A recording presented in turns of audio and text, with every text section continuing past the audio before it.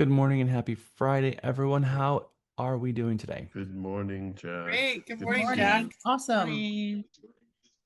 It is good to see I'm you doing this all. class from out of town, so I'm freaking amazing.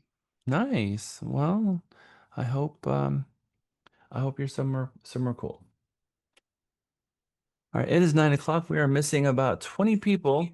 Usually we have at least 30, so half of our class is on their way to class, I'm guessing.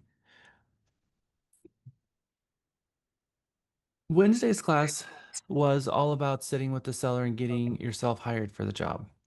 Monday's class was about preparing yourself to get hired for the job. And all the classes before that was getting yourself mentally prepared for this business.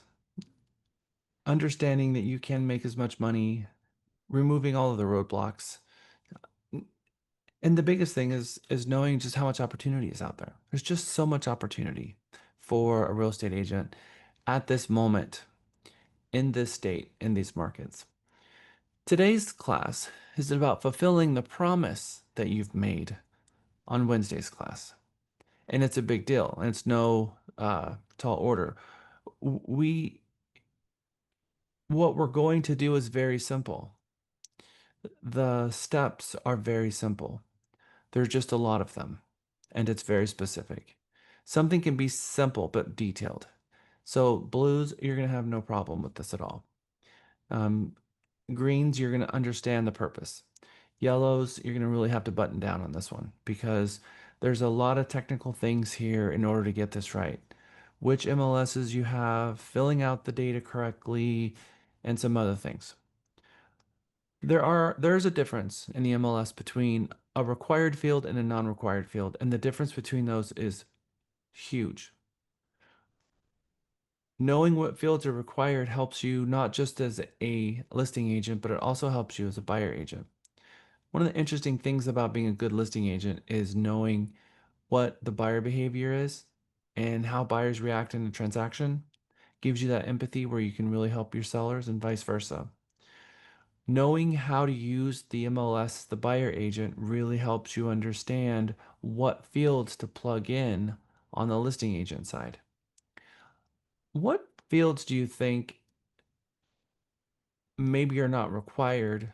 Let's see if anyone has some of these answers that are really important to fill out in the MLS. And by the way, less than 1/3 of the fields are required. So a lot of agents will fill out the data and they're just going to keep clicking the save button, and the save is going to bring up some red arrows to the ones that are required and that are missing values, and they just keep clicking save and then filling in the next value, clicking save and doing whatever they can to get the MLS to save um, in its most rudimentary state. Kelly, what are your thoughts? The direction that the home faces. That's the one I was looking for. One of the ones I was looking for. So, has anyone heard or understand the importance of the Vastu tradition? So, Angela, talk to the class about the Vastu tradition. Well, I just when I did leasing, I was a property manager. We had there are certain it's like religions or cultural things that the house has to face in a certain direction, and you want a window and your kitchen, your stove and your kitchen sink facing a certain direction, and it means it'll bring you prosperity and peace in your family. And so it's very important to certain cultures that you have that. And so they won't even look at a house or look at a house to lease or to rent to buy unless it's going to have those items. And it's the front door and the house to be facing a certain direction, and as well as the kitchen sink and stove, I think. Yep. So the Vastu tradition is deeply rooted in Sari, and Sari is all about energy and how energy moves. This is, you're looking at a 2,800-year-old tradition from India that is rooted in every tradition from the east. Everything from which way the home is facing is going to give you prosperity, to the health of the family, to the health of the marriage, to everything. And not just the Vastu tradition matters of which way the home faces. What are some other things that might matter to a buyer about which way the home faces?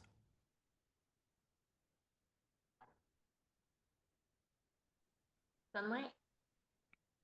Okay. No. All right. Andy, I see your hand up too.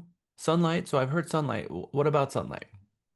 I was just contributing to probably an ancient tradition, the feng shui, but I think you said that right. Uh-huh. Yep. Yep. Feng shui. So the big thing is, do you have a usable backyard?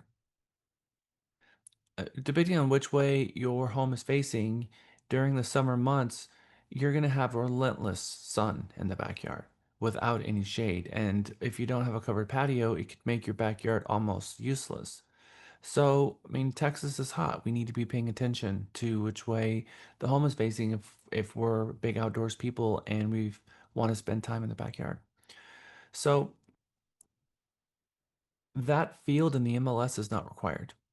You can completely leave that blank. What happens if someone is looking for a north or a northeast facing home and you leave it blank?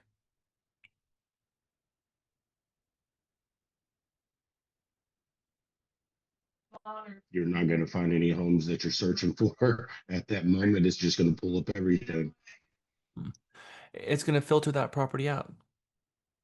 So if you go into the MLS and you type in a north or a northeast facing home and you click search, there might be a lot of homes that are north and northeast facing that don't come up in the results because the agent didn't type it in, which means your listing had this huge advantage, this huge plus, plus, plus, but the agent, because it wasn't required, didn't add that value in, which meant that it's not going to get shown up in all of those results.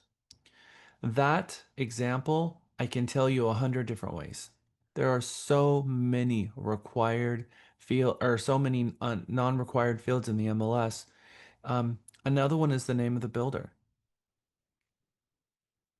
It's not required. And on a resale home, a lot of people are very curious to know who the builder was.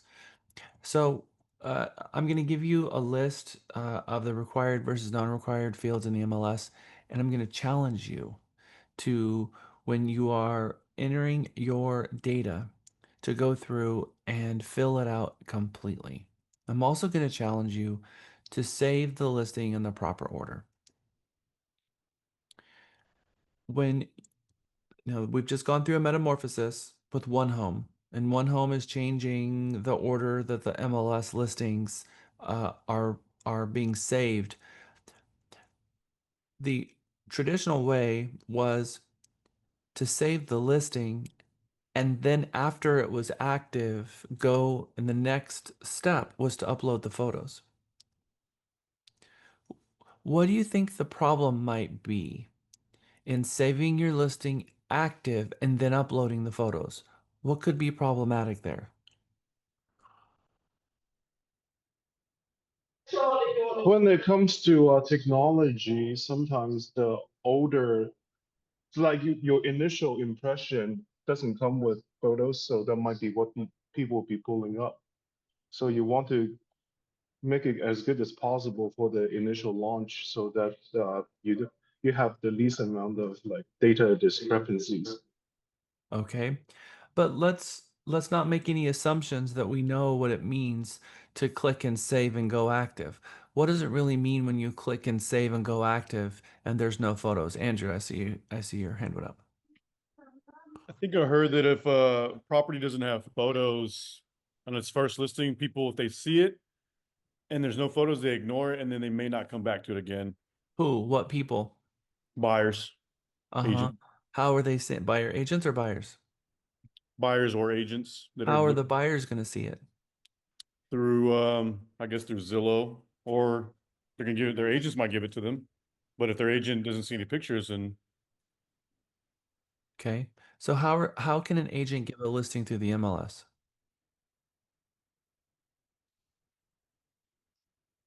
Anyone? If you did a gateway search and it automatically sent to them and it doesn't have a picture to it, well, then, I mean, the person's gonna be like, what's that? So one of the things that really just boggle my mind is the number of agents who don't know what the gateway is. They have no idea about this feature. Your mom taught me everything yesterday, and she spent like 3 hours. It was fantastic. Nice. You're lucky. Okay. Can everyone see my screen pretty well? Okay. We are going to go and do a quick little exercise together. Let's say you're standing in an open house. And this is, of course, obviously very timely for today. We're standing in an open house and someone walks in the front door and you say, "Hey guys, thanks for coming in. Take a look around and let me know if you have any questions." And they thank me for acknowledging them and thanking me for giving them permission to see the home. And now they know that if they have questions, they can ask me. They pass me by with a smile. They go, they look at the home. Maybe they look at the primary bedroom. I'm kind of keeping an eye on them so they're not rummaging through people's personal belongings. They go into the primary bath and they're just enamored of how beautiful it is. And they find their way back into the kitchen where I am standing there as the best cookie chef that I am, pulling cookies out of the oven and put one on a plate and hand it to them. And I look them dead straight in the eyes with a smile and say, "What do you think?" And then they start telling me what they think. Usually they're going to start telling me what they're not looking for. "Well, we really wanted hardwood floors and we really wanted that fourth bedroom or an office. And I see that it's got a fourth bedroom, but not an office. We kind of need both, but we really wanted to see the inside. And we really wanted something that has a lot of natural light and it feels like it's a little dark in here." Got it. I represent the seller. I'm standing in this home. TREC says that when I represent the seller as the listing agent, whether I am the point person for that listing agent or anybody in the firm, because we all represent the seller, because the listing agent or the seller signed a listing agreement with the firm. We all owe the seller these same duties when we are in their home or so my goal is to determine whether or not this prospect is interested in this home and do they have any objections that makes this a deal breaker for them and that's not going to be overcomable and they need to buy a different home, or if I can get them interested in this home. We are a salesperson and we are supposed to sell. I want all of you to be in the back of your mind thinking that the seller of the home is watching you have every interaction with every single person that comes into the home. Do you think that your behavior might be different at the open house knowing that the seller is watching everything that you do? Maybe. But I'm going to ask this question. If you were the seller watching an open house agent, what would you expect of them when people come in your house and you're paying these people to sell your home? Are you gonna expect them just to stand there and smile and wave as people come in? Are you going to expect that at every single time the person comes in, the agent tries to sell them on their services and tries to set an appointment to go show them other homes? Or do you expect when people come in that they're going to try to sell your home? Tina, you seem very passionate about this. I want to hear it. Yes, I would agree. It's the third one. They want you to sell their house and be passionate about what you're selling that day. I think so too. In fact, I know so. And sometimes agents are doing an open house and they're so focused on themselves. We had the owners come in last Saturday and after it was over and wanted to know how it went, how many people came, introduced themselves. They really liked Grace and I. It was someone else's, it was Christina's listing, and they just wanted to talk about what was the feedback. And they asked Christina if Grace and I could do the open house again today. So we were like, sure, on Saturday. But I was like, I was very interesting to see the owners come and they were really like grilling us. But I mean, they were really nice, but they want to make sure we're trying to sell their house. Thank you, Angela. All right.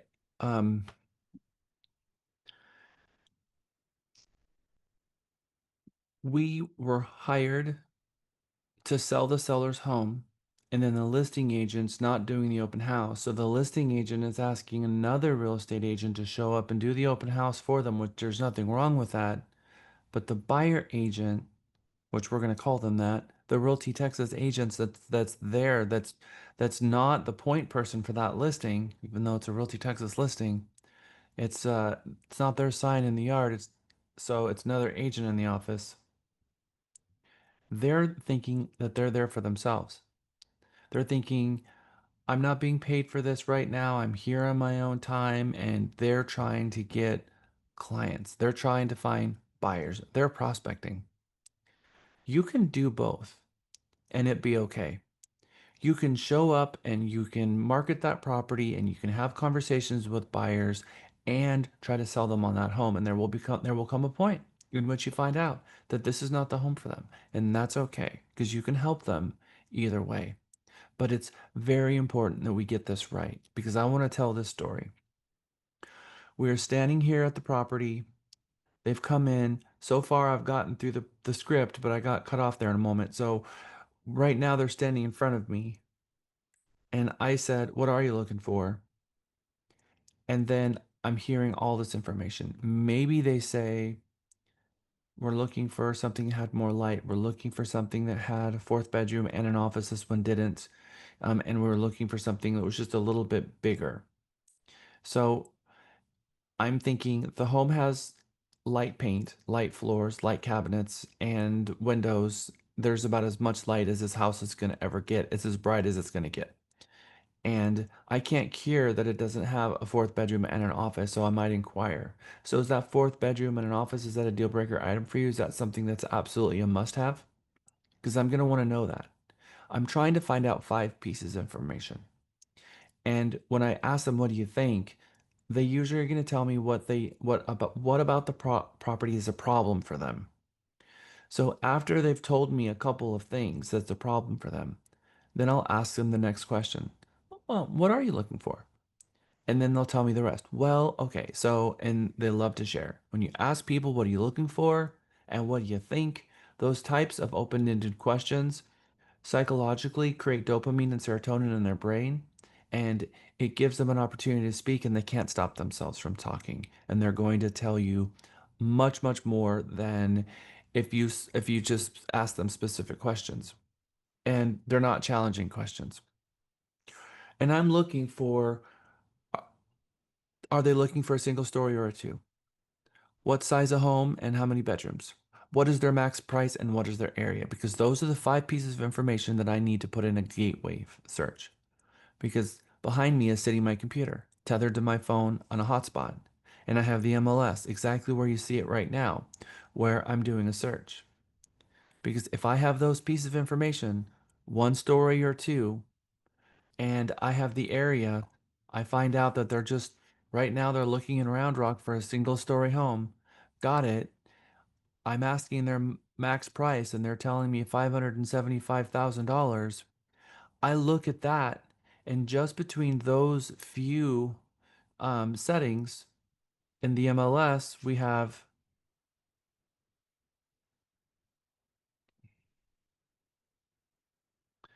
575 single story home in Round Rock.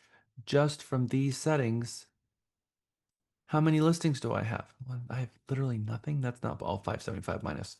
575 minus, there's 238. So now I need the square footage.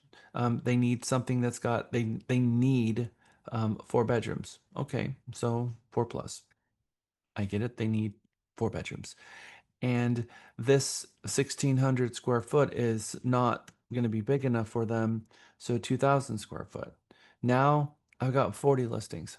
You see, if you have these 5 pieces of information, it always gets the data set down to a manageable number. And I'm actively listening and they're telling me these pieces of 5 information. And at the closing table, when this person hires me, And 45 days from now, when I found him a home and we're sitting at the closing table, I kid you not, I will remember the conversation that we're having in this moment that I'm having with that client at that property in that moment. I'll remember that conversation forever because I'm intently listening. Because they're giving me what it is that they need in a home so that I can do a search and I'm trying to picture the house. Because if I can picture it in my head, then I can go find it for them. So once I picture it in my head, I'm never going to let go of it because I can see it in my head and now I know what they're looking for and I can go and find that home. As an example, Gilbert, he is a consultant that we have. He helped us as a staff person in our art department for many years. He told me what he was looking for in a house. 2 years went by, and I was driving down the freeway one day, and I looked over and I saw a new community, and the picture of the house that I saw in my head was being built. And I literally pulled over. Miguel was in the car. He's like, "Why are we getting off the freeway?" I said, "I want to go check out these houses." I called Gilbert and said, "You know that house you were explaining to me? I think I just found it." And he came out and looked at it and he put in an offer and bought a house that day. Literally, the picture in your head, it's really helpful because once it's there, you're going to be able to see it. These are the 5 things that you need. So they come in. Hi, guys. Thanks for coming in. Take a look around. Let me know if you have any questions. That's part of the script. They look around the house. They come back to me. What do you think? They tell me. What are you looking for? They tell me. And then maybe there's something I'm missing. So what's your max price? I ask max price because they're going to say 400 and I'll say, okay. Oftentimes they think they're negotiating with me right now when I ask what their max price is, but I'm going to take them over to the MLS with my laptop right here. And if you touch your computer and bring up your screen in an open house with people around, all of a sudden they're looking at you like a parakeet, looking at their both eyes and trying to see what you're doing over there because I don't know what it is about touching your computer at an open house, but everyone wants to know exactly what's going on over there. So as I invite them to see and I'm typing, they come over and they're looking at the screen. And I ask them, so what's your max price? And then they'll say 575 because I don't want to hide anything from you. And they'll be like, oh, okay, 600. I'm like, mm-hmm, that's the real number. Okay, we're gonna make it 610. And then I click the results button and I'll start going through the listings with them live and I'll be showing the photos. So looks like this one just got listed today. I'll always sort it this way. So it looks like 2 of them were listed just today. Have you seen this one? And I'll be going through the photos like this and they'll be like, oh, that looks like a nice one. Where's this at? And look like it's 2 streets over. And then I'll put them another one saying, oh, this one has a pool. That's nice. This one looks really nice. And they'll be like, that one is nice. That was listed today? Yeah. Um, and then you click this amazing save button down here and you click new auto email and you click new contact and you need their first name, their last name, and their email address. And you click save and it's going to put that criteria and save it for them. And every single time a property in that criteria hits the MLS, it's going to send them an email. I asked them to type in their first name, last name, email address, and phone number. I was like, well, I can send you this. This is a profile directly in the MLS. A lot of properties come on the market, never make its way to Zillow or Realtor.com. They're only in the MLS, so you get access to data that only real estate agents get access to. And it's a free service, so the moment something that matches your criteria is listed, you'll immediately get a trigger. And they're like, oh, that's interesting. And then I said, yeah, and then you can modify the criteria later if you like, but first you gotta have access. So then they come over here, they type in their name, they'll put in their phone number, they click save, and now they're getting listings. And I'll tell them when you first email you're gonna get is everything that's currently on the market, and then after that, every time something is listed, it's gonna send you a trigger. And you can mark them favorite, possibility, or discard. The ones that you mark favorite, I can see that you're marketing them on my side, and if you'd like, I can show you those properties. I'm trying to go set an appointment with them out in the real world because I know that I'm not going to convert them at the open house. It is as a matter of fact. Where you convert them is by setting the appointment to go meet them outside the open house. That's when you've been hired, or you know you've been hired when you get a message from them that they want to see something in the house. Now, going back to what we were initially talking about, is the moment a listing is click save, it goes out to those portals, the portal I just showed you. And if that gets to them, it's going to go out to all of the agents in the marketplace. who have saved a profile for that square footage, that area, that number of stories, that price, and it's going to send them that listing. And if you save the listing without uploading the photos, you've wasted the one opportunity to have your listing show up in the inboxes of every single buyer who's interested in that home. And what a huge wasted opportunity that is. So instead, we're going to save the listing as incomplete. Then we're going to upload the photos. Then we're going to set the open house times and dates. Then we're going to click active and click save. We have to do it that order. Never put your listing active without your photos or your open house records, because the emails are going to go out to all the client gateways. And again, if there are no photos, they're going to dismiss it. Realtor.com, Zillow, Homes.com, and the MLS portal. Those are dating sites for houses.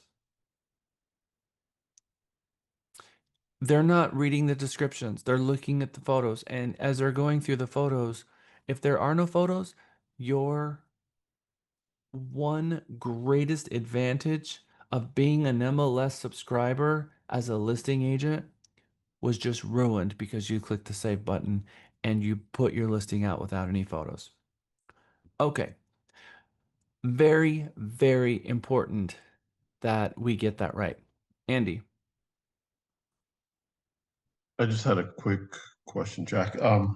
Do you talk about having your laptop? Are you connecting it with the Wi-Fi? Is it that easy to connect, or do you have your own service on your laptop even without Wi-Fi in the house? It's just a practical question. Yeah. So, and Thank to you. answer the question, I'm trying to bring up my phone here. So every iPhone has a hotspot built into it. So I turn on my iPhone's hotspot, and with the hotspot turned on, then my computer automatically connects to my phone's hotspot because I've connected in the past. So then my computer is connected to my phone. I mean, I turn on my computer, automatically connects to my hotspot on my phone. So that's something that you should set up long before you get to the open house so you don't even have to worry about it. But you should Thank you show for up that. to your open house with your laptop charged and your battery charged, and maybe even a battery pack on the back of your phone, because I don't like leaving my phone on the counter. I want my phone in my pocket. So if your phone's in your pocket, obviously it's not plugged in anywhere. And if you come to the open house with a low battery and you have it tethered, it's going to use more battery than it normally would. So having one of those little battery backpacks that you can get from Apple is a really good thing. Charlie. Hmm. I wanted to confirm the 5 criterias are price, size, location slash area, number of bedrooms, and how many levels. That is right. And it's on the slide, and we're going to go over it. And you're going to even be talking about this in group breakout sessions. So, this is the part where I tell you what I'm going to tell you. We're going to tell you and then tell you what I told you as we get through in this. So, don't feel like you need to write those down right now. But you are right. Those are the 5 things.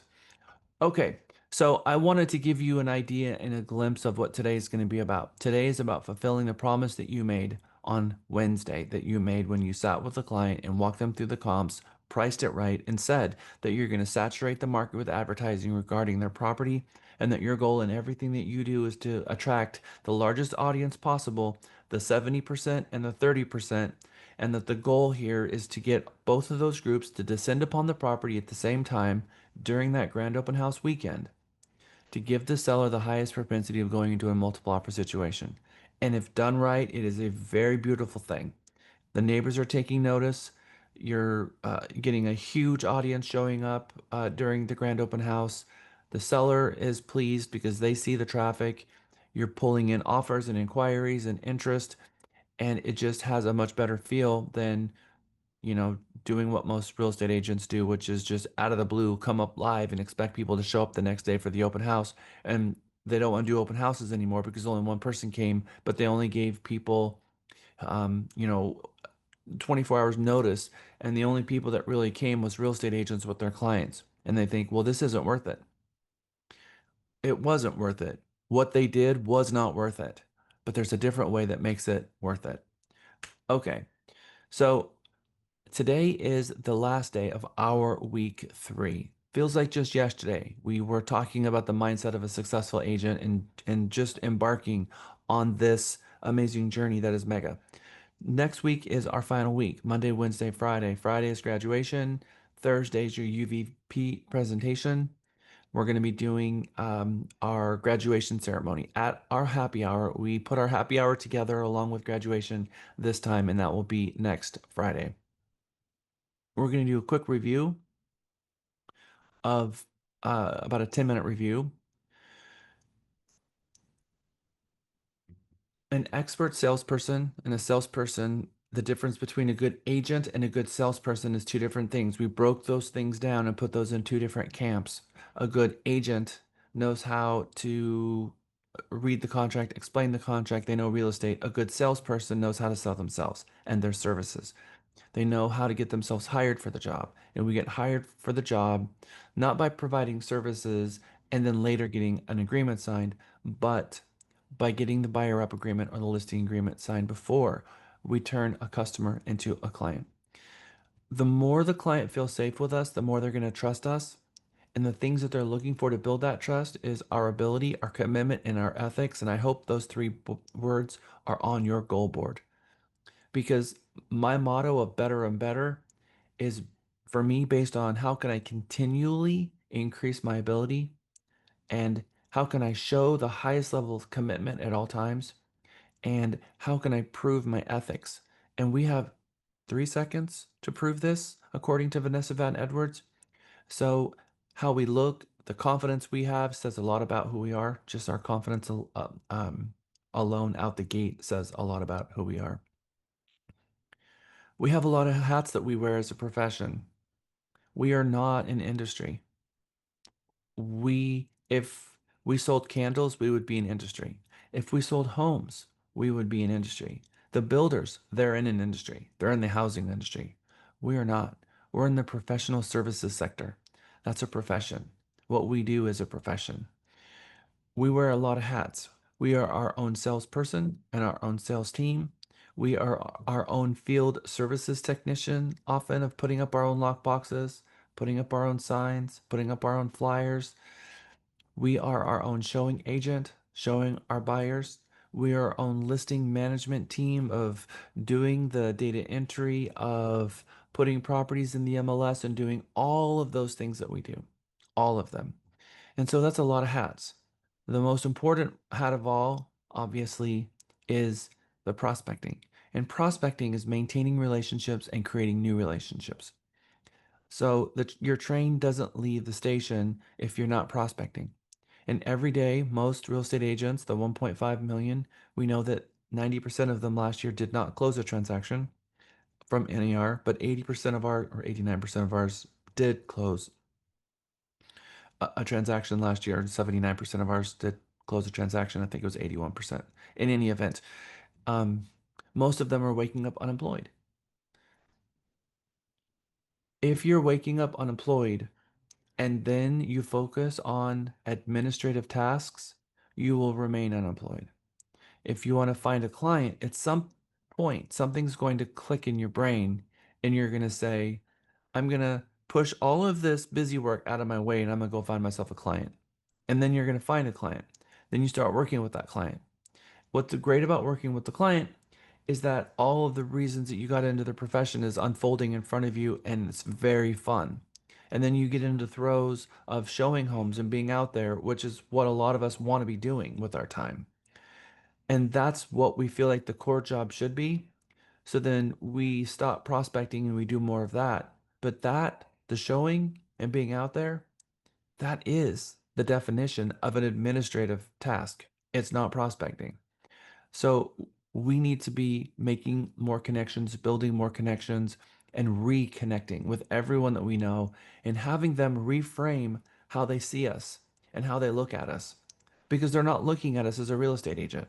They're looking at us as a college buddy or someone who used to be an engineer at Dell or a nurse. Or a friend or a family member or a younger brother or a mom or a dad. They have to look at us as a real estate professional too. And that's only going to come from you having conversations with them and hearing you talk about real estate, which means you need to have those conversations. You need to reconnect with everyone you know and have a conversation with them about real estate. And you need to make new connections every single day. That way, the wheel can begin to turn because you get nowhere if the wheels are not rotating. And the wheels begin rotating from prospecting. Do you guys remember the math that I gave you? How many hours of prospecting you should do for every hour of administrative tasks? double 2 to 1, the amount. 2 to 1 for every hour that you're doing it's administrative tasks. You should be doing 2 hours of prospecting. It's a factor of two, exactly right. So if you spend an hour in the morning or in the middle of the afternoon and doing administrative tasks, you have to then make that up with prospecting, which means every single day, if you're not making your calls, if you're not making outbound calls to your spheres and maybe even a 3 hour appointment in the ISA department, you're really putting yourself in jeopardy. Unless you're independently wealthy and don't need income, well, then you're just doing this for fun. Perfectly okay. But if this is a profession where you're looking up at your goal board and you're trying to figure out how to create generational wealth for you and your family, then waking up and focusing on income producing tasks is going to be the key. We wake up trying to figure out what income producing tasks we're going to focus our attention on that day, which is why there's always a little element of that in your morning huddle. And then you fulfill that by actually doing prospecting because planning the prospecting is focusing on the income producing tasks. We need 3 leads a day if you want to make $500,000 a year. It's a very easy number. If you just focus on bringing in 3 leads every day, whether that's a 3 hour appointment in your ISA department, calling your spheres, knocking on doors, 6 per day for the $1 million a year. And that's 5 days a week, by the way. So if 2 of those days is a Saturday and Sunday, you might actually get a good 20% of your leads just on one day from on Saturday because you make 4 or 5 contacts that day from just a single open house. If we try to run our business from remembering all of the conversations that we've had and remembering all of the people that's in our lives, the Dunsbar number says that it's not possible. We can't keep that straight. It's not possible. And in order for us to have 200 people in our database and remembering the last time we called each of them so that we can continue having a conversation with them, the 33 touches that we need to make to every single prospect throughout the year, it's not possible. You need a database. You need a CRM. All the money is in tech-enabled, systematic, relentless, scheduled follow-up. You're sitting on a database that's going to manage you. You never have to worry about anything if you're using your CRM. Every conversation you have, you get your person and you save them in your CRM. The CRM is going to be reminding you when to contact them next. And let it manage you, so all you have to do is show up with your trusty cup of coffee and push the dial button and leave voicemails or have conversations with people who already know, love, and trust you. And it's a really good way to spend your time. And you will get referrals, just like in the times in Mega where I've had you pick up the phone and you've called a few people and you've gotten a referral. That is the core business of being a real estate agent. And once you find someone who's interested in buying a home, you need to tag them and you need to not let them fall through the cracks. You need to tag them in your CRM as someone who is in a rep agreement status or someone that you're nurturing and really continue to reach out to them at least once a week until you get them pre-qualified, and then you're probably talking to them every single day. When we had our first class, The Mindset of the Successful Agent, many of you said that the reason you got into this business was to help people. And that's very admirable because it is, being grateful and thankful and having a mission to go and make someone have the best day interaction with you to have the best day possible. Those are important things for just making it a better world. You will get everything that you want out of life if you are focusing on helping other people get what they want. What's beautiful thing about the colors that we learned is that we all need each other. Reds really need the blues.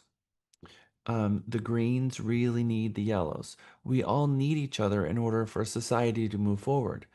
Otherwise, we would have, if we were all red, imagine. If we were all blue, imagine. So, in order for society to function, we need everyone in doing what they're good at. So, if you are picking up the phone and having conversations and, dropping a little positivity to every single person you know on a regular basis, you're going to do well. Oksana West is going to come and have a great conversation with us with working with builders on Monday. She's a top producing real estate agent, and she's one of the kindest persons I've ever met. Always positive, always grateful, always thankful, and just as kind can be. When I look out at the landscape of the agents that I know that have been very successful in real estate, there is one underlying theme. They are kind.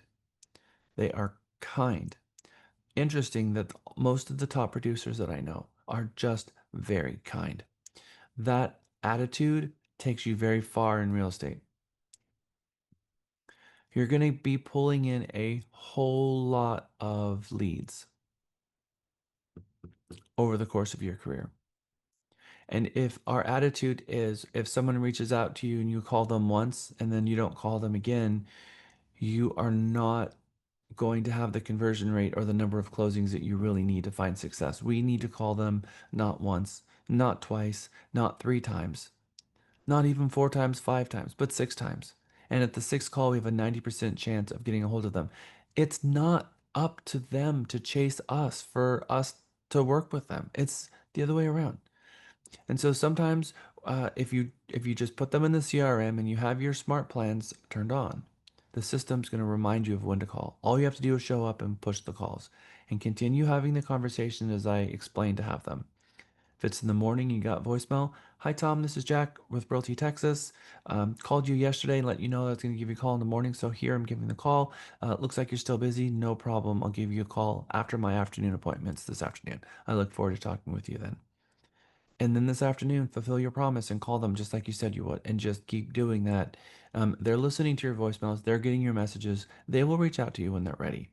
And don't feel like that if you've made 10 voicemails and you made 10 calls, that was a waste of time. Because it absolutely was not. You touch those people and they know now you are top of mind to them. They know that is an outstanding item, but they're busy.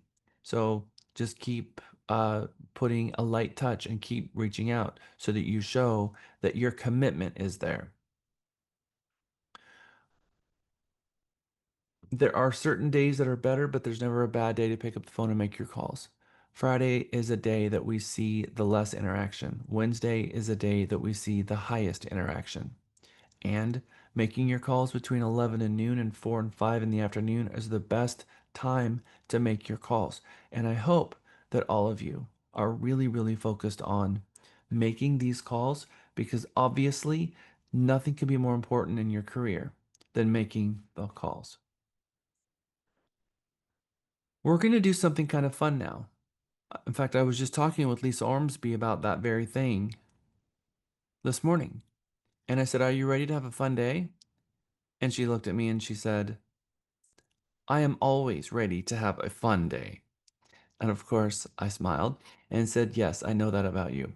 100% true. We all love to have fun, and we're going to have a little bit of fun." How many of you have memorized your 23 contract paragraphs on your 1 to 4 family home?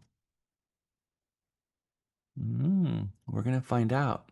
We're going to find out how many of you actually have, because we're going to play a little game. Okay, so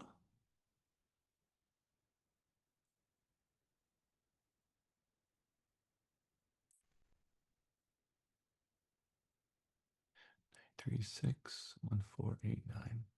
All right. So, of course, every time you do this, there's a different code.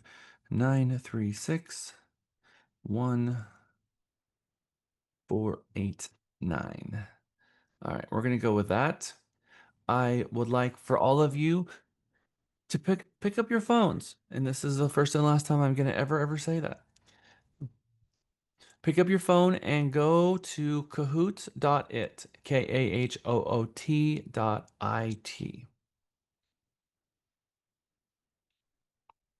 All right. And then you're going to enter this number. Now I'm going to share my screen. It's going to ask you to enter a name.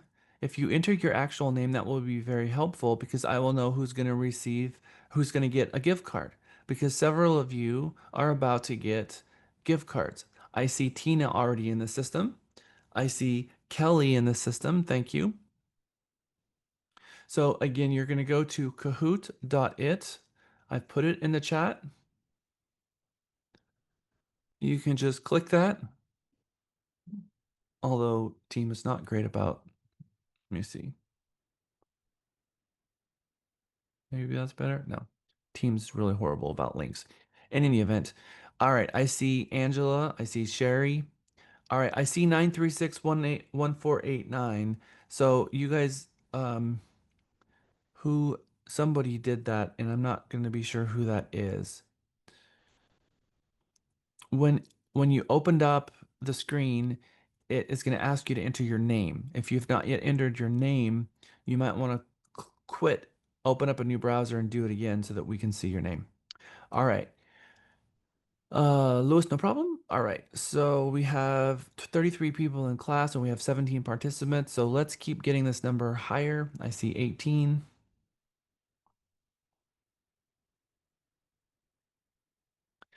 You're going to see a question come up on the screen, and then you're going to see 3 possible answers. They're color coded, so A is red, blue is green, and so you'll see 3 different colors. So you might see a question like, which contract paragraph is attorney's fees? Paragraph 1, paragraph 17, or paragraph 23? The fastest people to get the right answer is going to show up on the leaderboard, and we're going to continue doing this. We're going to see how well we are as a class getting with our contract paragraphs.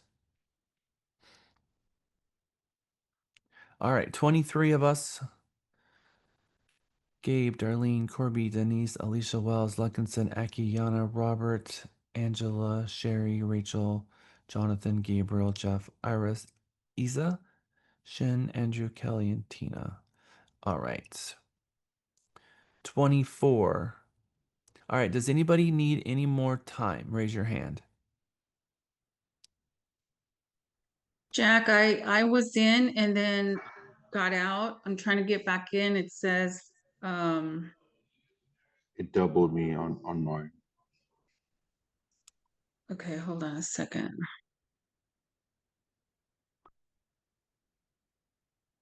So it says, sorry, that nickname is taken. Okay, it says I'm in. All right, Andrew Ellie.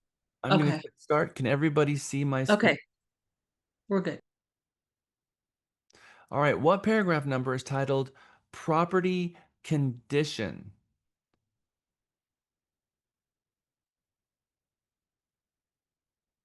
It should be in paragraph number Nope. 4. Nope. Please do not say it out loud. Where do we enter it? On your phone, you should see it. You should see these 3 colors on your phone. It was delayed. So enter the correct answer. All right, 13 of you got it right. Good job. Property condition.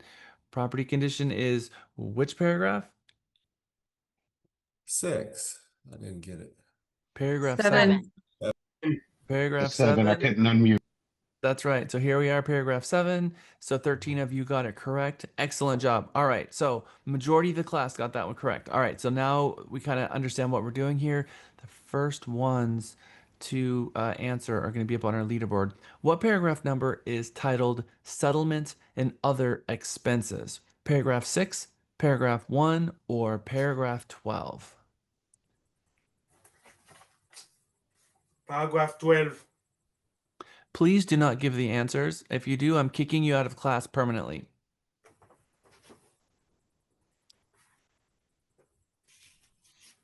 All right. 22 of you got it right, which is paragraph 12. Good job. All right. Let's do the next one. What is the title of paragraph 14? Property condition, casualty loss, or closing?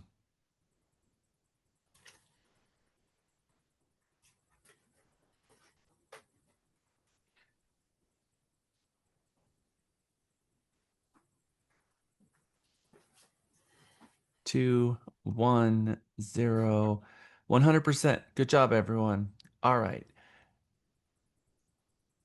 Next up, what is the title of paragraph 23? Is it consult an attorney before signing? Is it parties, or is it prorations?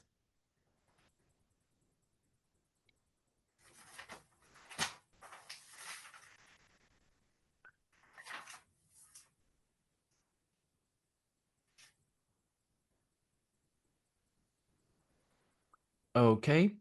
It is consult an attorney before signing. 20 of you got it right. Excellent.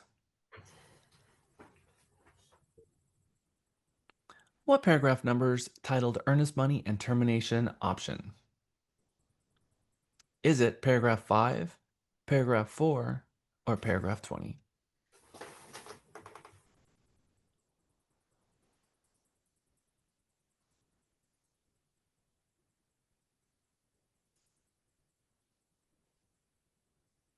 Three, 2, 1, 0. 21 of you got that right. Excellent. 4 of you did not. Remember, that's paragraph 5. What paragraph number is titled Federal Requirements? Is it paragraph 19, paragraph 20, or paragraph 9?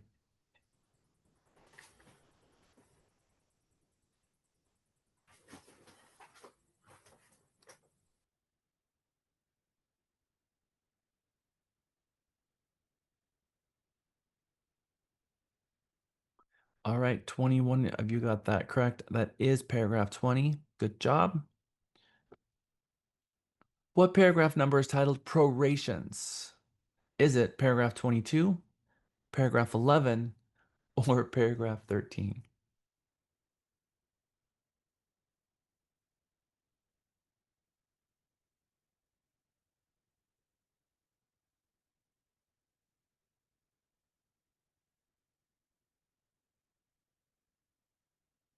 All right, we got a mixed bag on this one. It is, in fact, paragraph 13. 4 of you said it was paragraph 11, and 2 of you said it was paragraph 22. It is paragraph 13. What is the title of paragraph 10? Is it special provisions, federal requirements, or possession?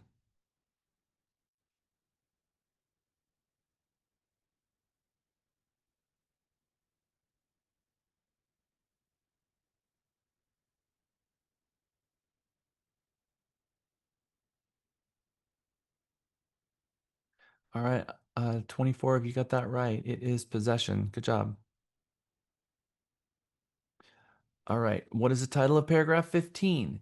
Is it default, brokers and sales agents, or settlement and other expenses? What is paragraph 15?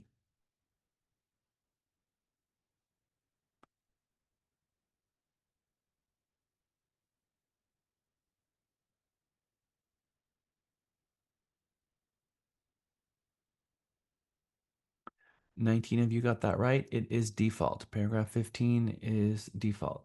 Hopefully, we never find ourselves having to deal with paragraph 15 as an agent. Not fun.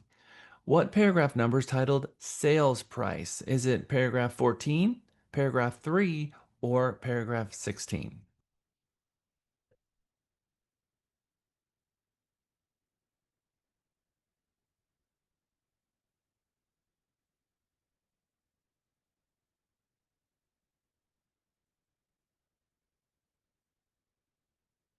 All right, 25 of you got that correct.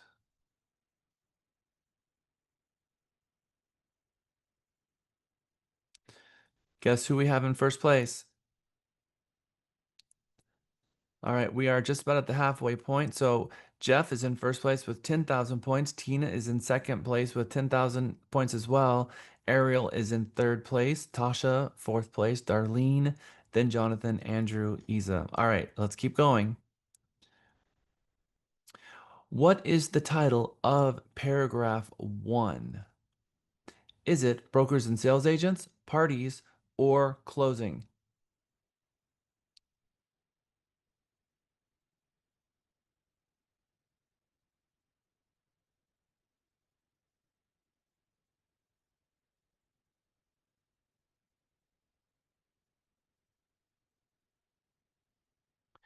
Okay, Jeff has continued in the lead, and Tina's like, how is that possible? I was so fast. That is correct. It is paragraph 1, parties. What is the title of paragraph 18? Is it notices, escrow, or property?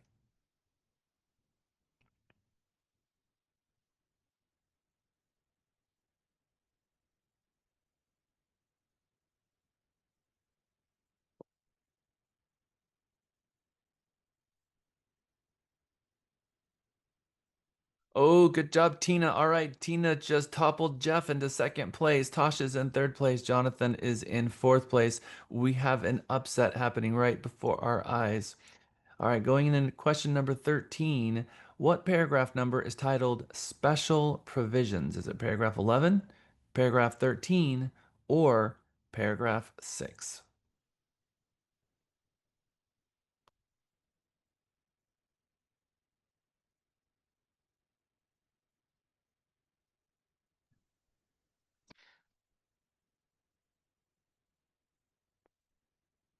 All right, paragraph 20 is the answer. Jeff has retained the position 1. Tina is in second place. Jonathan has moved into third place. Tasha in fourth. Ariel in fifth. All right, you guys are doing great. Question number 14. What paragraph number is titled Leases? Is it paragraph 8, paragraph 4, or is it paragraph 18? What do you think?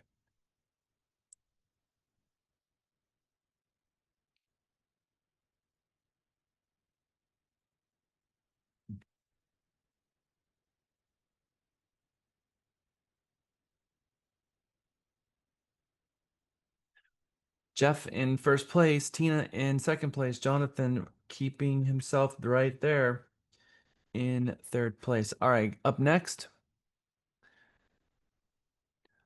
What is the title of paragraph 19? Is it escrow, representations, or notices?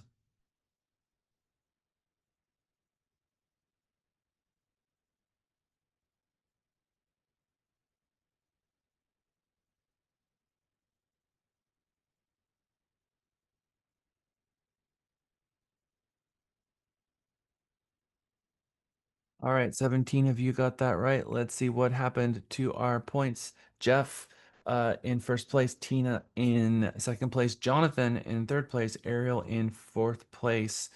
All right, going into question number 16.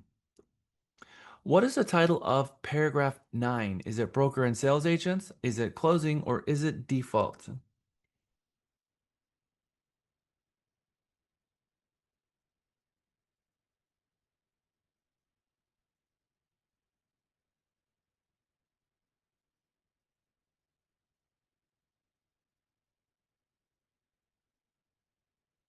Okay, what do we got?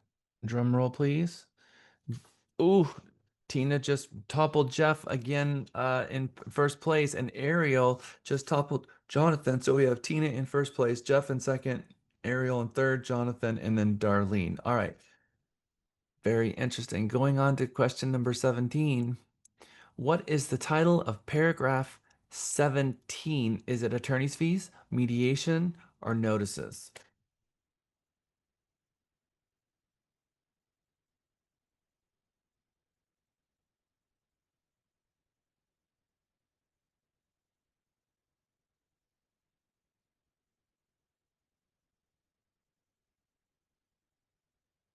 Okay, well, we have a split one on this one. 14 of you got it right. A couple of you did not. Tina, you are in first place. Second is Jeff. Jonathan, third. Ariel in fourth. Good job, everyone. All right, 18. What is the title of paragraph 2? Is it property, sales price, casualty loss?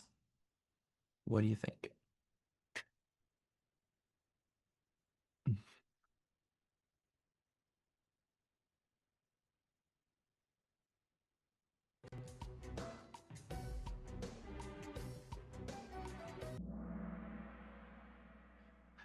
Okay, it is paragraph 2 is property. And our leaderboard's showing Tina in first place, Jeff in second, Jonathan in third, and it is very, very close, down to less than an 80-point spread between first and second place. All right, we're getting towards the home stretch here. What is the number entitled Title Policy and Survey? Is it 6? Is it paragraph 12? Is it paragraph 1?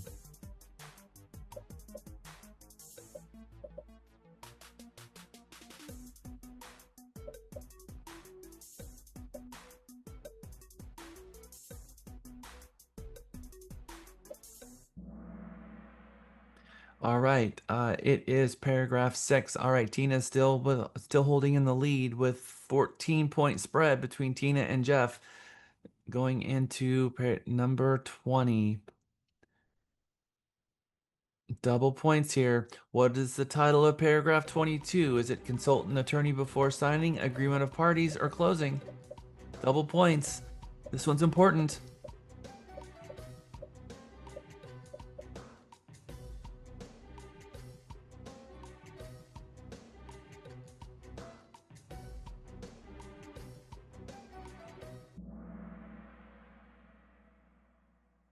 Ooh, Tina has kept the lead. Jeff in second place, Jonathan in third, Ariel in fourth, and Darlene is in fifth place. All right, I'm giving away a gift card for the top 5. The first gift card is a $100 gift card to Shell gas card. The second place is two $25 gift cards to Target. Third place is a $50 gift certificate to Home Depot. In fourth place is a $25 gift certificate to Starbucks. And also fifth place, also a $25 gift certificate to Starbucks. All right, we got 3 more questions. Who knows what's going to happen? Let's see. Question number 21. Double points again. What is the title of paragraph 21? Is it notices, property, or parties?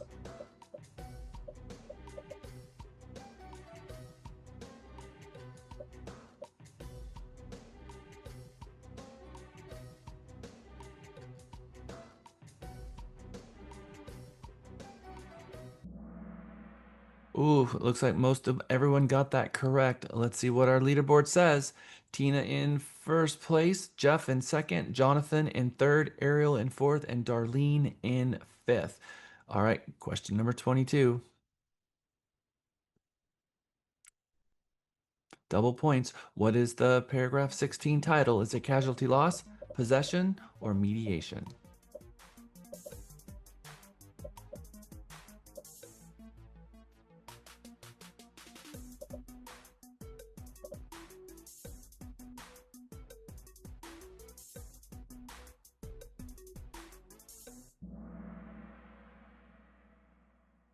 Tina in first place. Second is Jeff. Third, Jonathan. Fourth, Ariel. And fifth, Darlene. All right, we did not have a upset.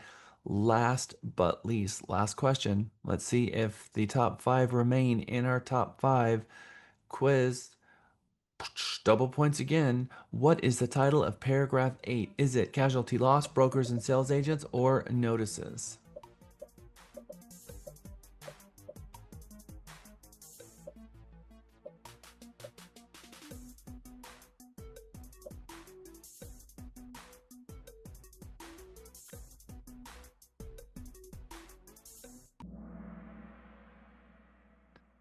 All right, Tina, you are in first place. Jeff in second place. Jonathan in third. Ariel in fourth, and Darlene. Tina, Jeff, Jonathan, Ariel.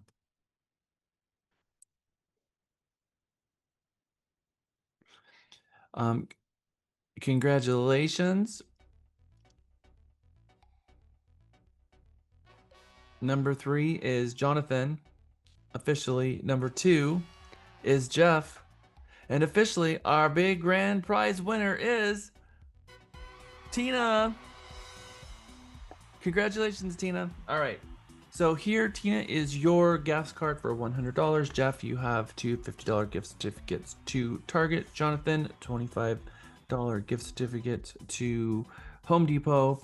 And we have 2 gift certificates for Starbucks, Ariel, and Darlene. They will be waiting for you. Miguel is the keeper of all the gift certificates. With that, everyone, it is officially 10:02. We're going to take our first break. And then when we get back, Lisa is going to share with you a whole different set of points coming up after our break. It's 10:13, or 10:03. See you back at 10:13. Great job, Tina. Okay, welcome back. Let me play my music. Jack, I have a question. Welcome back. Who'd have thought they need Jack here where we need Jack here where we need. Welcome back. Welcome back. Welcome back. Welcome back. Okay, welcome back from our break. Lisa Ormsby, do you have points ready? Okay, great. So as you're getting ready for points, Angela, what is your question? Days can a coming soon sign be up on a sign? Okay, let's address that after after Lisa's points here. Okay. Lisa? Okay. In 5th place currently Wait, with, wait. oh, you want to tell everybody who was there? Yeah, Okay, go. it's our tradition. All right. From the last time we had our points, which was Wednesday, in 5th points with 10,200 was Isa. 4th place with 11,225 points was Kyle. 3rd place with 12,825 points was Kelly. And in 2nd place, 13,500 points was Jeff. And in our 1st place spot with 14,475 points is Tina. All right, Lisa, where are we at now? Who's in 5th place? 5th place with 13,850 points. Okay. Alicia Plumley. Interesting. Very good job, Alicia. This is the first time this has happened so far in class. Good job. I'm proud of you. Woo! All right, there's an upset. That's always fun to see, which means someone has been knocked off this list. Lisa, who's in our 4th place? 4th place with 14,350 points is Kyle Dunn. Okay, Kyle has kept the 4th place spot, number 3. With 14,625 points is Jeff Nuridan. All right, Jeff, you have taken the 3rd place. All right, who's in our 2nd place? With 15,450 points is Kelly Pratt. Interesting. Kelly, you have moved up a spot. All right, so I guess we can make a huge assumption of who is on our number 1 spot, considering she had 14,475 points going into this. How many points? Tina has 16,600 points. Good job, Tina. All right, so you are in 16,600 points. You are in our top spot. How many points do we need to graduate? 15,000. But for valedictorian or to even reach that level, 20,000. All right, so the good news and the exciting news here is that we already have 2 of you who have received enough points to graduate. You also have to attend the classes. So we still have to attend next week's classes, but you have the points necessary. Jeff, you are just a couple hundred points away, Kyle as well. So you are all doing very, very well. Next week is going to be a very interesting week for sure. All right, thank you, Lisa. All right, Angela, you had a question regarding a complete off-topic item, Sorry. which is how soon can you put a coming soon sign in the yard? Why are you asking? Okay, so Mary Beth and I and Grace, we went on a listing appointment, and for a lady, it's a house that's going to be in our neighborhood, and it went very well. And the lady wanted, it looked like she was going to lease with us. She said there was one other person that she's going to possibility was a gentleman. She said she'd prefer to work with him, but she said she liked all of our ideas, and she decided, she said she would be putting on the market like July 9th. And she was talking to us and getting information. All of a sudden she stopped talking to us. So we realized, okay, it looks like we're going to lose this. We saw Tuesday was a sign up of the gentleman who hasn't sold anything in our neighborhood. And we told her what usually happens, but he put how many days, he said on Tuesday night, he put his sign up, it says coming soon, and put the sign up. And it is Friday and it's still not live on MLS. Okay, so according to the rules, you can start publicly marketing the property as much as 1 business day before it has to be in the MLS. So what happens if it's been since Tuesday and he's not in compliance? Like who do you call? What happens? well, could he have something signed from that seller? Would that seller have signed a document from the MLS asking that property to be withheld? According to Zillow, Zillow will not. Anyway, that's an MLS question. You can call the local MLS, Austin Board of Realtors, and let them know, and they can contact the agent. Okay. Is that something like, is there a penalty for doing that or? All right, so this is a very specific item. We're going to take this one on break. Okay.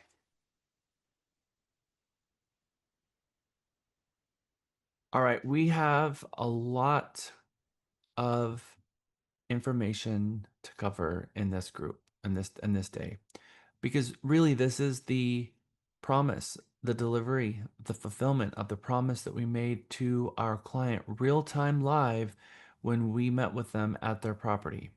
We made them a promise. What promise did we make them?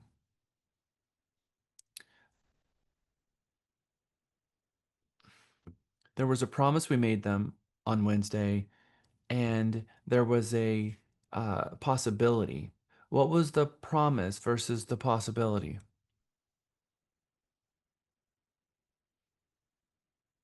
No one?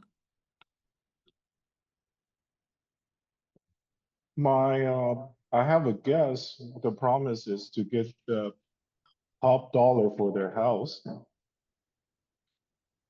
if possible. So that wasn't the promise we made. That wasn't the promise we made. But because, I mean, there are certain things that you can promise, and that there are certain things that you can't promise. So the promise we made is Oh, I that, remember it, creating a multiple offer situation, and the possibility is for the top dollar. Is that it? Or that's right. So our promise was that in everything that we're going to do, that we are going to work to get them into a multiple offer situation. That's going to be our focus. And everything we do, and every decision and every marketing piece, all of that is designed to get them into a multiple offer situation. We're going to saturate the market with advertising regarding their home, and we hope that that leads to a multiple offer situation, because in everything that we've done, we've designed it in order to do that. So every aspect of the ground open house has been thought out. It's been properly prepared for market We have staged the property, whether or not that's brought in furniture or just repurposing what they already have or downsizing, but we paid careful attention to how the room feels when you walk into it.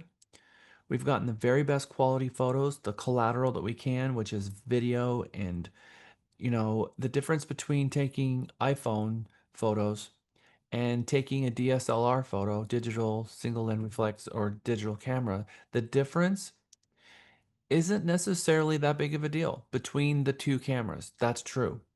What is a big deal is the post processing of the image to get the lighting correct. They're going to take a oversaturated photo and an undersaturated photo so that then they can take those two photos and put them together so that you can see the house and see out the windows. But if you try to take one image and use that image and see out the windows, if you've ever taken a photo and you've got a kitchen and there's a window next to the kitchen and it looks like Jesus is coming through the window because all you see is a bright white coming through the window, that is because you got the lighting right in the room. So either you can take your finger and click on the window and then the room gets dark and you can see out the window, or you can click the room and you can't see out the window and you can see the kitchen. One of those two things is going to be true. So a good photographer is going to take an image, multiple, so that you can see all areas, and then they're going to post-process those images so all of the lighting is correct. The post-processing of the images is the important part. Less about the image, but more about the post-processing of the image.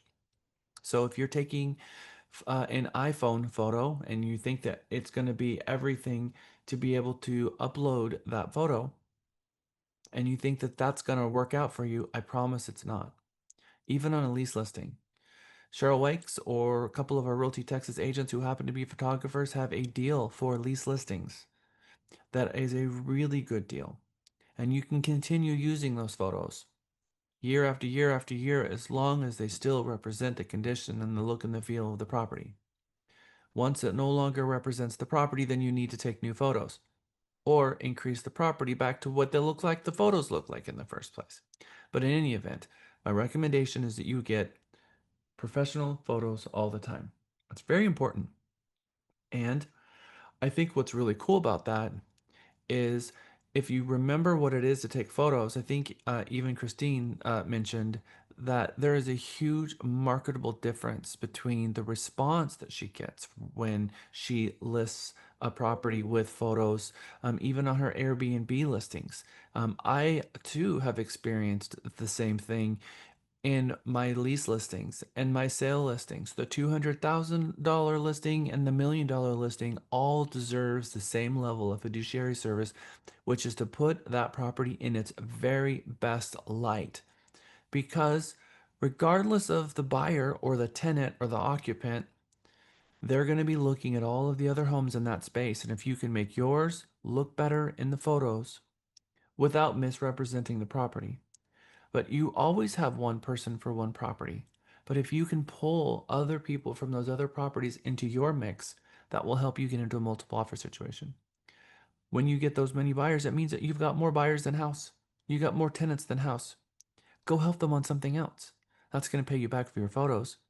Don't use iPhone photos and then buy leads. Don't buy the leads, buy the photos. The photos are going to be your reputation to the client.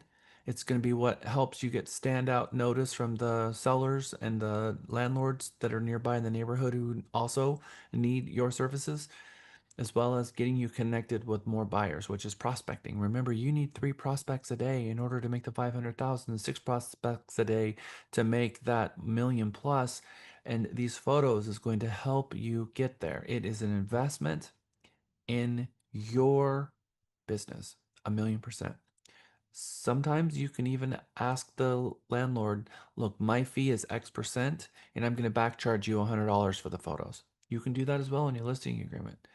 That is up to the agent. There's a lot of agents that do that. But the photos, if the photos become cost prohibitive for you taking the property, then there's something wrong. If you're taking a listing at 50% and you're going to share 25% and you're going to get 25% and the photos cost more than your compensation, You have failed before you've even begun because your marketing and advertising budget is part of your compensation. It's not all your compensation. First, it's the broker fee, then there's a split, and then there's your compensation. And your compensation, you will have expenses that come out of that in advertising that property. But if those expenses are not actually expenses, but rather your advertising budget to find more clients, then that becomes your prospecting. We're supposed to be taking 15% out of every single one of our checks to use for prospecting. And if you can use that 15%, I can promise you that your photos are not 15% of your commission. It's going to be much, much less than that. So I am 100% sold on you going out there and not taking iPhone photos. I don't care what it is that you're marketing. There are just too many different ways for you to make additional money for those photos, and too many different ways for you to get the seller to compensate you fairly to make sure that you do have the budget necessary to advertise their property and for you to be compensated at the level of your worth. Okay. Hey, Jack, we've been putting in the message group that your screen's going crazy. All I see is Charlie saying everything is fine, but okay.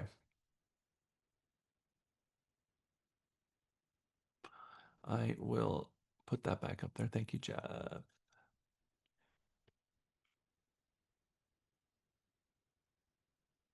Cheryl Wykes, Wykes, Wykes Photography. She lives across the street from us here. She's been an agent, one of our very first agents. I think she came to us in the middle of 2017, so she's been here for quite some time. She is a fantastic photographer. And she has a package. Lisa, do you happen to know off the top of your head what she charges for her lease package? $225 or something like that? $275? Maybe you can call her and ask her. Yeah, I've got it. I'll look at my invoice. I don't know why I can't remember off the top of my head. You think Can I you remember? put the name Not really in important. chat? What's that, Kyle? Do you mind putting the name in chat? Yeah, Lisa's gonna put her name in there Thanks. and how much her photos are. Yeah, Jack, you wouldn't remember that because you have way too much mega knowledge to drop on us. Thank you, Jeff. Brains are full. No more information. Okay, so do you remember Sugar Wish? And I told you what a cool thing that was, and you can be using Sugar Wish to send a thank you for referrals to your clients, and it's a really cool box that comes in the mail. Do you remember that? Sugarwish.com? Some of you are looking at me like you have no idea what I'm talking about. Okay. So this is what I'm talking about. This is Sugar Wish. Someone sent me a Sugar Wish. It was actually a trade that I referred to one of my clients. So they sent it to me in the mail, and I got it. I clicked the little link, and then I picked which candies that I wanted. So inside is all of these really cute little candies. Licorice, Starburst, Skittles, peanut M&Ms, lemon heads, all the things. So this is what it looks like. It comes in the cutest box, and it looks like this little storefront window that pops up and all your little candies in there. And I'm telling you that clients absolutely love this because they actually got to pick them out. So they got the favorite candies. It gets shipped to their box. They get to unwrap it, and there's this cool box, this great packaging. And it's a huge thank you. I highly recommend this. I also highly recommend flowers. That's a really lovely touch to send someone a very nice bouquet of flowers. I think that less and less people are sending flowers, and I think it's a very nice touch. Um, Charlie, I don't know, but so far I've not had any candy issues with the Texas heat, but it doesn't go into USPS. It's actually FedEx, and it gets here pretty quickly. So um, none of these are even slightly melted. All right. So preparing for market. There is a trick to selling a home, and it's that you must offer the buyer as much or more than the competition and priced right around the same. So if you go and look at 5 homes and they're all priced between 250 and 260, are they going to pick the worst home out of the bunch? Or are they going to pick the best home out of the bunch? So You need to know what your competition looks like. That's part of geographic competency. But we know that dirty houses are hard to sell, and it takes a huge toll on trying to squeeze the equity out of it. So professionally clean, paint, flooring, and whipping the yard into shape is a very good way to prepare a home for market. So we got to offer the most value for the best price. Now, I'm not saying that you got to deeply discount a home because I don't do that. But I am going to improve the condition of the property. If it's dirty, it's going to be cleaned. If it's messy, it's going to be straightened up. If it's just got too much stuff, then we're going to declutter it. And sometimes that's just not possible because what you're dealing with is a situation that makes it impossible. You have a hoarder. All right. So then I'm trying to find out, is there family? Is there an intervention? Can we get this person out? Can we call trash out company? Can we get it vacant? Can we get it cleaned up and try to sell this in a different way? I'm always strategizing, trying to figure out how can I sell this home because I know what it takes to sell a home and I know what I need to do to sell a home and it needs to be clean, it needs to be fresh, and even a home that is dated can still be cleaned up and brought to its best. There's no reason to take photos with dirty underwear on the floor. And you will see pictures of that today. There's no reason to take photos where the trash is overflowing. You're going to see that today. There are agents who will have a landlord that wants to sell their investment and go in and they tell the tenants they're coming, and the tenants have a mess going on inside the property and there's just trash everywhere. And the agent thinks, okay, well, I'm just going to take a picture of the trash. You think that represents the property at all? You think it was worth even putting in the MLS? So, what could we have done differently to a landlord who has a tenant in place that's a mess? Maybe what advice could we give them that's expert advice? Let's go and let's hear this out.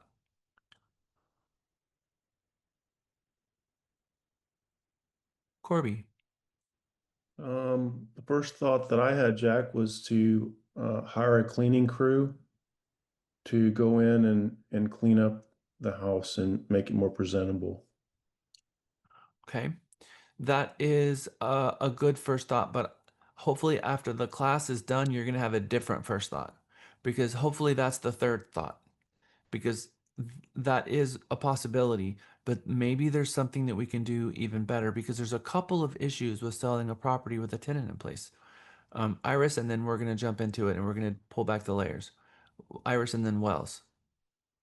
Yeah, I think that we serve the client better if we create a list of things together with your client of everything that needs to be corrected.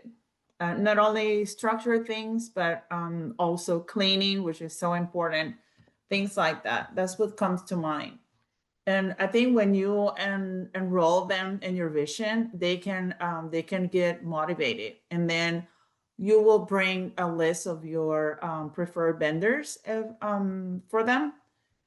And I don't know, it's just so important to maintain the property in good condition. Okay, so again, our scenario here, there's a tenant in place, and so I really want us to be giving the landlord the correct advice here, and giving them a list is helpful, but not yet. There's something else that's more important to be taking place here.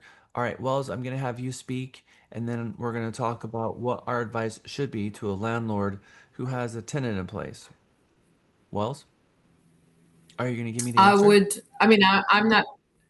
I'm not sure. I just would declutter and then get a schedule in place so people can visit. Man. I'm glad that you're not my listing agents for my investment property because you would be causing a nightmare for me right now. All right. No, we're not going to take any more of these. I can't hear anymore. I just can't. All right. This is where we're going with this. What happens when I slice my buyer pool in half? Does that increase my chances of selling the home for highest and best, or does it decrease my chances of selling the home for highest and best? It'll decrease you just that slice in half. Okay. So, what is the biggest inherent problem of having a tenant living in a property that I am trying to lease? Their rights. No, The it's not the property big. has That is already not the been, biggest problem. the condition of the property has already No, diminished with them living in it. So not there's, that either. No, it's getting him out and getting the new person in. Not the biggest problem. I mean, sort of. You are. We And always Jeff, offer them money. We offer them a discount on rent or paying them to their moving, like for a moving truck to do when we're trying to get them out in California, but that's a different market. So Okay. Well, so what I'm looking to hear is if I list a property with a tenant in place, I can't sell it to an owner occupant because the owner occupant needs to take possession of the property within 30 days, which means I can only sell it to investors. And if I kick out all of my owner occupants, then I'm my audience is people who are spreadsheet driven, people who are only looking at the sheer numbers. And I can almost guarantee you that the seller of this property wouldn't buy it for the price we're selling it for. So what are we doing? We're trying to sell a resale home to another investor with a messy tenant in place? How many investors are going to be interested in that? And the very answer is few. very few. So you failed me by listing that property in the first place. You've completely failed me because not only is there no market for any buyer for that home, but now you have shown the world what the inside of this property looks like at this point, and you've literally said, please don't buy this house to the world. Because nobody who is an owner occupant can buy that house because that's mortgage fraud if they buy that home and they don't move in within 30 days because they have to take possession of the home when you get a when you get an FHA and VA loan. So the very first thing that should come to your mind is not cleaning it and not, paying someone to help clean up the property.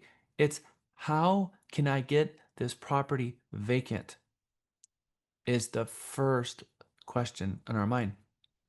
Now, the lease agreement says that we don't get to unilaterally kick them out, and obviously we're not going to want to do that. But there are a lot of things that you can do that can help incentivize to get that tenant out.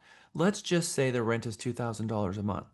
Do you think they've tried to sell that property for with that tenant in place, and they got 4 months left on their lease, and the place is a mess?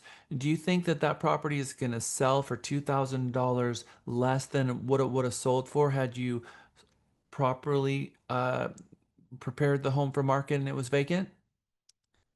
Or do you think that number might be more than 2,000? More than 2,000. So what was their deposit? Probably $2,000, right? Mr. and Mrs. Tenant, we would like to offer you your deposit back, and then we're going to give you $2,000 if you will terminate your lease early and move out. We'll be happy to give you a check for $2,000. We'll double your deposit so that the seller can, or Mr. and Mrs. Seller, we're going to wait. But if this is September or October, let's just say this is November 15th. Am I going to be trying to get that tenant out when I know that the tenant's moving out in July? Or am I going to say, why don't we wait till July if we can and sell that property in July in the heat of the market, in the best market? So I'm going to be strategizing and creating a plan for my investor. When is the tenant moving out? And then let's also look then to see when they're moving out. Now, if this is July, and their lease is up in November, yes, I'm going to be giving him recommendations of getting the tenant out and offering that tenant a exit strategy that gets me the property vacant so we can properly prepare it and then offer this home to owner occupants depicting on what the market conditions are. What is the average days on market in that neighborhood? What does it take to sell a home in what condition in that neighborhood? And what do I think it's going to cost to get that home whipped into shape? And I'm going to provide all of that information to them. My estimation is that you're going to need to have the home painted, flooring put in. That's going to be about $8,000. The property's going to sell for, in this market, $310. You've got an average days on market of 20 days. So I think it'll sell in about 30 days if we do the following things and do those things. And the best predictor of future behavior is past per best behavior. So, all right, that's how we're going to handle the tenant occupied conversation. Sometimes, go ahead. How exactly would you give them the extra $2,000? Are you suggesting that you would give them money up front, or is this something you're thinking after close and money is funded for the property and then you would give it to the tenant? No, the landlord is going to give them a double deposit back with keys. So they turn in keys, you do your walkthrough, make sure they've gotten everything out. And once they surrender the property, you do a walkthrough and you cut them a check at walkthrough. Right. Okay.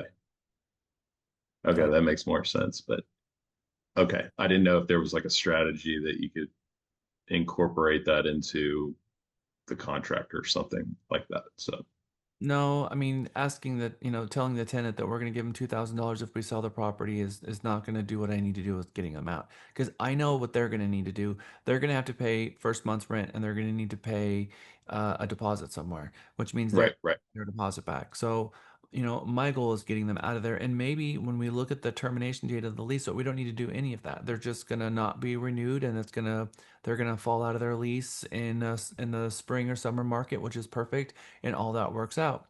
But I know that if we're going to try to sell this home in November, we're going to be able to do better in the spring. So if this is July and I think that, their lease is up in November, I'm going to try to get a conversation going with the owner. Why do you want to sell it right now? Why is it so important you want to sell it right now? And if we wait until November, then the market might not be as good as it is in July. So, depending on the reason why they want to sell, then we build a strategy and say, okay, now if we offer the tenant money, $2,000 to get out, plus their deposit, this is what I think that's going to do for you. But if you try to sell with the tenant in place right now, you're cutting off the entire owner occupancy market because what is the difference? And you guys you have to understand the difference, the real difference of the difference between an owner occupied sale and a investment property. So let's go to bankrate.com for a moment and let's go to mortgages and let's look at the amortization mortgage calculator. Let's just say a $300,000 property. 30 years. All right. So let's just say that right now, 6.5% owner occupied 30-year. Does anybody know what the rate is currently for a non-occupied investor loan? Is it 6.89%? No. Or am I way off? You are points away. Isn't it like Okay. 10%? It's points away. You're probably somewhere between almost close to 8. I thought it was higher than that. You are close to 8%. So an 8% is this owner occupied could have gotten away with 6.5. That's a $2,201 payment versus a $1,800 payment. It's a $400 a month difference for them to buy it as an as a non-owner occupied. And non-owner occupied, by the way, means they had to put 20% down. So not only could they not put 3% down conventional and get a good rate, they're having to get a horrible rate, 1.5 to 2 points higher than what they could as an owner occupant, and they have to put 20% down just to buy this property. Because investment loans are always 20%. And it comes with a higher percentage because what do the banks know? The banks know when the market falls apart that you're going to hold on to your home and keep your mortgage and you're going to let the investments go. There's more risk in an investment. So if you're trying to sell a property and you have a tenant in place, you're cutting out all of the owner occupies and you're dealing with only people who happen to have 20% down and willing to purchase the property at a much higher rate. And maybe you've got people out there buying cash, but cash buyers are not usually buying a property for fair market value. They're trying to find deals out there. They can go buy a new home and get a better deal than what you're selling if you're trying to sell this of what the market would bear with a tenant in it. All right, so that is just more food for thought and really helping your investor get this property sold if that's what they want to do. So the trick to selling a home is it must offer the buyer as and the biggest buyer pool possible, as much or more than the competition, and priced just at or under them. So you're gonna clean it up, you're gonna paint it, you're gonna get it all together, and it's gonna be within 3% of the price of the median homes that are up against it. Inside, we're going to depersonalize. Your job, Mr. and Mrs. Seller, was to take a house and turn it into a home. Our job is to take that home and turn it back into a house. One of my very favorite scripts, because then they're helping you with something that you need their help with. And it's difficult to do that if we're telling them we need them to declutter and clean and do all of these things that they just feel like they're being attacked all the way through it. So if they can understand that we're trying to accomplish something different than uh, what they're currently doing, which is home, and we need to take it to a house so that we can depersonalize it so someone else can walk in and imagine themselves living here. It is true that it is a creepy feeling to walk into a house when someone else doesn't live there, especially when it really feels like a home, when it feels like someone lives there.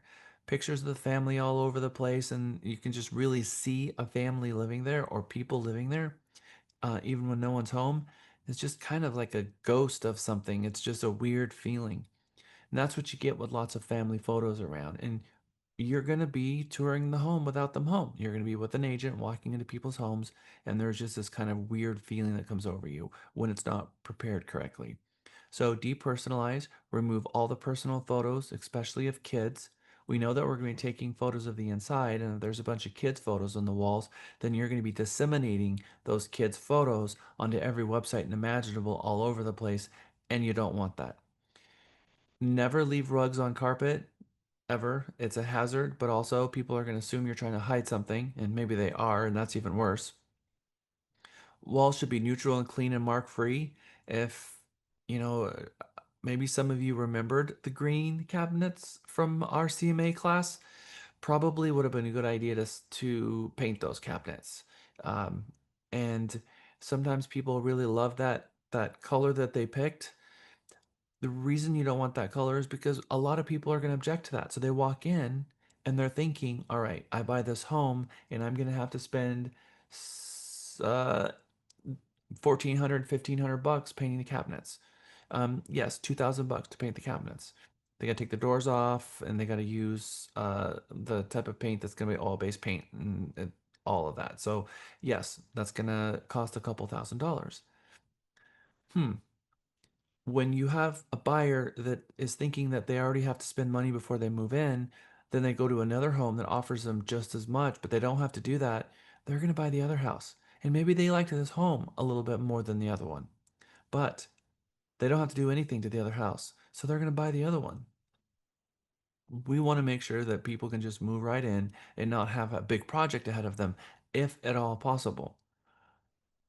Homes should be absent of scent or smell, but one thing, if the home has a scent, um, ozone machines are really cool. Not the ozone spray because it doesn't work, but we have an ozone machine here. You can buy them for, 300 bucks, and it breaks down the oxygen atoms and it releases the scent and gets it out of there. So if the home smells like something, you can get those things out. Now, if there's animal urine, pet stains, and pet urine on the floor, and they had it on carpet. The carpet's gonna have to be removed.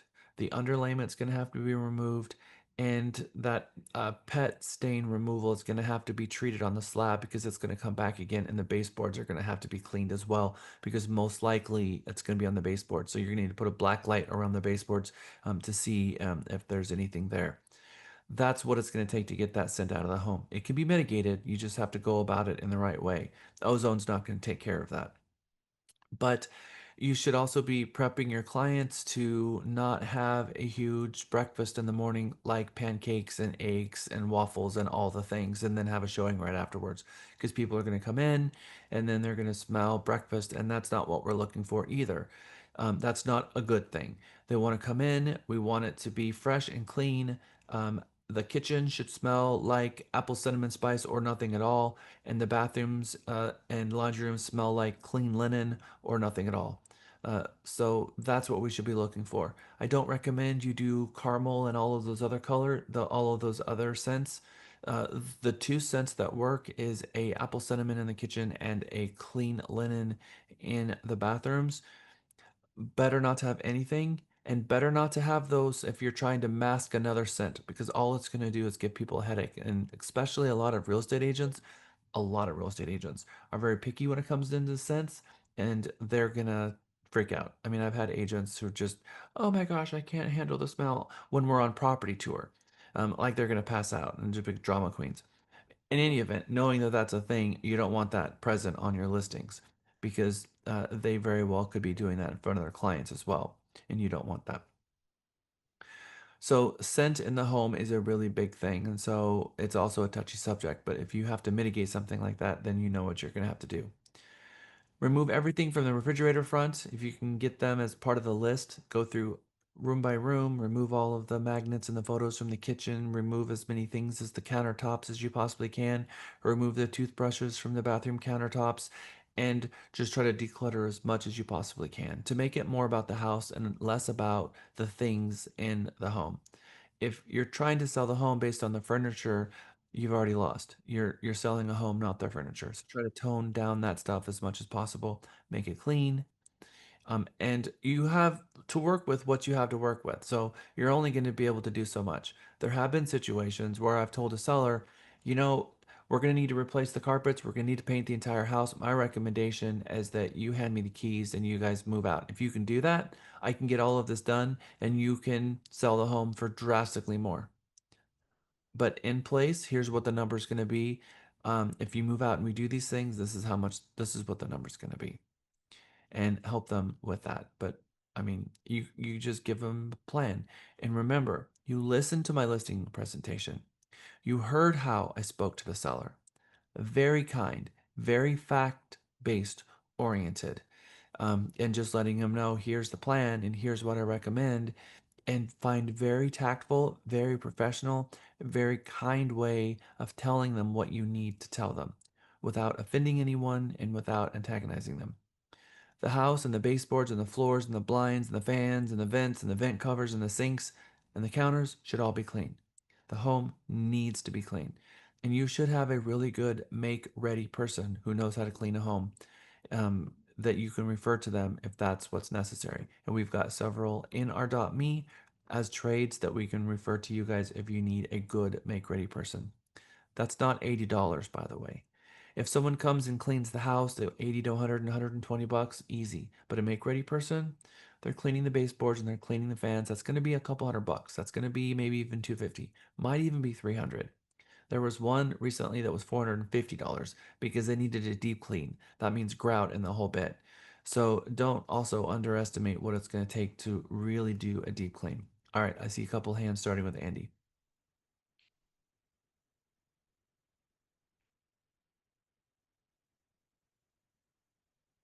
Andy, I can't hear you. I'm sorry. Yes. Sorry if you've already dealt with this, but it's a good segue. Your conversation now is a good segue to my question. What if and again, if you've answered it, I apologize. What if the owner is unwilling or unable to dish out the cash, that, if his funds are limited, to do all these things that are required to get a house, in Jack's Stapleton's wonderful shape to sell it and get multiple offers? Yeah, so I'm giving them a plan to show them exactly what it's going to take based on their competition. And so one of my very first questions is, what's your budget to prepare your home for market? And I'm trying to figure out, what do I have to work with? There's oftentimes I walk in the home and all it needs is, it's clean, it's ready to go. Most people, when I meet with them, their home is pretty close. But there are those situations where they're not close at all. So then the question is going to be, how can I help them with no money or a little bit of money to put it in the best light possible? So I'm not going to recommend that everyone paint their home and try to flip it so they can sell it for market will bear. I'm trying to figure out what resources they have so that we can do with what we have to deal with to make the best possible Mhm. scenario with what we have to work with. Thank you for that. I appreciate it. Thank you, sir. Yeah. Okay, so this is what we're doing on the inside. But I don't care who you are or what's going on, all homes need to be clean when you sell it. There's no reason to sell a dirty house. So whether that's going to be sweat equity, whether that's going to be something, and sometimes people come to you and they need to sell their home, but it's dirty, it's a mess, they haven't taken care of it, it's got deferred maintenance each way to Sunday, and they want to squeeze out, top dollar for their home. Well, they haven't taken care of their home, and they're not going to get top dollar for their home because homes need to be maintained in order to protect your investment. So, the real estate agent is not a magician. We can only do so much.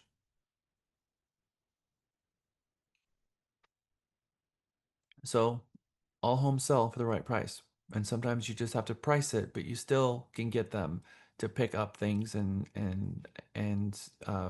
help you get the home in its best shape. All right, outside. Best case scenario. If the door, if you've got a home that's 10 years old and you're looking around the home and it's got good bones, there's nothing wrong with it. It's got granite countertops, hard flooring like you see in a home that's less than 10 years old, and there's nothing off-putting about it. But the door has been in the path of the sun for the last 10 years, and it's a wood door, and it's cracking in the wood. I had a home that I sold in Belton. It was a home with a pool that was gorgeous. It was perfect in every way. And it had those two huge metal doors. And the epoxy coat on the front of the door from the sun actually cracked the metal epoxy cover. And so we were trying to figure out how can we mitigate that. So sometimes, a house will have a couple of small defects that you want to fix because it's the only thing. In that case, we had a person come up and it was about $1,200 to replace that door, to replace the door front, and that's possible. But if the door, I've got a painter that has painted a bunch of doors for me because, it was faded in the sun. Replace door hardware if it's hard to open. I don't know if you've ever been an agent where the door that has a key that's really hard to turn and it's really hard to get inside the house, and every single listing agent or every single buyer agent that gets in got you on the phone because the key doesn't work. And it does work. You just have to pull it out a little bit and you have to jiggle it for 30 minutes before the door opens. Don't put yourself or the buyer agent in that scenario because as an agent, that's not fun to be stuck outside of a house and you can't get in. And as a listing agent, you don't want to send that message either. So you can have the door replaced or have someone come out and fix that with some WD-40 or something. Replace light fixtures, clean the globes, replace with appropriate bulbs. Light bulbs are easy, and yes, they should all be matching. If you've got a chandelier with 5 different type of bulbs and they're all different colors, white, yellow, green, or not green, but white, yellow, and maybe soft white, and you turn it on, you know, these are little things that you can do that has an effect on the home. Might seem unnecessary, but it's not. You're trying to sell the biggest asset possible. And the little details, these things matter, and these are a couple bucks each. These are simple things to do. I recommend if you've got a nice home and that you're trying to sell it, and this is a marketable home, your typical home in a master plan community that's less than 10 years old, less than 20 years old, and it's ready to go. When you take the screens off the windows and label them and put them in the garage and have the windows washed, it makes a huge difference from standing in the curb appeal. It makes a huge difference. And I sell nice homes all the time. And it's one of my recommendations. And there's a company called Gwindos. Her name is Gwendolyn. She named her company Gwindos. She does a really good job with that. But seller can do that themselves. And it does make a difference. I remember one of the first properties I sold on Gale Meadow. It was a recommendation that another agent had given me in the home next door. They had done that. They had taken the screens off, and I was looking at the house, and all of the windows were just sparkling. And I was looking at mine, and it looked because there's no way for the windows to sparkle through the shades, especially if they have solar shades that go over both sides of the window, top and bottom. It just looks dark. It looks unappealing. It doesn't look inviting. And they took the screens off, washed the windows, put them in the garage, And I was literally looking at A and B, theirs and mine, and my seller took the screens off and washed their windows. We took the photos, and it was a completely different looking house. So it does make a difference. Huge one. Power wash the cement and the walkways, especially if you've got stains. Got a really nice home. Power washing is goes a long way to making it look nicer and cleaner. Trim the trees so you can see the house. I showed you an example of that last week. Trim an edge of the front lawn, mulch the flower beds and around the trees, plant flowers if necessary. If you've got some really old shrubs that are aging, that are really tall, that are kind of gone ungrown, it's better just to pull it out and get little tiny shrubs and have someone throw some mulch down. It's not that expensive to get mulch and make the front of the house just look that much better. You have one opportunity to sell this home, and if you can get a couple of buyers interested in this home and you're selling it for market value or more, all of this is going to go a long way, because not all homes sell. It's not a matter of some homes just sell for a little bit less. Not all homes sell. And if it's not prepared for market properly and a new fresh supply of inventory keeps hitting the market, and those listing agents are helping their clients prepare the home for market, that home might just sit there and age for 200 days, and they reduce the price, and ends up expired.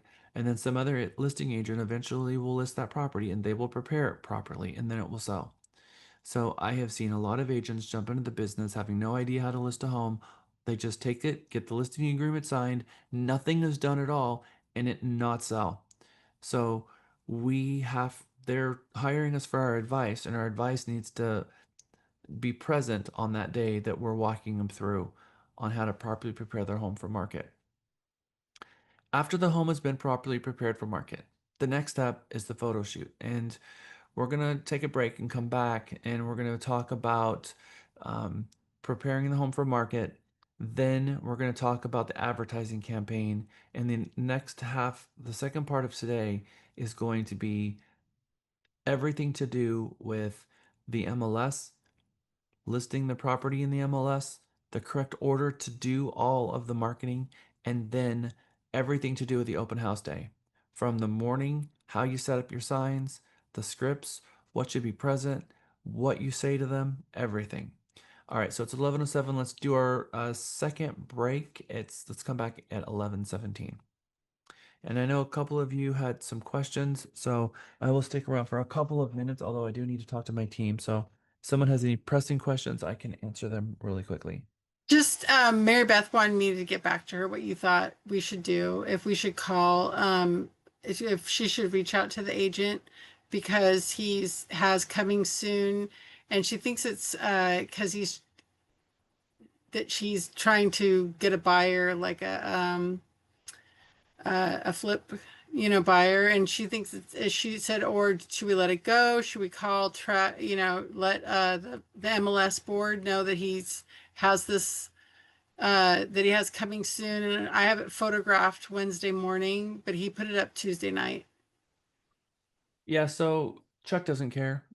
Chuck makes no care at all. The person that cares is the board. So if you Okay. guys file a complaint, then you just call the board and let the board know. You can call the MLS, which is not a complaint. It is not an ethics complaint. It's just filing a data error with the board. The board will call them.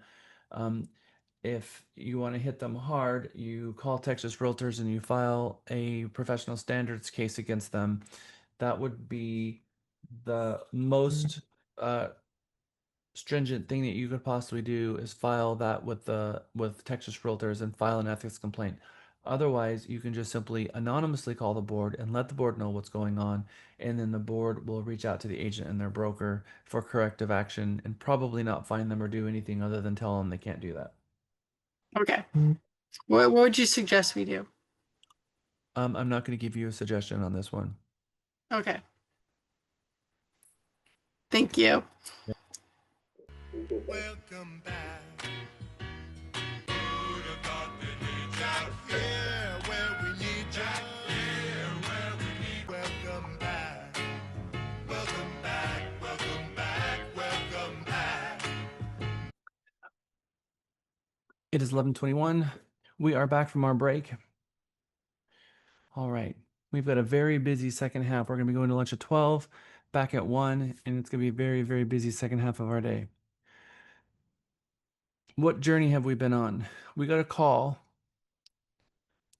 to possibly list a home, met with the seller, did a CMA, put a plan in place, got the property properly prepared for market, and now we're at the point where it's time for us to order the photos. I showed you yesterday Matterport. I showed you the dollhouse view. I showed you on one of my listings on Stastny on what that looks like. Hiring a professional photographer is a huge investment in your lead generation. Traditional photos for a photographer, maybe $136, or Matterport Twist Tours for $445 with a floor plan, which is $245. And now we have a floor plan generator that comes along with One Home. You can go to your MLS, take a class on One Home, or watch some of their videos, and you can see some of the things that's now being offered just in the last 3 months as we're rolling out One Home, which is a very cool product that was created by CoreLogic for those of you who are Matrix users. This is the deal. A $200,000 property that's a sell is a $6,000 income. And two $200,000 properties that you sell is $12,000. That's $18,000. Studies have shown that if you advertise your listing correctly, knocked on all the doors, did your own open house, communicated with every single buyer, called every single person back who inquired on the property, that you should have 2 buyers. Now, the thing is about those 2 buyers is that they may not buy immediately in the next 15 or 20 days. They may buy next year, but over the next, over the long haul of your career, those 2 buyers are going to work with you if you continue calling them and having them as part of your database, having them as part of your CRM, and contacting them on a regular basis and just checking in. We met back at 123 Main Street and that property was listed and you gave me your information. And I'm the agent that would really love to help you when you're ready for, when you buy a home. And I'm just checking on you. Are you still interested in buying a home at some point? Just having that conversation.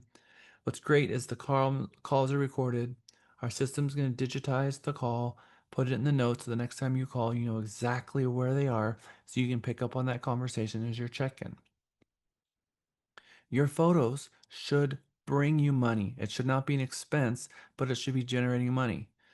If you don't prepare the home for market correctly and you get horrible photos, you're not going to get business from this listing. And you're probably not going to sell it for very much. It's probably going to be one of those 95% of list price kind of sales, which then the seller's probably not going to be very happy with your services either. So if you're truly trying to create a legacy here, such as long-term wealth and sell lots of homes, you need to be good at what you do, which means a little bit of work has to get put in on the front end to make sure that everything comes together in the end. Proper preparation and planning is everything. At the point where it's time to get photos, don't skimp on photos. Don't put the listing live without photos, and don't use iPhone photos. Call the professional. This is too important to get this wrong. You need to get this right. So once you have the photos back, the moment you have the photos back, then it's time to start putting everything, all the pieces together to really hit a home run for your client. This is where all of the little details matter. And as we get into coming back from lunch, we're going to put all the details in the right order so that you have no questions on what exactly to do to bring you the property to market. So here's the order. Secure a listing appointment, research property tax records, research prior MLS, research RPR, establish the most probable sales price, preview the comps, drive the community, leave a pre-listing packet, do your professional photo shoot, and then this is where we're going to start doing our advertising. You're going to advertise 5 days in advance. We're going to do our open house signage, day of open house door knocking, and then adding buyers to the client portal. It's these 4 that we're going to now focus our attention on for the rest of today.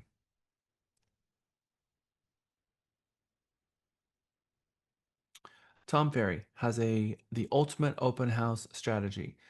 So we made a promise to the seller. Again, one of the promises that we made was a little bit about what we're going to do at the open house. What is our ultimate strategy as you see it for the open house? Two of them. What would you see as some good strategies? Who wants to share? What are your goals as a listing agent regarding the open house? To get Alicia? buyers To for get, the, to get more listings. help your Alicia? seller sell the house. Yeah, I was gonna say to get people to walk in, buyers to come in, and for you to sell the house. Okay. Multiple offers. So your goal is to get as many people to come to the open house as possible? Yes. That's got to be your first goal. Your first goal is to, we've already talked about the marketing. So the marketing is going to be to saturate the market with advertising, which means the 70% is getting slapped in the face with it on every website they go to. The 30% is getting an email dropped in their inbox regarding the portal with the photos and text message notifications from their portals. And it's everywhere. You can't not see this listing because it's everywhere. And then everything is pointed to getting them to the grand open house on Saturday and Sunday. And the goal is to get as many people to show up as you possibly can, because that is going to give you the highest propensity of going into multiple offer situation. More eyes, more interested buyers. Now, not just people showing up, but it's interested buyers showing up, which means where the interested buyers are going to do searches, that they're able to find the property at the time when they're looking. And remember what we talked about, the 70%. They're marketplace buyers. They're just earlier in the process. And if they come across a home that they love, they're very likely to pull the trigger. That's happened many, many, many times. They're going to buy a home over this cycle. So that means, how do we get this home in front of them? And we know that they're probably, if they see a home that they really like and they see an open house, they're going to go. So that means we need to package this so we get it in front of them. So all they have to do is show up. And if it's the one, then great. Even more interested people. Let's watch the quick Tom Ferry video. For over 20 years, I've dedicated my life to bringing you the very best selling, marketing, and business building Hey, strategies Jack, your to screen keep is a your little business funky. thriving. Get ready to experience the success you've been searching for. Welcome to the Tom Ferry Show. Hey everybody, welcome to the Tom Ferry Show, episode 62. Today, we're talking about arguably the hottest topic, which is how do we generate more listing opportunities from your mega open houses? So the National Association of Realtors declares this is like the open house month. Now, you and I both know there's two ways to do open houses. The sort of traditional way where I hope and pray to the real estate god that somebody shows up. And you know this strategy. You know, we put an ad in the local, newspaper, maybe through our company, and we hope and pray by putting out 2 or 3 signs that maybe, just maybe, somebody will show up, versus the Tom Ferry strategy, the mega open house, where I say, I know that this home is going to sell, whether it's right now or in the very near future. And when it does, there is going to be a tremendous number of listing opportunities right inside that community. And I want to turn like the vacuum cleaner on and suck all the listing opportunities out of the marketplace before anybody else gets a shot. So we do a mega open house. So to do that, we have basically the obvious event. So it might be 11:30 until 1 o'clock. And then the traditional open house goes from 1 until 4. During that time, we're going to invite all of the neighbors and all the people in your database, maybe all your best buyer leads, to come and join you, whether it's for lunch or lemonade. If you're my clients in Germany, it could be a beer. Like, it's entirely up to you. My clients in Australia, they're like, we're going to do these like on Thursday night from 5 to 7 and serve like wine. Like, I love it. It's entirely up to you. If you saw last year's Tom X with Kyle Whistle, I think his topic was like beers and open houses and the after party of like an open house. It was crazy. But what we know is this: just like a broker preview, If you want agents to show up, you serve food, you got some, refreshments that when they show up, like it's the experience of see the house, get a bite, and then get on to the next one, but get to know the market. The same rule applies in inviting the neighbors. So we're going to talk about 5 ways to drive traffic, mostly from the neighborhood and then to the avatar ideal buyer you're looking to attract. We're going to talk about 5 easy questions that you should be asking every person that walks through, and then 2 really cool bonus tips, things that our top clients are doing, our great coaches are doing to not only make people as they're walking into this environment feel more comfortable, but also a way to capture potential seller leads or just capture leads in general. So let's go through it together, right?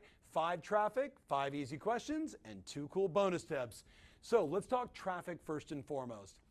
What we know is today, I mean, look, I know I'm walking out of the camera here.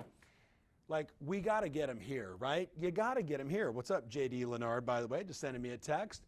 So how am I going to get the local buyers in my marketplace and potentially the neighbors in the marketplace to know about this house digitally? Well, what we know is first, record a short form video. And it could just be something as simple as this. You standing in front of the house saying, "Hi, it's Tom Ferry with Banana Real Estate, and I just listed this beautiful home right here at the corner of Humma Humma and Nana Nana. If you know anything about this community, this home is going to sell, and it's going to sell quickly because right here next to school A or B, and shopping of X and Z and 43 Starbucks, this charming 3-bedroom, 2-bath, hasn't been on the market for almost 15 years, and it won't be on for long. I'm holding it open this weekend, both for the neighbors as well as the general public between 11:30 and 1 for lunch, and then 1 to 4. If you'd like to join us, please let us know." Boom. And I shoot that simple little video, and then what am I going to do? I'm going to email that to my database. So let's say the mega open house is on a Saturday. It could be Friday afternoon, it could be Saturday, it could be Sunday. It's entirely up to you. You're going to send that at least 48 hours before to say, "Come join us." You're going to check your open rates. You're going to know how many people opened it.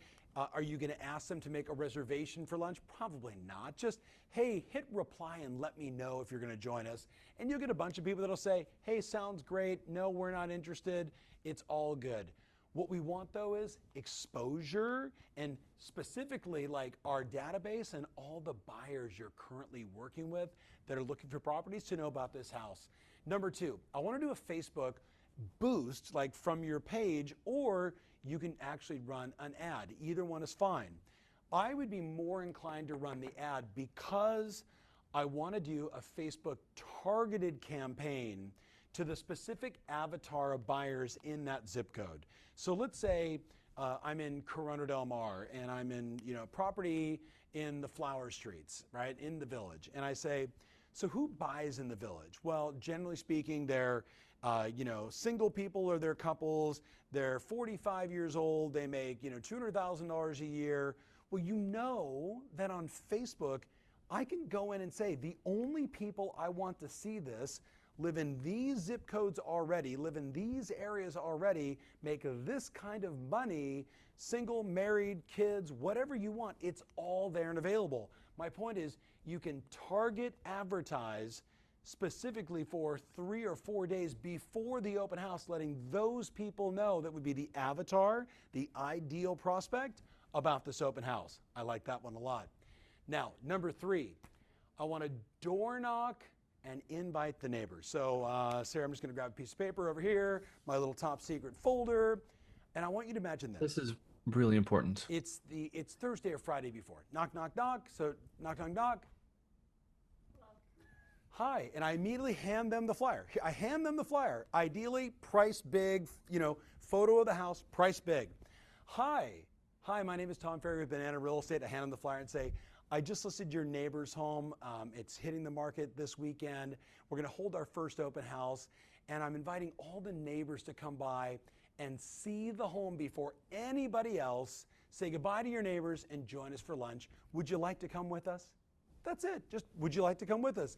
I can think of the number of times that I've taught this in a seminar and had people come back and say, "Oh, Tom, I've done that mega open house, and when I go out for over..."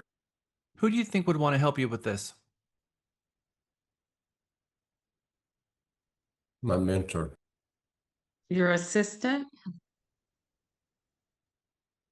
My kids. Who has just as much to gain you getting a listing and talking to other people in the neighborhood as you do as a professional? The Hello, sellers. real estate agents. Thank you, Kelly. Kelly, say Yeah. that again. Kelly, can you say that again? A lender? Your lender. Because lenders can be talking to them about refis. If the rates have gone down, they can be talking to them about a lot of things. But if they're going to sell, they're most likely going to buy. Inviting all of the neighbors to come an hour before the open house to see it is a very, very smart and wise strategy for you as a listing agent to show them what you've done with this property and how you've listed it and get them over there and have a little special party for them. You already did all the work. All you got to do is just show up an hour early before the open house and invite all of them. So in the middle of the week on a Wednesday, you know that you're going to put it in CTX MLS live on Monday. Maybe on Wednesday, you go out and knock at all the neighbors at 5 o'clock, 5:30, when you think that they're going to be home from work. And you just hit the neighborhood, the street, everyone who lives around that street. Hey, Jack Stapleton, Realty, Texas. I just listed your neighbor's home at 123 Main Street. We're going to be doing a grand open house on Saturday and Sunday from 2 to 4. On Saturday morning, or Saturday afternoon at 1 o'clock, we're having a special neighborhood showing for all the neighbors to come in. We're going to have a little special lunch and a little something special for you guys. If you'd like to swing by, you're invited. Here's an invitation.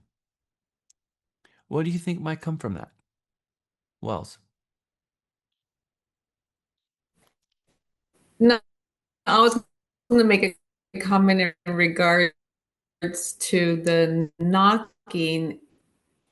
Like in my neighborhood, that's not really allowed or wanted. Everyone's like, no solicitation, but there is an app for It's any perfectly okay to advertisement solicit. or asking. It's perfectly okay. It's perfectly okay to knock on the door and invite them to the open house. You're not a No, door. I know, but is it considered rude No. if they have like no soliciting? Like for me, I would You're not consider it soliciting. rude because I have that sign. You're not soliciting. Okay. You're not soliciting. I mean, I'm the president of my HOA. I know exactly what soliciting is and what soliciting is not. You are not soliciting. You are not selling Girl Scout cookies. You're not selling door-to-door vacuums. You're not selling solar service. You're inviting them to their neighbor's home to see it before it goes on market. That is not a solicitation. If they yell at you and say, "Oh, that's a problem. We're not selling anything. We're just inviting you to the grand open house so you can help you pick your neighbor. Help us pick your neighbor." It's not a solicitation at all. It doesn't fall under that. So, Wells, you don't have to do that. If that's something that you're not comfortable with putting into your business, it's perfectly okay. But it's not a solicitation. Okay, good question. Thank you for asking it, Andrew and Angela. To answer your question, you're probably more likely get a seller or a listing out of that. But in top of what Wells is thinking about, yesterday I went around the neighborhood and started passing out like my cards and stuff like that, just to everyone around me. Is that soliciting? Leaving my Yes, So if they have a no soliciting, I can't do that. that's correct. Okay. Right now, you're soliciting your services to them on the grand open house parties, asking them to come and check out the open house because maybe they have someone who's interested in helping their neighbor sell their home. Maybe they've got a buyer that's interested. That is a completely different thing. You run out of gas, you get a flat tire in front of their house and knock on the door and ask them for help. Is that solicitation? No, it's not. So, we're talking about their neighbor house right now. So, all right, cool. Good question. And Angela, I see your hand up. I was just gonna say, normally if you would invite all the people early like that, you're gonna have people that they have friends or family that want to move to the neighborhood. And so they're gonna be like, oh wow, I can't believe this is coming on the market. Let me get in charge of so and so. They love this neighborhood. Oh, I heard this person might be interested, and they give you a name and number, so it's definitely a great idea. Okay. So this is the thing. there's such a huge advantage for you doing this as a salesperson. We know that the statistics from NAR, and this is a test question, so I hope you're ready for it. This is a test question. You have the knowledge that one of those properties are going to hit the market within 30 days statistically. We're talking about 100% probability. That's almost a certainty. NAR says that within 3 houses on each side, or the 6 homes across the street, is going to come on market within 30 days of you listing your property with all probabilities. That means you know one of them is coming on market, which means one of those people are watching what you're doing right now because they themselves are going to come on the market. They may be thinking, ugh, that one listed. I'm going to need to wait for that one to sell before I list my market.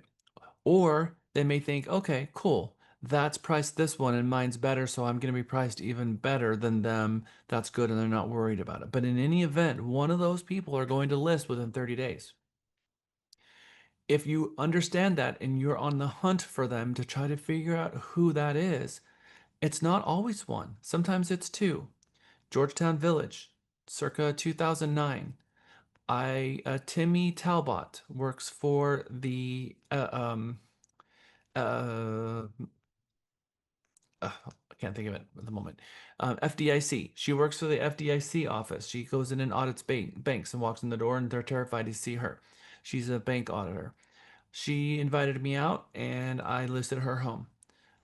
The next door neighbor I invited to list, I invited them to the open house. And they actually said, "Oh, you know what?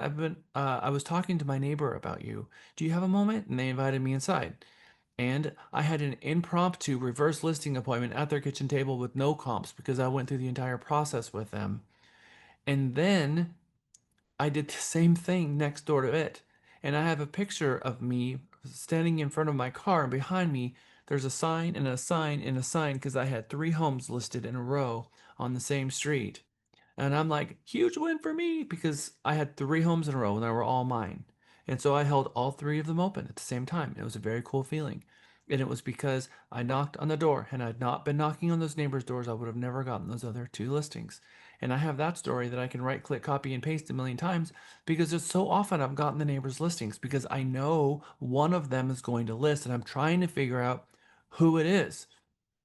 Which means if you have 5 listings, you can replace those 5 listings, and your goal should be, as I put in the homework, your goal should be to never bring your sign home in shame. I found it the walk of shame when I went and put up my sign after I sold the home and put it in my back of my car. That was the walk of shame for me. Why do I call that the walk of shame? Because you wanted to be putting it Because in it's your not next. going for another house in that neighborhood. Gabriel, Kelly, Oh, sorry. exactly right.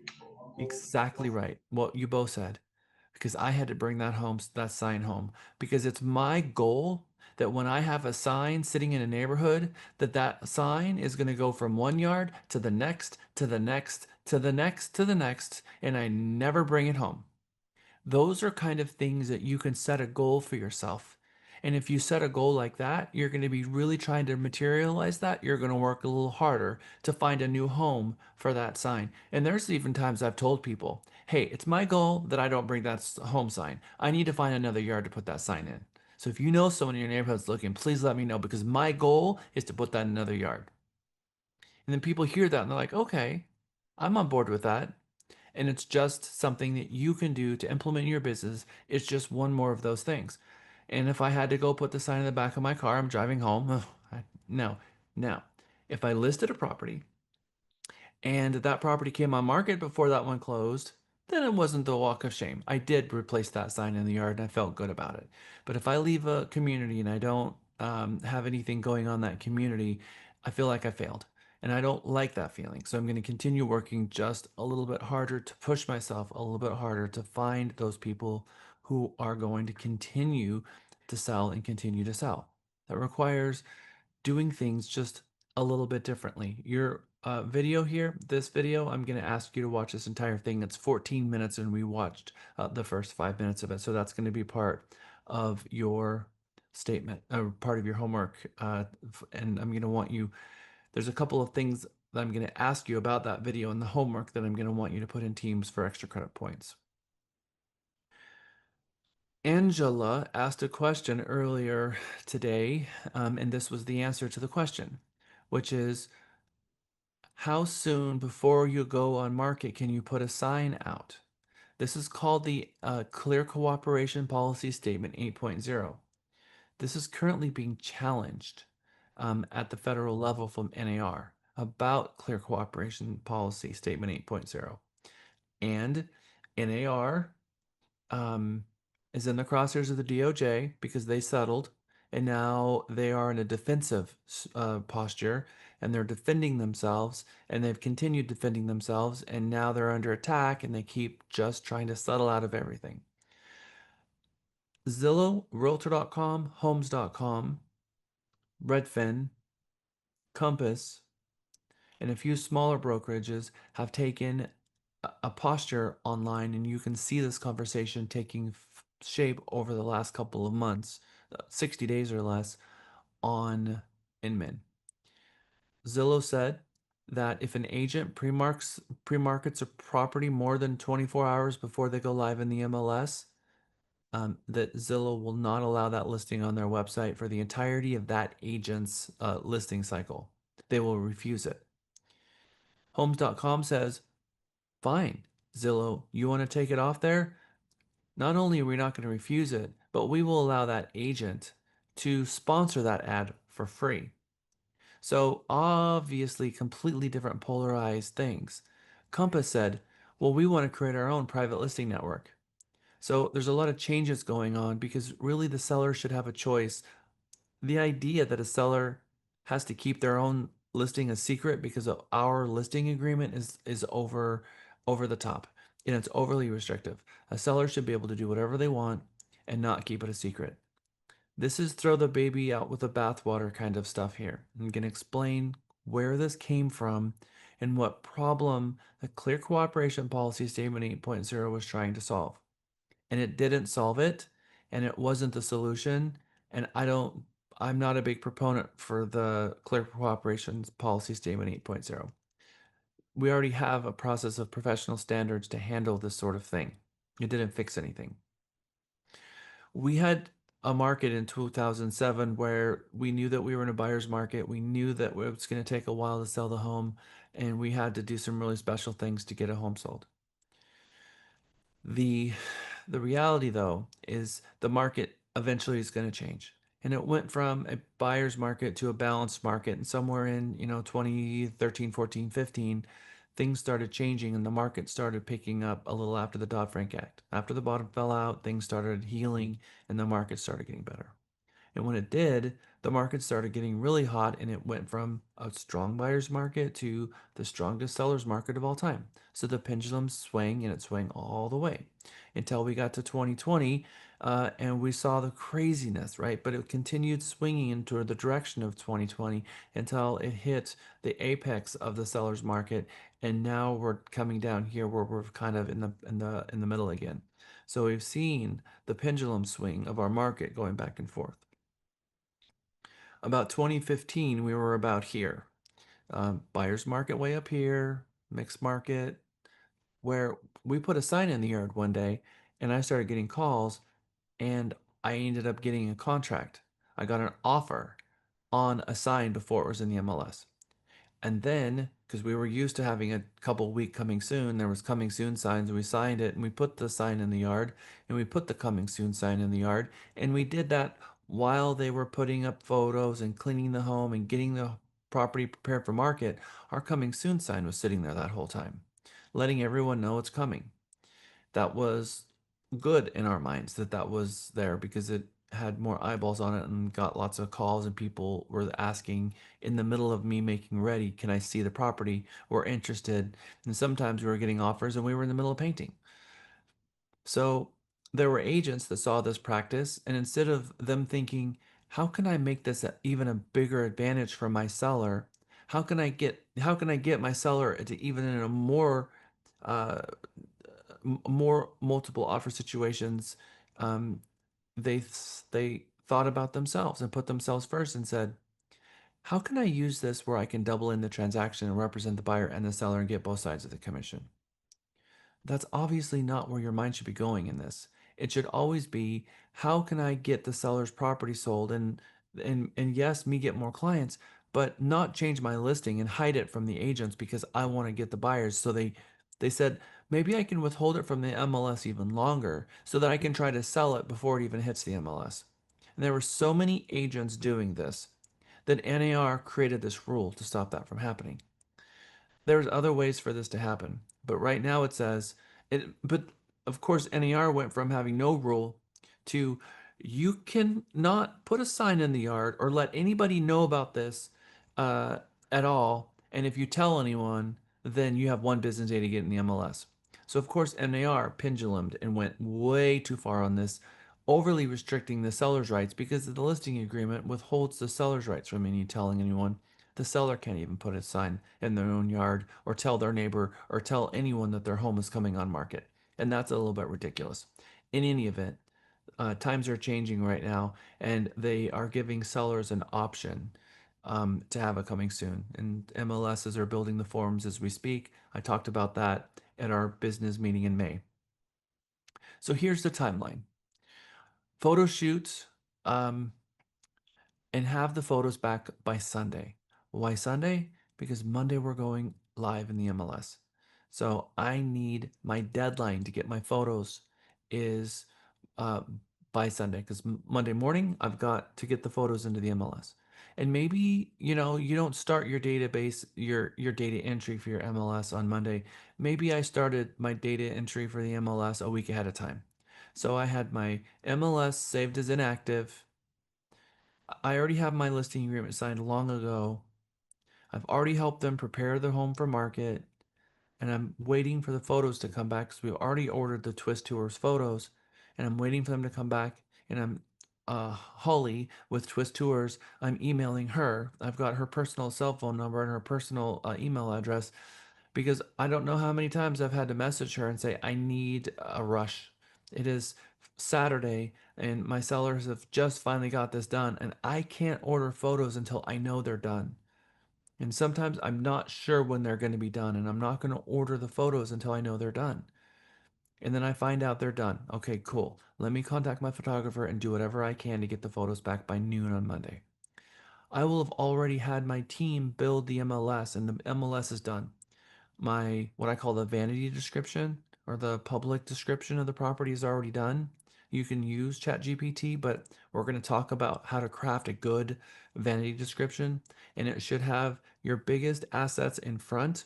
As an example, if it's a single story home, if it's got an acre lot, if it's got a 3-car garage, the biggest selling points of that property should be as early in the description as possible for that property.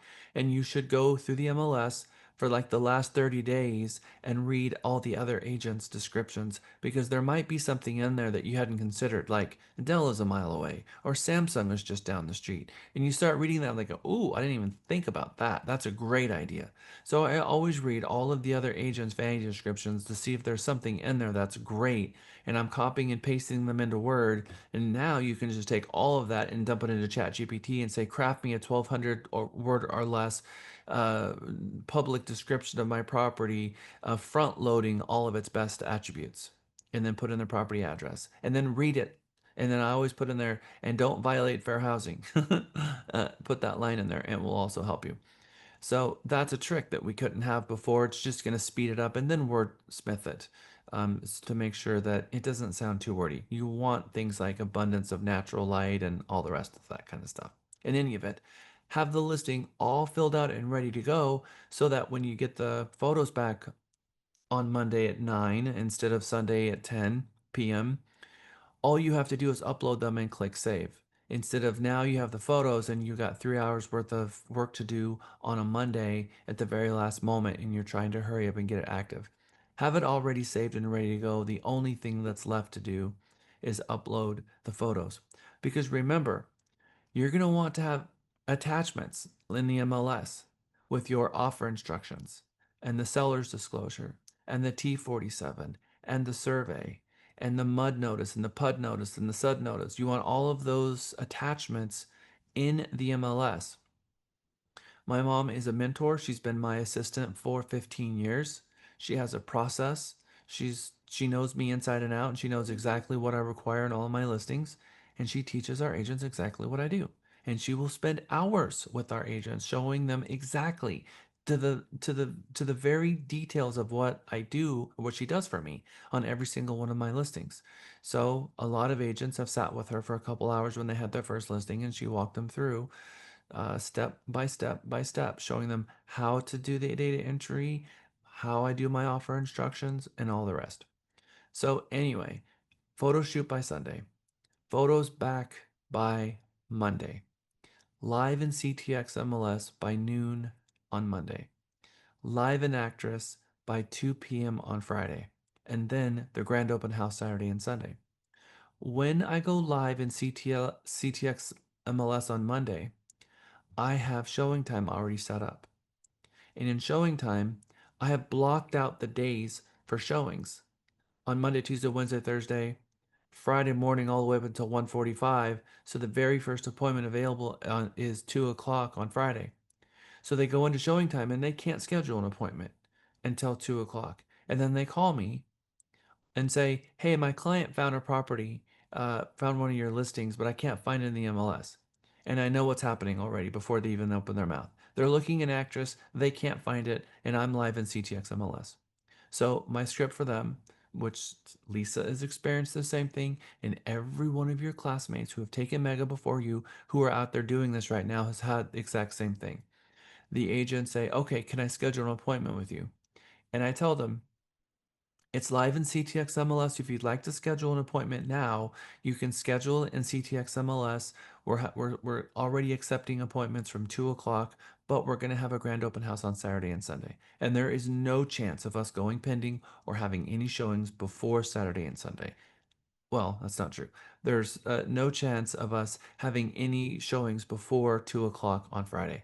So don't be concerned that we're going to have a showing and then go pending before that. That's not going to happen. And I also put that in the agent notes. And there's very specific language I'm going to share with you that I put in the agent notes. Because the agents are going to be concerned that I'm one of those agents because maybe they don't know me and they think that I'm going to try to double end this and go pending and they have a client that's interested and they really want to get a client in as soon as possible. And I tell them, there's no chance of that. We're doing an open house Saturday and Sunday. The client really wants to get through the open house weekend. And then Monday morning, we're going to review where we're at with everything. So if you want to send your clients to the open house on Saturday and Sunday, we will absolutely, obviously respect your representation with that client. And oftentimes they'll say, yeah, I think I'm busy this week and I'll just send them. No problem. We will have it open. Or they'll say, no, I'll schedule an appointment. Okay, great. You can schedule an appointment in CTX MLS now for any time after 2 o'clock on Friday. Or you can schedule an appointment in Actress when we put it live at 2 o'clock on Friday, but we will be going live in Actress at 2 o'clock on Friday. And I just tell them that. That's it. So I need my photos back before Monday, or certainly before noon on Monday. I'm going to upload the photos in the MLS. My MLS is completely ready to go, and it's a CTX MLS. It's ready to go. Showing time is ready. Everything's ready. My attachments are ready. Upload the photos, put them in the order that I like, put a description of each photo to make sure that I'm not violating ADA, Americans with Disability Act, for those people who are visually impaired and using a screen reader to read the images. The description below each photo is required to be filled out. I'm going to get all of that done. I'm going to click the save button and poof, within seconds, my listing with its photos are going to show up on Zillow, Realtor.com, everywhere online. And that 70% in a couple of hours not are going to start seeing it that evening from 8 o'clock, 9 o'clock, 10 o'clock till 2 in the morning. They're all seeing that the open house is coming. If you put it live in CTX MLS and you forget to add the open house records, you've devastated what you've tried to accomplish, because they'll see the listing, but they don't know the open house is happening. And the entire purpose of what you're trying to accomplish with getting it in front of them is all they have to do is show up. They don't have to call anyone. And they're going to show up because they know that they don't have to push the call button. They don't have to do anything special. They can just show up, and how easy is that? So make sure that you don't forget to put the open house records there for everyone to see. Alicia. Jack, I actually have a listing that I'm working, I've already put it in the MLS. It's pending, for the photos. It was signed Thursday and, we'll have our grand open house next weekend. I'll get the photos tomorrow, so it'll go live on Monday, correct? Mm-hmm.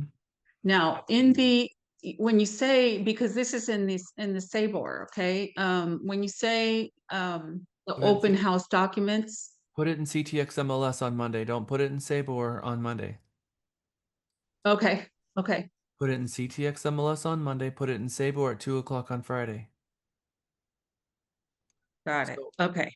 if you're a Houston member, put it in CTX MLS on Monday and HAR on Friday. If you're an Austin agent, put it in CTX MLS on Monday and put it in whatever they call them. Okay.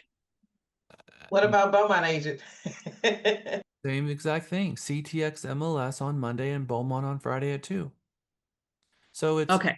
on Monday, you put it in CTX MLS because we built that for syndication. I don't care if you're in Oklahoma. We built it Okay. for syndication because it's going Perfect. to the 70% online, Realtor.com, Homes.com, and Zillow, Truly, and all of those. It's good for that. And then your primary MLS at 2 o'clock on Friday. Got Right. it. Okay. For the open Thank house. you. Mm-hmm. So all of us, no matter where we are on even playing field here, it's all the same. It's just what's going to change is whatever your primary MLS is what you're going to do on Friday at 2 o'clock. Okay, it's 12:01. This is our lunchtime, so I'm going to break for lunch. When we get back from lunch, we're going to finish talking about the differences between CTX MLS and just how many more eyeballs are on your CTX listings versus your Austin Board of Realtors. And then we're going to start with the open house dialogue and planning our open house day of event, which is a very fun afternoon. It's 12:01. I'll see y'all back at 1 o'clock. Have a fantastic lunch, everyone. And she said, and I gave her my V card, and she says, "Oh my God, let's get together. I know a lot of people." She goes, "And I can help you." I was so excited. Anyways, enough of that.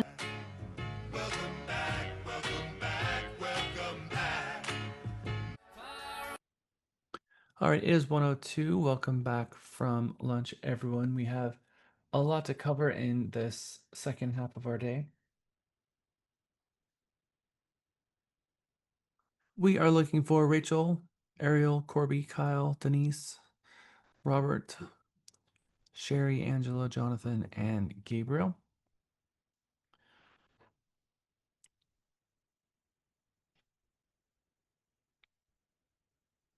So here's a timeline on a calendar for you to follow. This is what I recommend. This works really, really well if you can subscribe to this and follow this marketing. In your listing agreement, remember, this is assuming that you already have your listing agreement signed. It's very important that the term of the listing agreement begin before your coming soon sign, before your make ready, before you're helping them prepare their home for market. The listing should have already begun.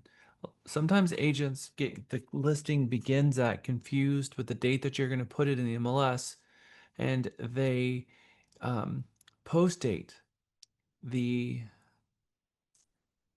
listing agreement for a couple of days or weeks into the future because that's when they're going to put it in the MLS. They're not a client until the listing agreement begins, so we're not really allowed to performing those services without a listing agreement. So there's a difference between the listing agreement starting and us helping them with preparing the home for market and all of the advertising and stuff, and then later putting it in the MLS. The listing agreement has a delayed section of how long it's going to be before you put it in the MLS. And I usually put about 10 days in there because it's going to be a few days for them to get the property ready and then a couple of days for my 5-day coming soon. So it's going to be 5 days plus whatever their make ready is going to be. So again, at some point you're going to get the photos back before a Monday and then go live in CTX MLS on that Monday. Just remember about the listing agreement because that's very important. So in terms of advertising 5 days in advance, there are some selections in the MLS about IDX, about display on internet, and about showing showing instructions. I recommend that you use showing time and you block out the showing time days all the way through the Friday at 1 o'clock. It's very easy to block out days and showing time, and you've got to do that. There's a difference between blocking out a whole day and blocking out part of a day. Friday, you don't want to block out the whole day Friday. You just want to block out a couple of hours Friday morning up until noon, 12:30. And 12:45 would be, because they're 15-minute increments. In any event, that is the recommendation there. And here, make sure you turn on IDX yes. If you turn off IDX or IDX no, that means it's not going to show up anywhere. Zillow is an IDX site, so if you want it to show up on Zillow, it needs to say IDX yes. Display on internet needs to say yes. Again, if you say no, it's not going to show up anywhere. If you want it to show up on Realty Texas website, it needs to say IDX yes.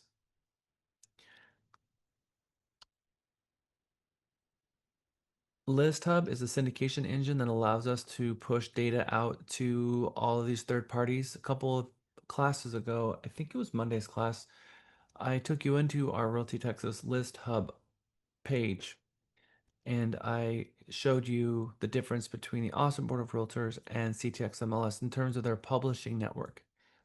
As you can see, the publishing network for ABOR has less than eight or less. I think right now it's 6, if I recall correctly, versus CTX MLS is 81. It's a big difference in syndication partners of where your listing goes in CTX MLS.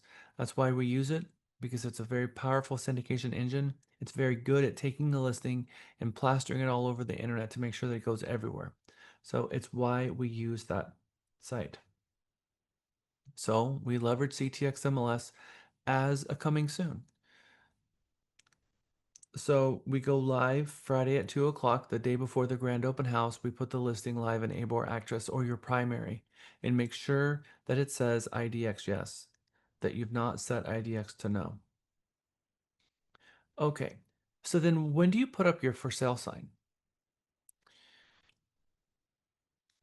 In all of this that we've spoken about, when does this, and what's attached to my sign that you notice here?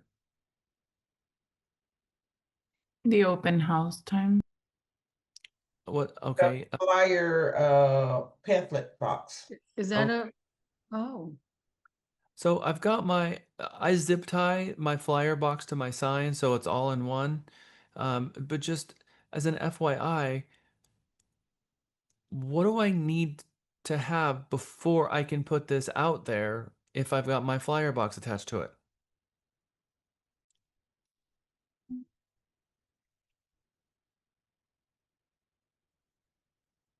Does it have to be put in MLS?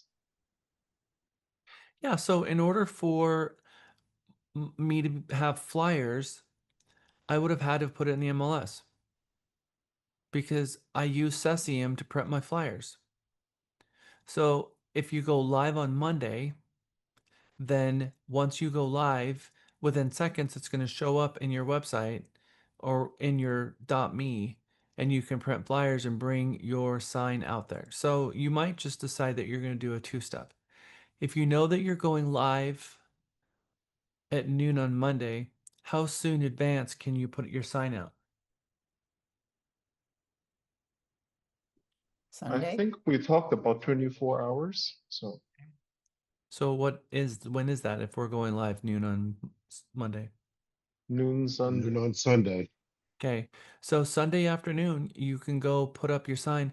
But why would I not want to put up this sign too early anyway? What confusion could that create?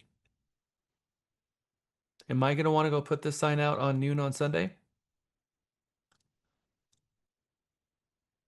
Because people might think it's this Sunday, not next Sunday. They might. I mean, I think you They could go will.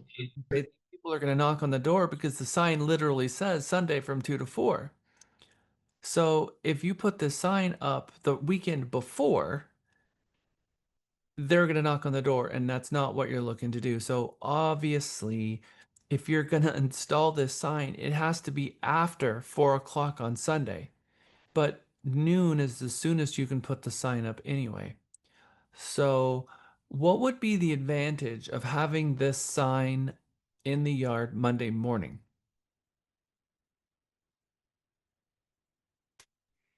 Gives you an extra week of advertising. Yeah, about to say it's a whole week. Well, okay. I mean, a whole week. I mean, we're already live in the MLS on Monday, so it's not a week of exercise. Let's think about Neighbors, everybody sees it first thing as they go to work. that's exactly the answer. So if I'm trying to figure out when I'm going to put my sign up, I might be thinking, well, I can put it up at the earliest I can put it up is 4 o'clock on Sunday because I don't want to put it up during the open. I don't want to put the sign up during the 2 to 4 on Sunday. What it says on the sign because that's going to confuse people. So the soonest I can put this up is 4 o'clock on Sunday. But when I put it in the yard on Sunday, I don't have it in the MLS yet because I'm not putting it in the MLS until tomorrow. And tomorrow I'm going to put it live at noon. And that's when my photos are going to get syndicated to the .me. So do I go out and put my sign up Sunday night, go back to the office, put it live Monday, then drive the flyer box out Monday afternoon after? You certainly can. There is a huge advantage of having the sign out at least Monday morning to grab the people who are driving out of their driveways and they see your coming soon sign. They know that it's coming and they're not going to be able to grab a flyer at all, but they're going to see it going to work Monday morning. That would be the only advantage. But I think they also would also be able to see it Tuesday morning or Wednesday morning or Thursday morning. So I think in real practice, what you probably should subscribe to is putting the property live Monday at noon, and then Monday afternoon, drive the sign and the flyer box filled with 50 flyers and put it in the property. And then it's say open Saturday and Sunday from 2 to 4. And then Monday afternoon, all day Tuesday, all day Wednesday, all day Thursday, and Friday, it's just been sitting there gaining momentum and gaining traction and gaining visibility. And then 2 o'clock Friday, you go live. And then Saturday and Sunday is your open house. You'll notice here, I'm not advertising coming soon. The entire time I'm advertising the open house on Saturday and Sunday. Because that's what I want. My call to action here is show up to the open house. Now people are going to call me and they're going to have lots of questions. But there's a huge value of having the images, having the flyers rather. And you have a front and a back to the flyer. You got a couple of options here. You can create a flyer packet. So you've got on page 1 of the flyer, we've got a front and back to your Cesium flyers.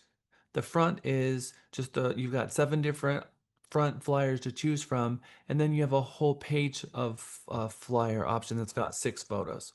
So you can have the front, which is going to have the big photo on top and then all of the photos in the back. And then you have your Realty Texas agent flyer. And you can print that on one side, and then on the other, you can put a lender payment scenarios. There's a lot of things you can do there. So you might have even 11.5 by 17, so that you have a booklet which gives you 4 pages to print your flyers.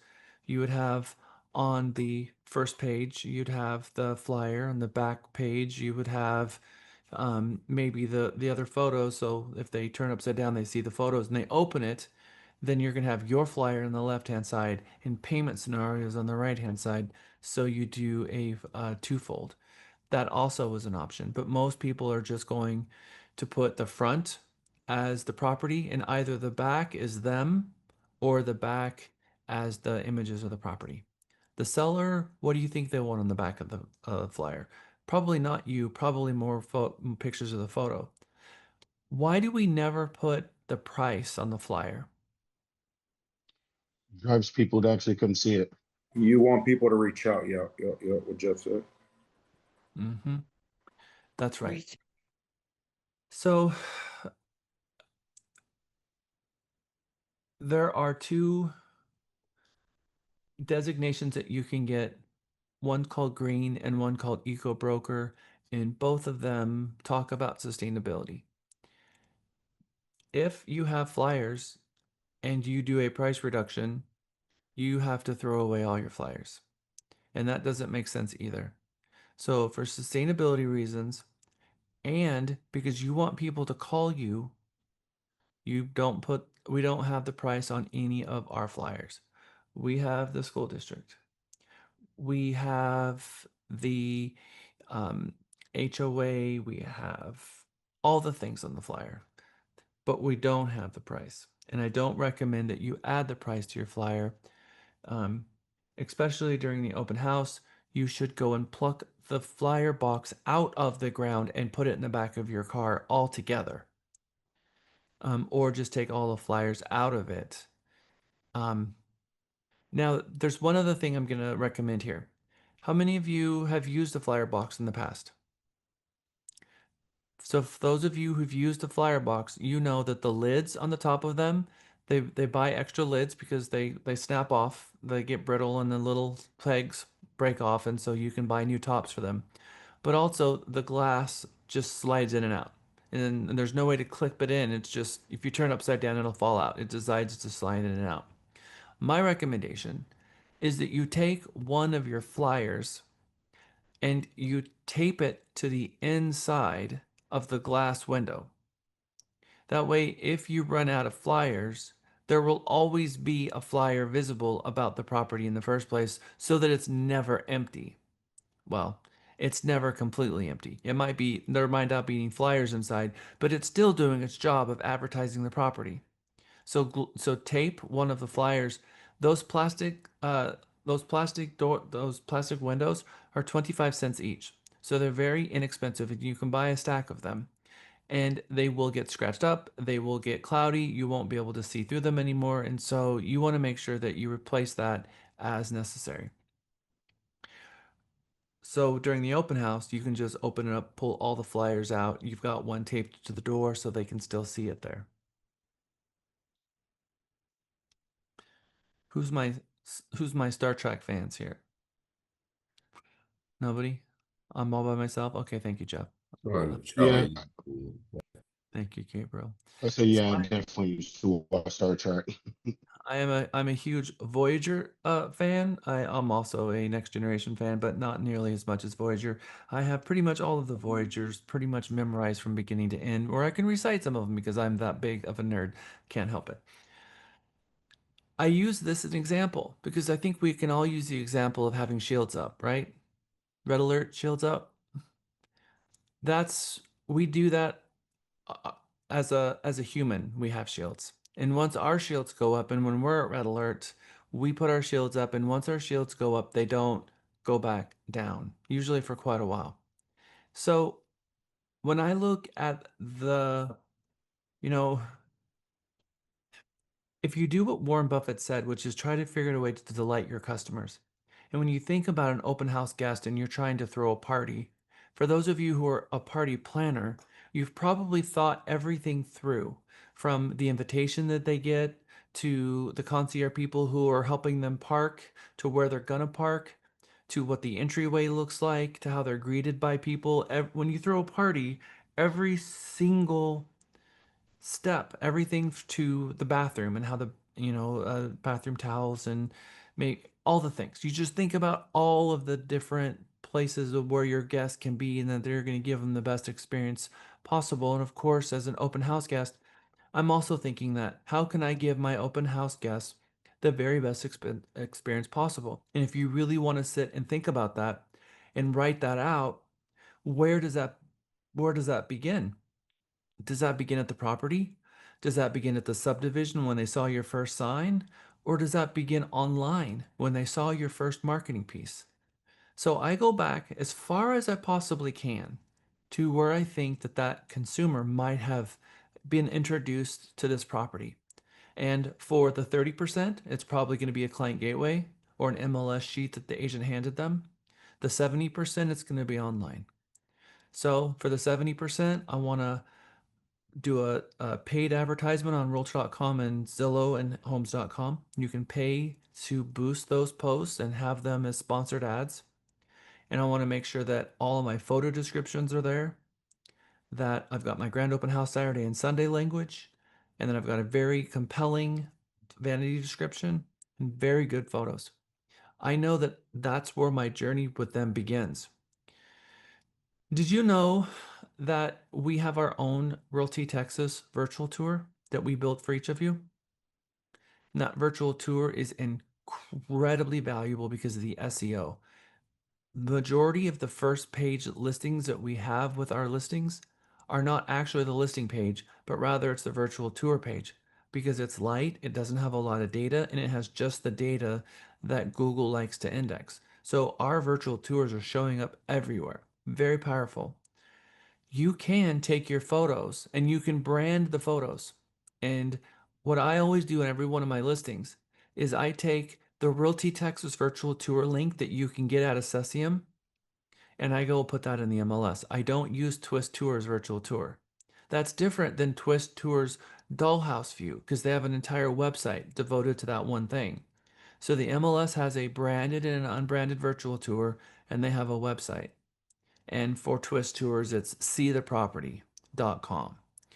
I take the See the Property website that Twist Tours gives me, which is the website that I showed you guys on Wednesday. It's got the dollhouse view, it's got the virtual tour, it's got all the things, all the photos and everything on that website. I put that in the website field, but in the virtual tours, I put the Realty Texas virtual tours.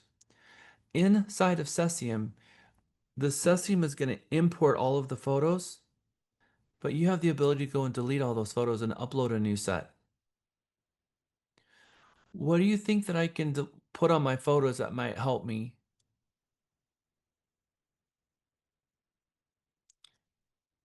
You're going to brand the photos maybe? Maybe put grand open house Saturday and Sunday from 2 to 4 and ask the photographer, can you give me a set of web photos that has the branding open house Saturday and Sunday from 2 to 4 on this date? And that way you can go to the Realty Texas website, delete all the photos and upload a new set of photos so that when they see the listing and they click the virtual tour, because they're going to click the virtual tour, it pops up. And if you have 40 photos, every time they click next, they're going to see open house, open house, open house. And every time they go click next to the next image, they're going to see the open house again. And so by the time they've gotten 10 photos in with the branding at the bottom, it's impossible for them to have missed it. Zillow, Realtor.com, Homes.com, they don't like branded photos. They don't allow it. So we can't put the branded photos in the MLS. It's not allowed. Otherwise, agents are going to brand all kinds of photos and make a big mess of things. And we have a lot of rules telling them that they can't do that because they'll put their photos, they'll put their logo, they'll put their face. So we said, no, you can't have any watermarks or any photos, anything on the photos. The only watermark that's allowed on an MLS photo is the MLS itself. CTX MLS Actress HAR. They're required to watermark the photos to show where that photo came from. So that is another option you can have because again, at the very beginning, I want them to know that we have a party and that they're an invited guest.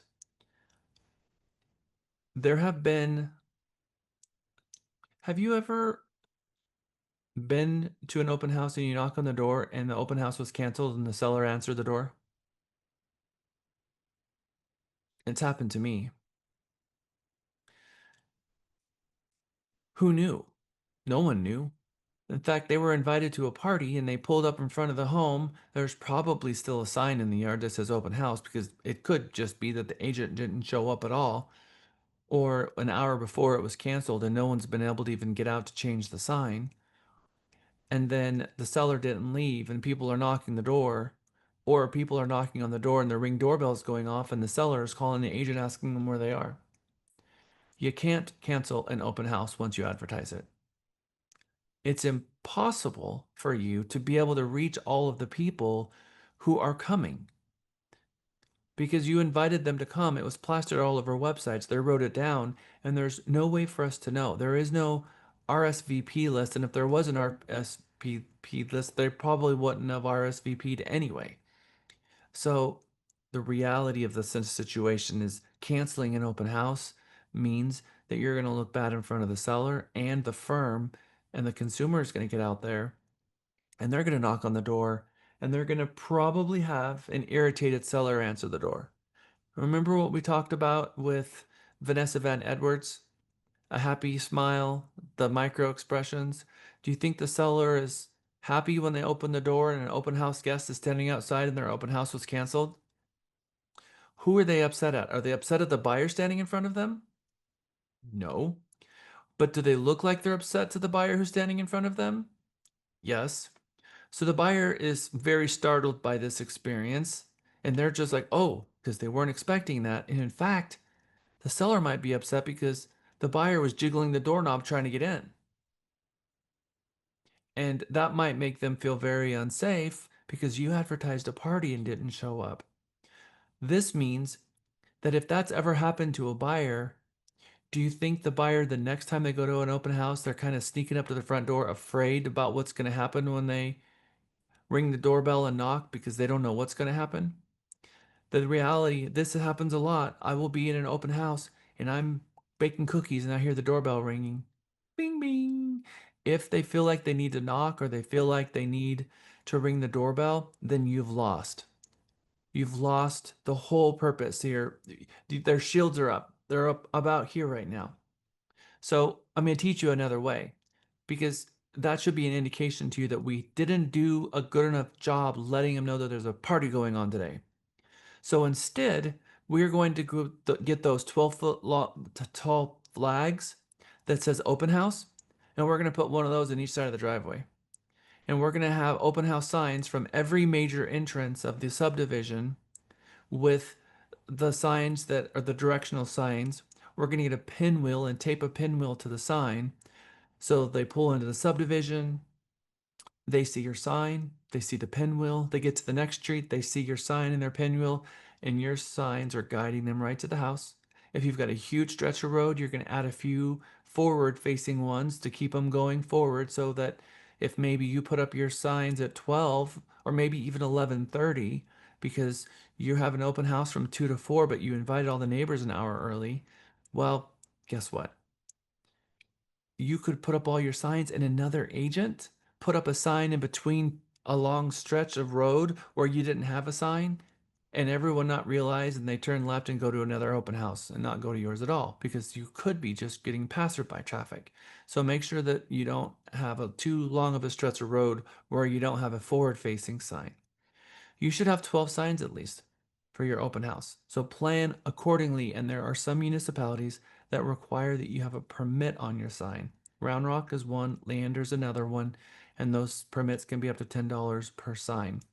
So you don't want to break the rules because if you leave the signs up overnight, or if you have more than one sign on certain major intersections, the sign police will come and steal your sign and go throw it in the city dumpster. By the way, knowing what city dumpster that is very helpful because if that happens to you, you can go and retrieve those, which is behind City Hall in Round Rock. Okay. So we're trying to keep the shields down. So we know that if they are not familiar that there's a party going on, then they might be walking to the door with an objection in the back of their head and their shields might be up a little bit. And we don't want that because when they walk in, we want them to be excited and not be worried about, having someone greet them at the door and startle them. So we've got all the signs leading them to the property. We have the big open house signs flapping in the wind on both sides of the driveway. You've got a sign in the yard that says open house, welcome, please come in. You've got your doormats.com doormat that says open house happening now right in front of the door. And then you're going to take a 3x5 card and you're going to tape it over the doorbell and you're going to write a message on it, hopefully that's pre-printed, that says welcome, please come in. because I do not want them to knock on the door and I don't want them to ring the doorbell. Now, there was a practice that we had in California that was a wonderful practice that I absolutely loved, and it was really hard adjustment for me. And it's probably still is a really hard adjustment for me, to be quite honest. In California, we left the doors open during the open house. Always. The door was always open. You never closed the door in an open house. That was the whole purpose. It was an open house. Are we going to leave the door open the entire time in the open house in Texas? Not in Texas. No, no. It's not Absolutely California not, unless weather. you want to burn up. Yeah. It's not California weather. Your seller's not going to be happy with you because you're going to have mosquitoes and flies and all the heat is going to come in. It's going to be a mess. You're just not going to be able to do that. So you're going to have to keep the door open. So how do you make the property feel inviting with the door shut? The flags out front, the welcome, please come in sign that the board has. I'm going to show you what some of these signs look like as we get. I know that I have a video about it even. No, I don't have a single one.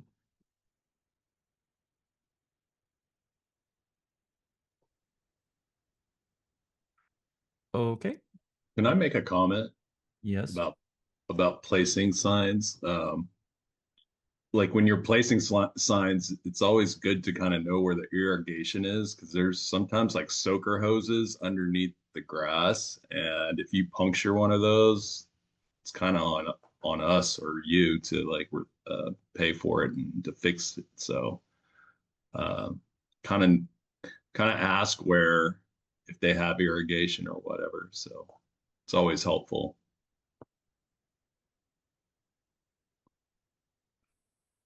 All right, so we have, thank you. We have, what the world is this doing this? All right.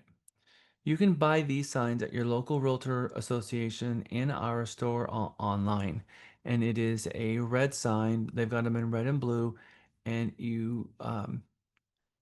they're the corrugated signs.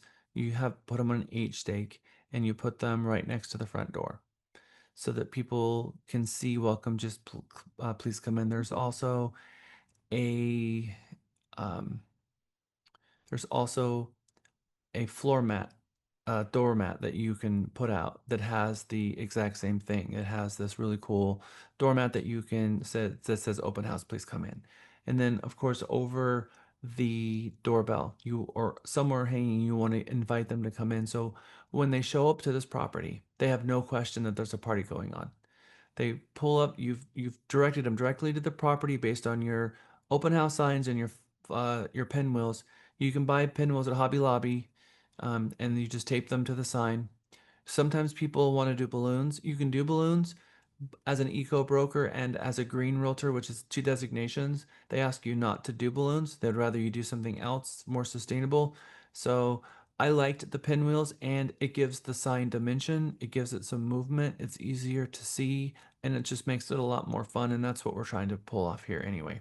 And you can tape them to your signs and just leave them taped, and you put them in the back of your car, and you never have to worry about it because they're always just taped to the sign. Okay, so they're pulling in the neighborhood. They see your sign, they see the pinwheel, they get to the home, they see the flags. In the property, in your sign, it says 2 to 4, so they know what time it's happening. They open the flyer box. There isn't any flyers inside, but you've got one taped to the front glass window. They walk up. As they're walking to the front door, they see this on the way to the front door. They see the doormat that says welcome, please come in. There's a doorbell, but over it is a taped 3x5 card that says welcome, please come in. They grab the door knob and they step inside. If they come inside, you've won. You've done it so far. You've made them feel comfortable enough to come in. How many of you have ever been to an open house? I'm sorry, how many of you have been to a model home? Do you ring the doorbell at the model home? Why not? Because it says, please come in. Because they have gone to lengths to make sure that you feel comfortable enough to walk in, that you don't have to ring the doorbell. So like Jeff said, they have got signage everywhere telling you, please come in, check this out. We want you to see it. You're the guest. You're the guest of honor here. So that's what we're going to do at the open house. Make them feel like the guest of honor at a party, because we're working hard to make sure that we're doing just that, that they're the guest of honors. And Jack, by the way, the screen is flickering again.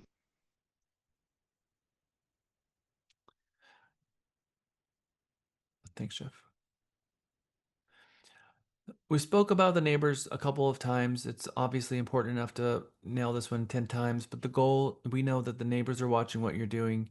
And if you could remember this fact, that you are showcasing your services in front of the neighbors, and everything that you do, the neighbors are watching. And if they're impressed by you, there's a very good chance that they choose you to be their real estate agent as well.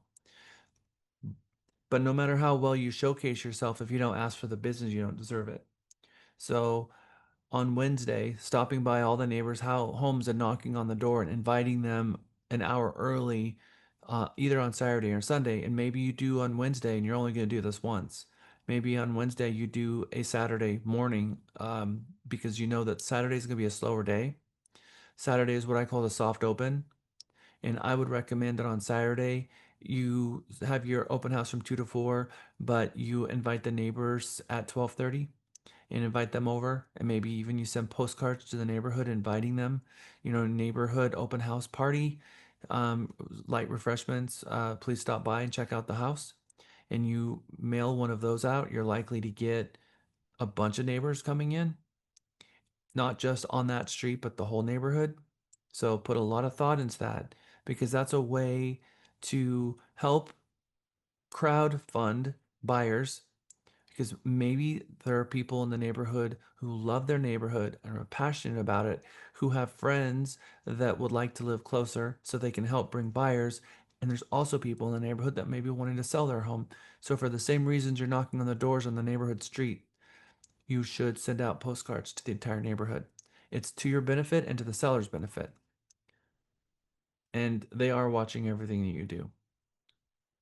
You can buy these cool signs that you can also attach to around the doorbell, but obviously we're not going to drive a nail into their house. These here are cool, but you can also just get a 3x5 card or something like that you professionally create, that you put over the doorbell, because what you don't want to have happen is them walking up, knocking on the door. It takes away from the experience that you're trying to provide. You're trying to wow them right now. Likability is a very big thing for you. You're going to want immediate likability, because they're going to judge you. And I'm going to tell you this very important fact. Most agents, when an open house guest comes in, they immediately go after them like they're on, like you feel when you're on a car dealer lot and you want to see a car and 5 people come after you and start following you around on the car lot. How many of you have been in a car lot and you know exactly what I'm talking about? People don't like that. They don't want to be treated like that. They want to be left alone. They want you when they want you, and they want you to leave them alone when they don't want you. So likability, when you walk in, if you come after them and start asking them all these questions, what's your phone number, what's your email address, what's your name, are you qualified, you come after them like this, you are likely to have their shields go up and not come down at all. So I'm going to show you a way that you can get their information without ever asking them for it. But I'm going to ask you this question. What does this card say? Someone read this card.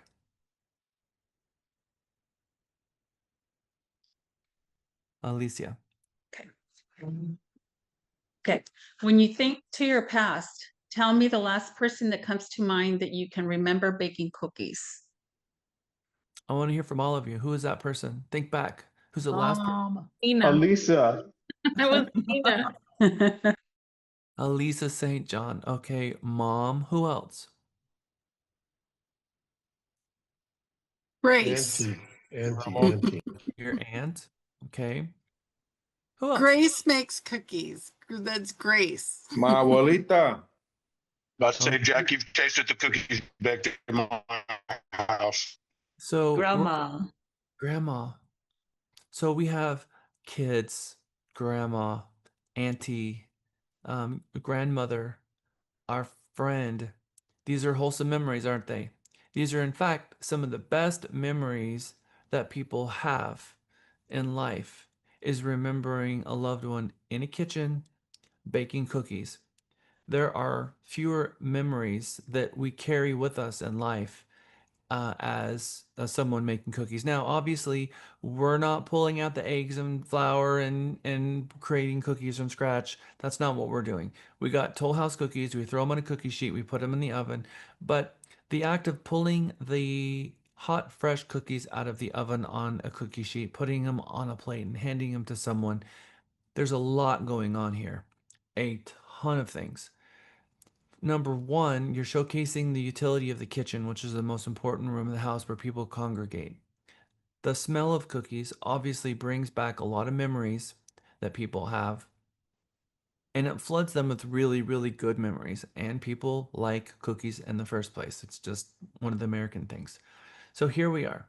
Here we are that the baking cookies makes the house smell good when they walk in. It shows off the utility of the kitchen. It makes people feel happy, makes people feel good. It puts you in a class of people like grandma and daughter and friends of someone who is a trustworthy person.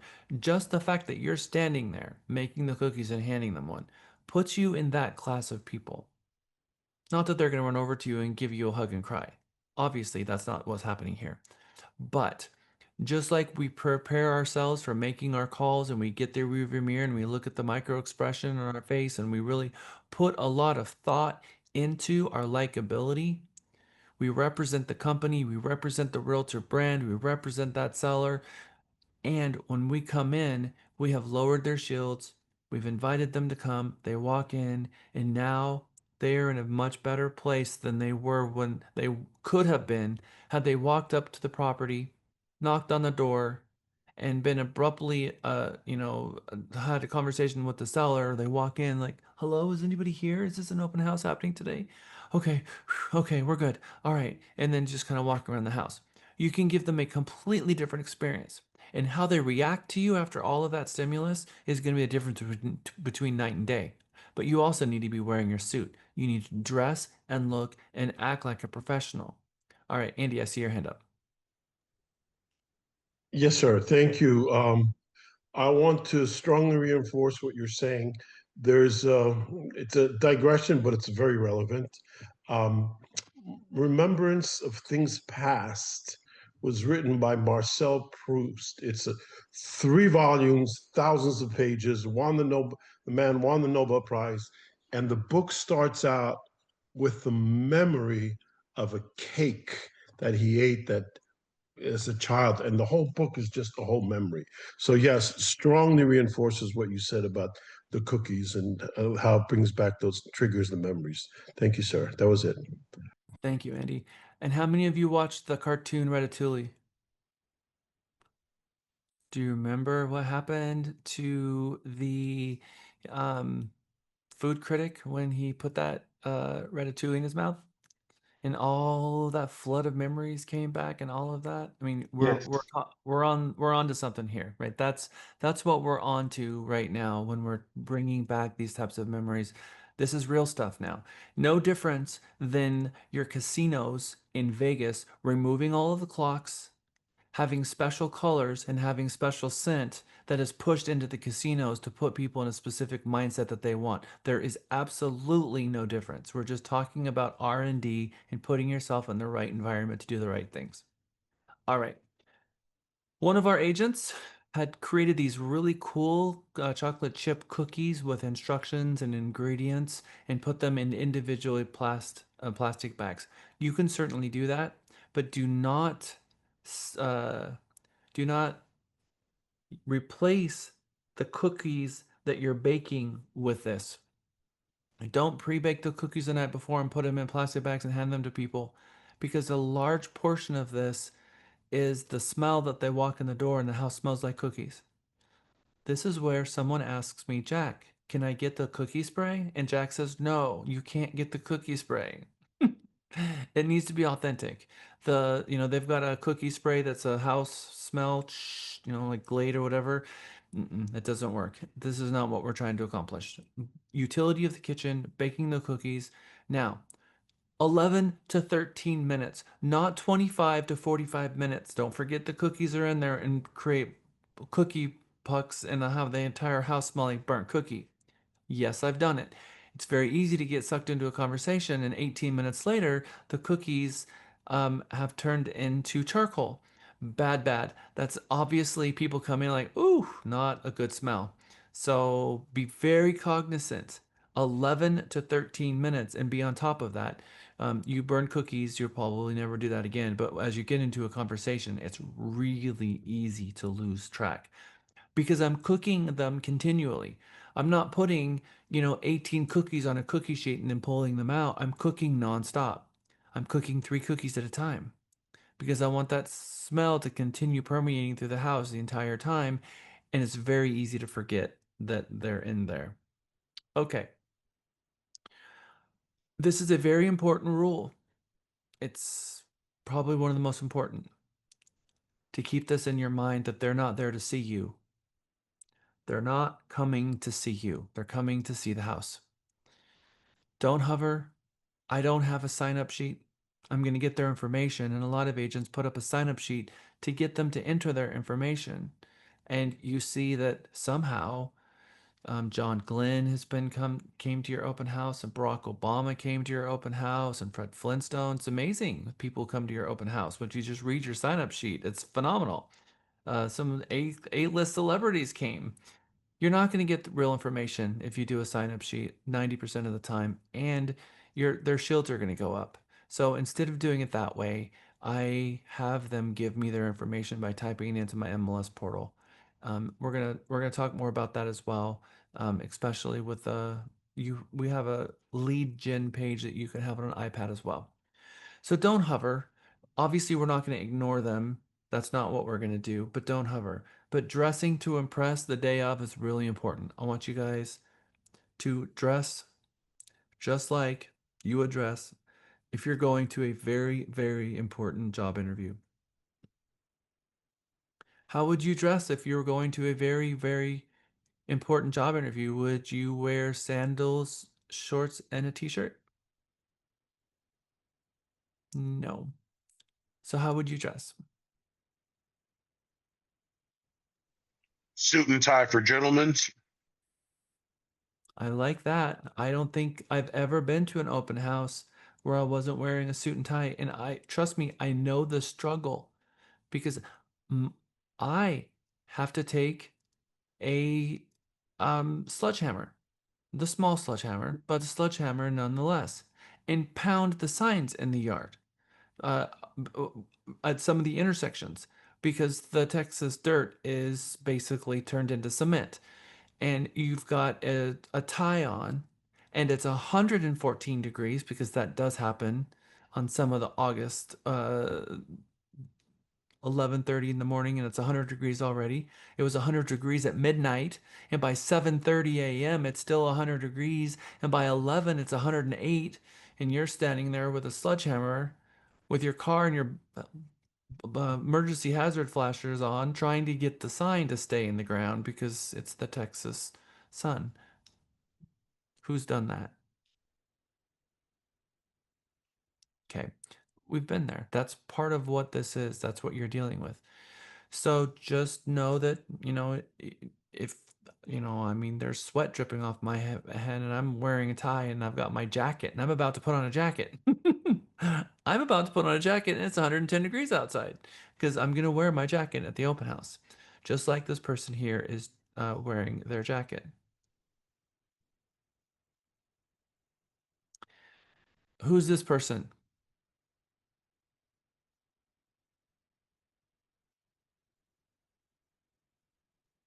Buyer you don't know that's going to show up.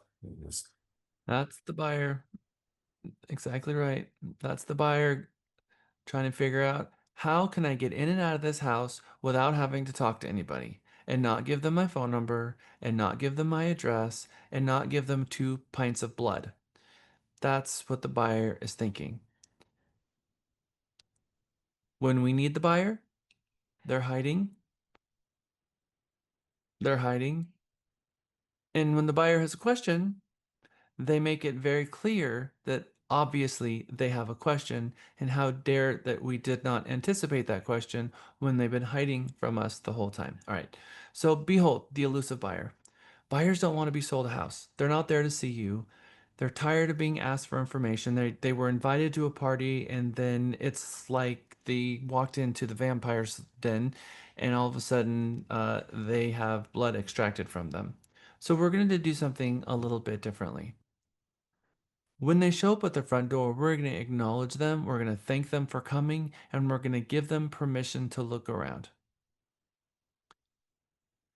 One of my clients I sold a house for on Sun Hillow in Pflugerville. It was on the corner. They had a pool. I met them at an open house, and they had outgrown their home and they needed something bigger. Weirdest people. He likes scuba diving, and they literally bought a condo downtown Austin in the 360 building. And his big question was, do you think that they're going to let me wear my scuba gear in the pool so that he can continue? He liked it that much. Anyway, at the closing table, he looked at me. He says, he said, do you remember where we met? And I did. He said, do you remember what you said to me? And I knew what my script was, but I just let him finish. And he said, you acknowledged us when we came in the door and you invited us to look around. He was so appreciative of that, he remembered it, because in all of the other open houses, every time they went into one, it was always the same thing. Please sign in, stop what you're doing, don't see the house. And that irritated him, and it irritated him every step of the way. And I did it differently. Hi guys, thanks for coming. Take a look around and let me know if you have any questions. They really appreciated that. And I know, I can tell on the expression on people's faces when they come to my open houses, it just feels different. They walk in and I acknowledge them, I thank them for coming, and I give them permission to walk around, and then I create dialogue with them, and they're much more apt to share with me. But I've also, from the very beginning, I've put a lot of thought into every step of the way here to make sure that I did not put their shields up. And their shields stayed down. They felt comfortable from seeing the signs. They opened the door. They came in. They were acknowledged. I thanked them for coming, gave them permission to look around, and now they're looking around because, again, they're not there to see me. They're there to see the home, and I've given them permission to do just that. The next thing is that all the questions I'm going to ask them are going to be open-ended questions. I'm not going to ask them if they like it or not. I'm going to ask them, what do you think? And they're almost always going to tell me what they don't like or what didn't work out for them. Well, I was needing this, this, and this. And that's also important because they're telling me what they're looking for, and I'm going to be extrapolating a home search, and I'm trying to gauge their interest on the home that they're in. Do they like this home from my seller? Is this a potential match for them? No, it's not. Okay, fine. I can still help them with something else. What are you looking for? So what do you think and what are you looking for are two very, very important questions. The easiest questions. What do you think? And what are you looking for? Every single person that comes in, hi guys, thanks for coming. Take a look around and let me know if you have any questions. What do you think? And what are you looking for? That's the easiest script, but it's so powerfully effective. I mean, incredibly effective. I quadruple the amount of people that I speak with. Just about every person I have dialogue with, I find out what they're looking for. And then I repeat back to them what they're looking for. And sometimes, most of the time, I've impressed them more than their agent has, and I've only had about 13 seconds of interaction with them so far. That's saying a whole lot. So, how'd you find the house? Is a very important question that I ask. What do you think? What are you looking for? And as I'm wrapping up, or maybe if there's a couple questions I have, how'd you find the house? Why do you think I ask that question? To see where they got that source, whether they saw it on on Zillow or their agent sent them. That way, I mean, at least I think that's why I asked them, just to get an idea. If they have an agent. It answers if they're represented or not. That's not. I find that interesting to know if they have an agent, but here I am going to links to get them to share with me what they're looking for. I care very much about what they think and what are they looking for. And when I ask them how they find the house, think about it for a moment. What are the different ways they could have found the house?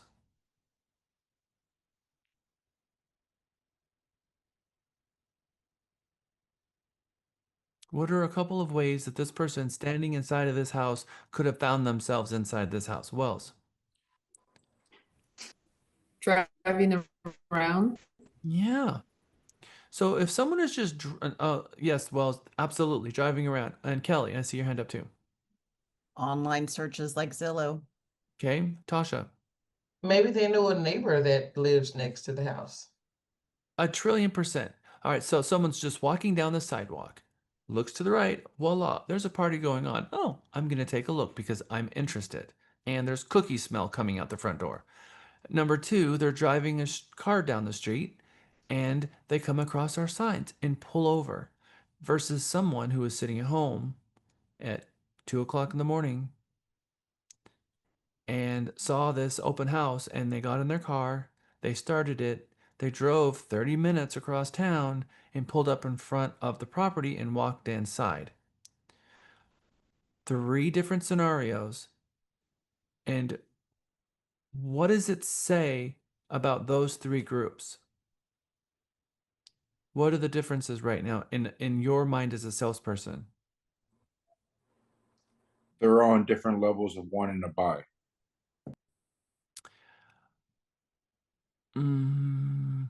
Okay. If someone walked in the property off the street, did they know the price?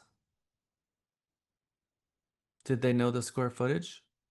Did they know anything? Probably not. But if someone saw it online, they saw the price. I'm always thinking someone that walks in before I ask that question, because it occurred to me at one point as I'm sitting there, if someone walks in the price and they say, "Oh, what's the price? Oh, this one's $675. Oh, yeah, that's way outside my price range," and turn around and walk away. Versus someone who came from Zillow, they already knew the price, which means that price they didn't blink an eye and they walked right in and they were interested. They drove here. So that tells me that the price and the location and all of that is on their checklist. So I already know that this price is not scaring them away. But if they just saw the sign or they just maybe were walked in off the street, you could have a subdivision where some of the homes are 289, some of the homes are 450, and some of the homes are 900. Let's look in Terra Vista. You got some homes that are in the 900s, even the $1 million mark. You've got some homes that are, right at the $300,000 mark. So if they've come from online, they know a lot more about the home.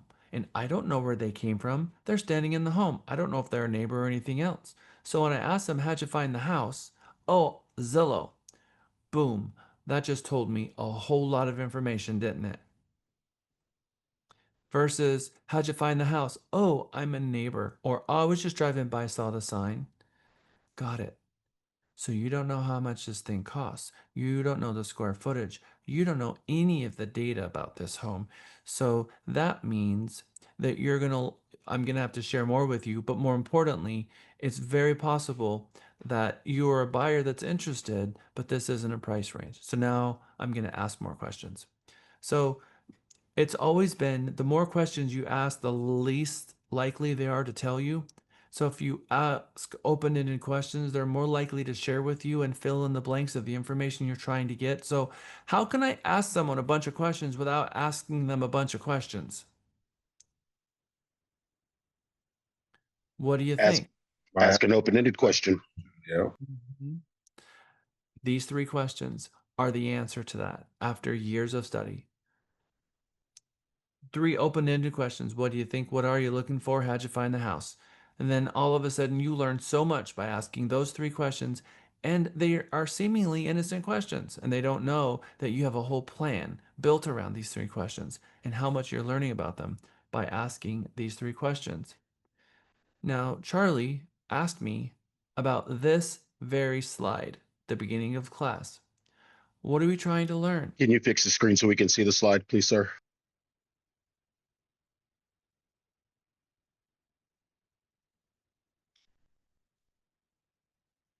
The 5 criteria. The 5 things: beds and baths, the size of the home, the area. Do they care where the primary bed is, up or down? And the max price. These are the things that I really would like to know, because if I enter these things into the MLS, I will have less than 50 listings, certainly less than 75. A reasonable data set to send them for a home search. But if I only know they're looking for Round Rock under 600, they're going to get 400 listings and they can't even look through that many listings. So how can I send them a reasonable, highly targeted list of homes that's going to be really what they're looking for? What's the max number of bedrooms that they want? What's the min number of bedrooms they want? What's the square footage? And sometimes they can't answer that. That's okay. Sometimes people have no idea, and that's okay. Rough size. The area and the location of where they're looking, whether that could be a zip code, it could be a city, it could be a subdivision. And then the number of stories of the property, number of stories, or which the primary bedroom up or down, and the max price. And then I always use that word, or that phrase, because I don't want to hide anything from you when I talk to them about my max price. But I'm going to put all of this in a script so that we can actually see the script as it rolls out. I'm going to put you guys in group breakout sessions, and then you guys are going to do the scripts. So here is how the script is going for me. Hi guys, thanks for coming. Take a look around. Let me know if you have any questions. They come back after they've checked out the primary bedroom, primary bath, looked at the house, come around, back into the kitchen. I'm just not going to ask them if they like a cookie. I just hand them the cookie and they'll be like, oh, no, thank you. Or thank you. And then I'll say, so what do you think? As I'm handing them the cookie. And then they start talking. Got it. Okay. Got it. Okay.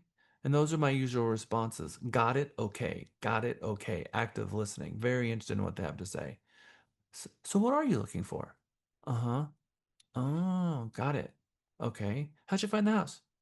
Oh, that makes sense. Okay, cool. So you're looking for a 4-bedroom in this subdivision that is single story? Yeah, okay. And what's your max price? 575? Okay. So then I go and I start typing that in the MLS because I found out that they have no interest in this home at all. It's not a contender. Or if it is a contender, then when I ask them, what'd you think? Oh my gosh, we love it. Nice. And then I start asking them more questions because that conversation is going to go into a completely different direction. They're going to lead the conversation, but I'm dropping breadcrumbs that will lead the conversation in one of 2 ways. We love it. We absolutely love it. So then my biggest 2 questions when they say we absolutely love it is either it's outside their price range or they might be an interested buyer. We don't like it, meaning it's probably they're going to end up purchasing more, or there's something that they need that this home lacks. That's what I'm looking for, because obviously they walked in, or they just could be lookers. Oh, we're just looking. We're just neighbors. Got it. A neighbor. Nice. So what brought you in? Oh, we're just looking. Okay. Well, do you know anyone that'll be looking for a house like this? Well, maybe. We've got some friends that are moving into town. Nice. When are your friends coming into town? And because now you're trying to figure out how can I get connected to these people so that I can give them a private showing. Well, great. Well, if they're going to be in the area soon, I would love to be able to meet them and show them the home. Just continue trying to figure out ways of being helpful and lead the conversation. Okay, it is 2 o'clock. We're going to take a break for 10 minutes. So we're going to come back at 2:12. Okay, welcome back. We have a video for you to play. Open in browser. Please be a YouTube video? Hi, well, And you are a YouTube video. Good, good. All right, there's another video for you guys. This is going to be a open house from start to finish video. I'm going to put you in your breakout sessions. I'm going to give you, hold on. All right, this is going to be a long one. You guys ready for our breakout session? It's going to be a little bit longer. All right, I need somebody in your breakout rooms to be able to share your screen and click play. But so far, you've all been able to do this flawlessly. So good job with that. All right, I feel like we're missing 2 people. All right, I'm going to put you into 5 groups. I put the URL in our chat, so please grab that really quick before, otherwise you're going to have a hard time finding it. All right, Lisa's going to be popping in and checking in on you. This is a longer video. We're going to 14. I'm going to put you in there for 15 minutes. That gives you 1 minute to get this playing, so it's not a lot of time. Then you're going to come back after that we're done, and then I'm going to put you in for a few more minutes to talk about it. But I want to pull you guys all back after you've watched the video, and then give you 8 minutes to discuss what you just saw. So take notes of the things that really pop out at you here, so that you can know what you're going to talk about. Things that you're going to implement in your business, things you really like about this video, I want to hear them. All right, 15 minutes. You got your breakout room sessions. Okay. Did everyone have an opportunity to finish your video? I left you in there for another minute because Mr. Avila was in my office and I was helping him with a issue because I'm multitasking. All right, so good. So we all had an opportunity to watch the video. I'm going to send you back in there for 5 minutes, and I want you guys to discuss the video because I'm guessing you didn't have any time to discuss it. Is that right? Or did you? We had time to discuss it in my group. Okay. We discussed it. We Okay. also did. All We right. were, yeah, we were definitely talking about it. Group 1. What was your discussion? I can speak. I can speak from group 1. So one thing that was very important, and that it was mentioned repeatedly in the video, is to connect with people. So it talked about the importance of connecting with them, let them feel welcome. It also talked about the listings, the signs that we have to put in the neighborhood. In the video, it mentioned 20, and that will be the minimum amount of signs, especially it has to be on all the major entrance of the subdivision. I think that's a very important point. It talked about the snacks, obviously mentioning the importance of the cookies and whatnot. One thing that it was very interesting, in the video, it mentions that it doesn't have to be anything super fancy. The simple aspect to it will create a better environment for the guest. So the flags, directional signs, custom signs is important. And that sign that says, "Welcome, please come in" sign, it was mentioned in the video. And I think that's a good touch. In terms of the door knocking, it was mentioned in the video that you should impact 6 neighbors, 3 on each side. And the other aspect that we can mention is that if the potential clients are open to it, you should set them up on the MLS for potential showings. I think that's another important point to mention. That's all we have. Thank you. Okay, that's very good and very helpful. Group 2, what was your discussion? And usually what's interesting about this particular video is that each one of my groups had a completely different different conversations. So I'm curious to hear the different conversations that took place. Group 2 is Andrew, Darlene, Gabriel, Jeff, Tasha.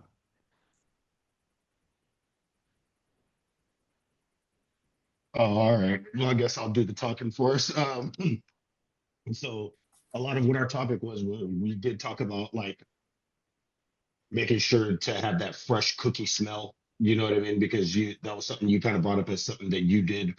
You usually have your apron and everything on. And so we were trying to devise ways that we could also use that and also not one burn down the house, but also still give that fresh smell, and also that we that we stay more accommodating and not just hover around them. It was definitely a point of interest to not hover and make sure that they're signing in, but that we're communicating with them and getting that information so that we can get them into an MLS portal and have them set up in some form of gateway to get it exactly what it is that they need.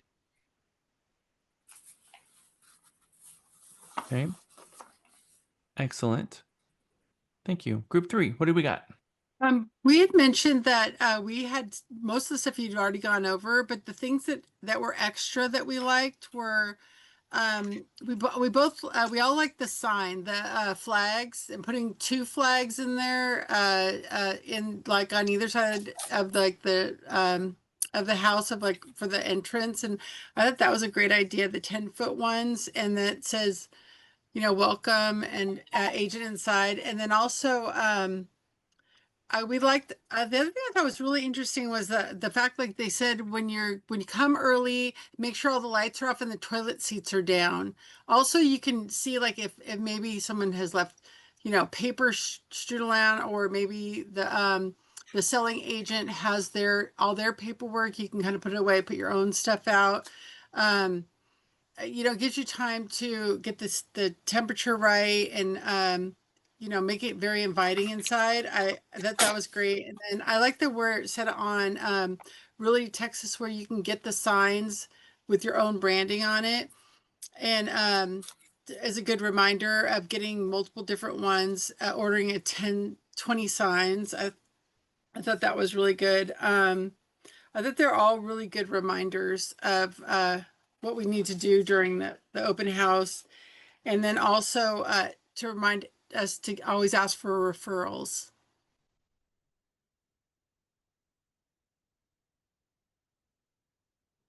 Yes, please. Yes, please always ask for referrals. All right, moving on to group 4, because you were group 5. Ariel, Chris, Charlie, Jonathan, Lukinson, Rachel, Tina. Yes. So we liked that they mentioned to remove the flyer box during the open house so people have to go in to get the flyer. We liked that Emma, she was really good. She was very relatable, and she kind of made a connection with the guy. And then after she made the connection, she was very tactful of asking for a referral after. We liked that she described the office location so he knew exactly where he was going to go. And then I think we all are going to try and implement the cookie idea. We're a little hesitant because we don't want to burn the house down, but we will all try it. Please don't burn the house down. Thank you, Tina. Good job. All right, group 5. That's me. Our group, we like everything everyone else said. We liked the idea of making it warm and welcoming right at the beginning, because that helps encourage the potential buyers and customers from coming in and letting their shield down. I personally love the idea of the listing signage being a direct reflection on the agent. It's your avatar, it's your business card. It adds to your reputation from the beginning. I really thought it was cool. Our group thought it was cool that you could leave your for sale directional signs depending on the market. You could leave them up for the duration of the listing as long as it's active. I thought it was very helpful to know the difference between putting something like cookies out versus a charcuterie board, because you want it to be informal but very homey and welcoming and inviting. And sometimes a little, you know, higher end posh snack might not create the right atmosphere. And I loved the idea, our whole group loved the idea of removing the flyers from the box. You encourage people to come in and you can start lots of conversations that way. Okay. So, open houses, cookies, this is not just cliche. This is a good practice for a real estate agent to have their office inside of the property on Saturday and Sunday. Showcase the home, have people coming to you, giving people plenty of time to come a week, 5 days ahead of time to plan to come. Lots of signs, lots of stuff going on in the driveway. Signage to make sure that they don't knock on the door. When they do open the door, greet them, thank them for coming, give them permission to look around, let them do that. Keep an eye on them so they're not going through, there are marketplaces like specifically Houston where there are people coming in off the streets, going into the bathroom, closing the door, going through the medicine cabinet, emptying the prescription medicines, putting them in their pockets and walking out their front door with them, which is why on our listing agreement, we have an obligation to read those other notices, which says if you have any jewelry, any prescription medicines, or any weapons and ammunition, that the weapon and ammunition should be locked in its own separate box separately from each other. That if there are any prescription medicines, it should not be in a normal place that you could find. And if there are any jewelry, it should be secured as well. Because although if someone comes in and says, can we use the bathroom? That's not something that we can authorize. You do not have the authority to tell someone they can use a seller's restroom unless you have been given authority by the seller to say yes in that scenario. So there are some agents that will have a door stopper and they slip it under the door so that it's not easy to close the bathroom door, and that's it. You have some people coming in with a kid screaming, we have to use the bathroom, we have to use the bathroom, it's an emergency, and they go and shut the door. We can't physically restrain them and put handcuffs and drag them out. If they're going to do it against our wishes, we have no control over that. And some people are going to do what they're going to do, whether or not we tell them they can or can't. We can tell them that we don't have authorization, but they may go in there themselves.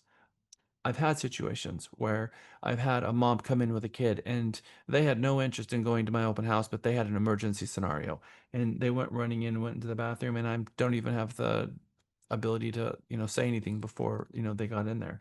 So as an open house guest, you might want to talk to the listing agent about what happens if someone, needs to use the bathroom in an emergency. Okay. But when they come in, greet them, welcome them, let them look around, keep an eye on them so you know what they're doing, and then ask them the open-ended questions, and then get them into a client gateway. But first, who do we represent in the open house? The seller. The seller. And we must keep our eye on that, because if we get into the habit of, I don't know, trying to convert everyone into your buyer client and putting them in a gateway and not attempting to have a conversation with them or pre-qualify them or figure out if, how interested they are in the property in the first place, that could be a problem. If the seller's watching and someone comes in and, oh, what are you looking for? Are you looking for a house? Oh, there's, I'd be happy to meet with you at my office and go show you homes. And the seller's thinking, what are you doing? Have you shown them my house yet? You're, standing in the living room talking about going and showing them homes, and you haven't even shown them this property yet. So we can't lose sight of what it is that we're there to do. We're there to market this home and first figure out if the buyer is interested. And then if we find out they're not interested or this isn't a match, then we're going to, then we're a free agent. We have the ability to go and show them other homes. What gives you, why do you not have to give them the information about brokerage services at the open house? And at what point are you required to give them the IABS? I can get on board with the advance. You don't give it to them there if no substantive dialogue is truly had about any location, whether it be that house or any other location. You're not representing them. Jeff, that's really close, but it's not the answer. Really close, really, really close.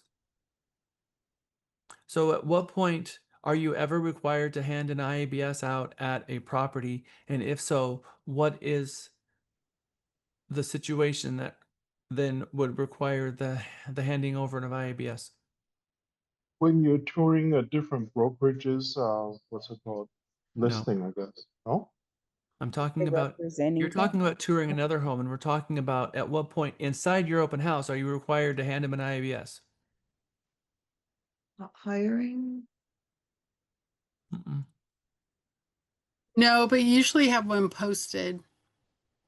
I think just to set them up in a portal, they should have the ABS. Mm-mm. Just display. Nope. There is an event that will happen that will require you to hand them an IABS, and if you don't know when that is, you might not be facilitating your requirements under the law. They want to make an offer? No. Okay. Just So who wants the answer? Okay, good. We want the answer. That's good. That's half the battle. All right, this is the answer. If your dialogue becomes that of another listed property, you have to give them an information about brokerage services. What about the home across the street? Oh, 125 Main Street. Do you know what that one's listed for? Before I start having substantive dialogue about that property across the street, I am no longer having a conversation about the property that we're standing in. I am no longer exempt from the information about brokerage services anymore. And before that dialogue can occur, I am required to hand them information about brokerage services and go through that.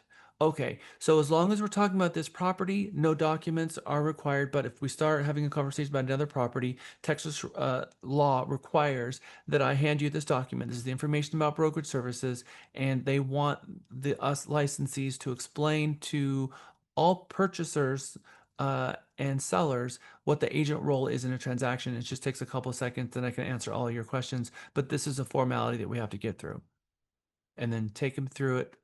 And then, okay, so as far as I know, the other property across the street, it's listed for 375.9. It's a 4-bedroom, 2-bath property. Looks like it was listed about 18 days ago.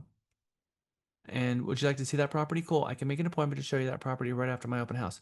Can I leave my open house right now and go show it to you? No, I can't do that. Tina.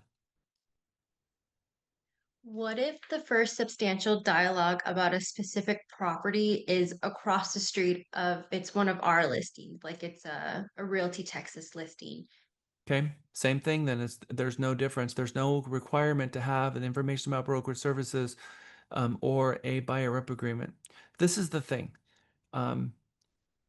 If they want to see that other home and the other home is not an open house, we still have to give them information about brokerage services, but we don't need to get so inside the open house, we don't need to give them the IABS. If across the street they want information about that home, then we can give them that information about that listed property because we are the listing agent. But if they want to go and see that property, we need to give them the information about brokerage services and then hand them a form called representation disclosure, which tells them who we represent. Because TREC says we have two requirements under the law. One, at first substantive dialogue about a property, hand them an information about brokerage service, or B, and B, tell them who we represent. So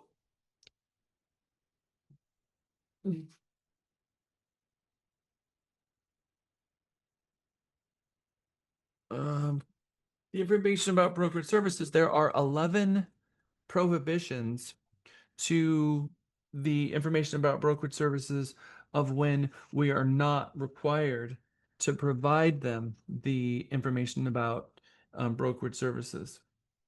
So 5-008 and then also 5-14. So one of them is if it's at a open house. If it's at an open house, we are not required to give them information about brokerage service unless the dialogue leaves that property and becomes dialogue regarding another property. If that other property is ours, then the only exemption about an IABS is not meeting someone at a property. If we met them at the front of our property and we're listing it, we still have to give them the IABS and a representation disclosure, but not a rep agreement. NAR says that we have to give them a rep agreement. We have to sign a rep agreement before we show them a property. NAR says that. But that's only for another firm. So if it's our firm and we show up at the front door, here, if we know they're represented by another agent, we don't have to give them the IABS. But if it's a sign call and we meet them, here's the information about brokerage services. And by the way, we are the listing agent of this property. We hand them those two documents, we're good. If they come into our open house, we don't have to give them the information about brokerage services. But now the dialogue starts talking about another property, whether it's ours or not. We have to give them information about brokerage services and tell them who we represent. Now, if they want to see that property across the street and it's our listing, we don't need a rep agreement. But if it's another broker's listing, they need to sign a rep agreement before we can walk in the front door. So I can't say Brandon's hosting an open house down the road. Oh yeah, if Brandon is hosting a open house down the road and it's an open house, then they can go in without an IABS. But if the door is locked and it's not an open house, we need the IABS in order to get them before we can open the door for them. Got it. Thank you. Yep. So this is the thing. If we're unlocking the door, then TREC says, well, the consumer could be very confused on who we represent at that point because we're unlocking the door for the consumer, and the consumer can be tricked into thinking that we represent them because we're helping them get inside. But if the property is open already and we're standing inside and they walk in, there is no confusion in the consumer's mind of who you represent at that point. That is how TREC is looking at this, and that's how they've dotted their I's and crossed their T's regarding all of this. All right. Lots of good questions. Let's keep going with the questions. We're going to go on break here in a couple of minutes, but I want to get through these questions first. Who's got questions?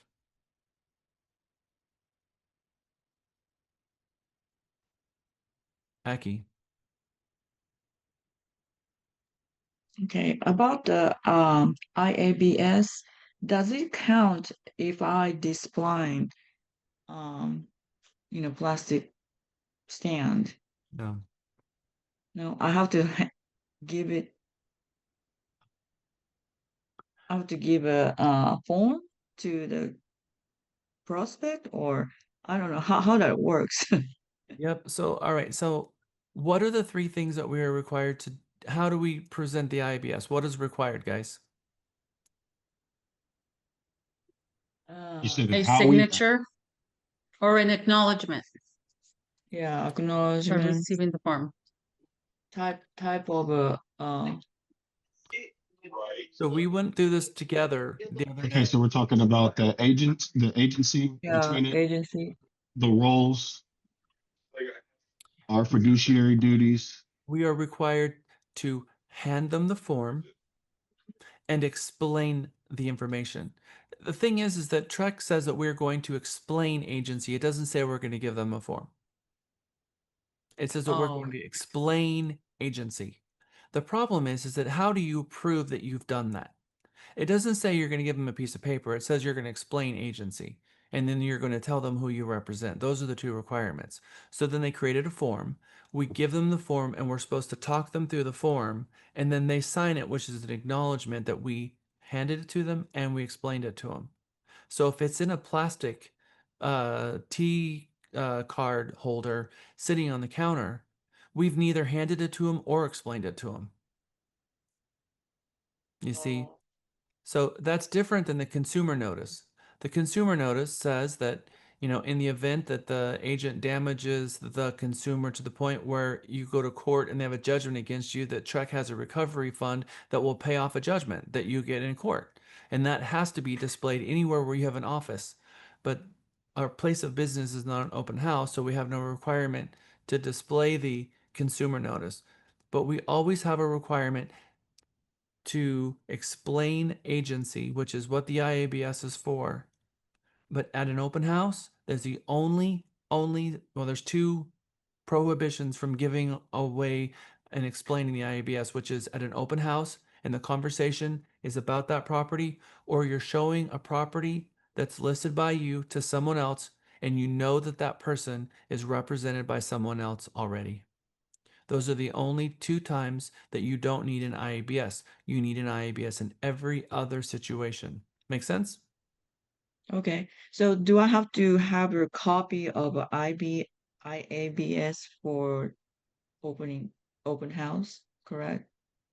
Okay. So that depends. It depends on if your conversation becomes something other than that property at the open house. If if they walk in and all of the conversation was always about that property, then Okay. no IABS would have ever been necessary. But the moment they start having questions about any other property and you start answering questions about any other property, then an IABS is created.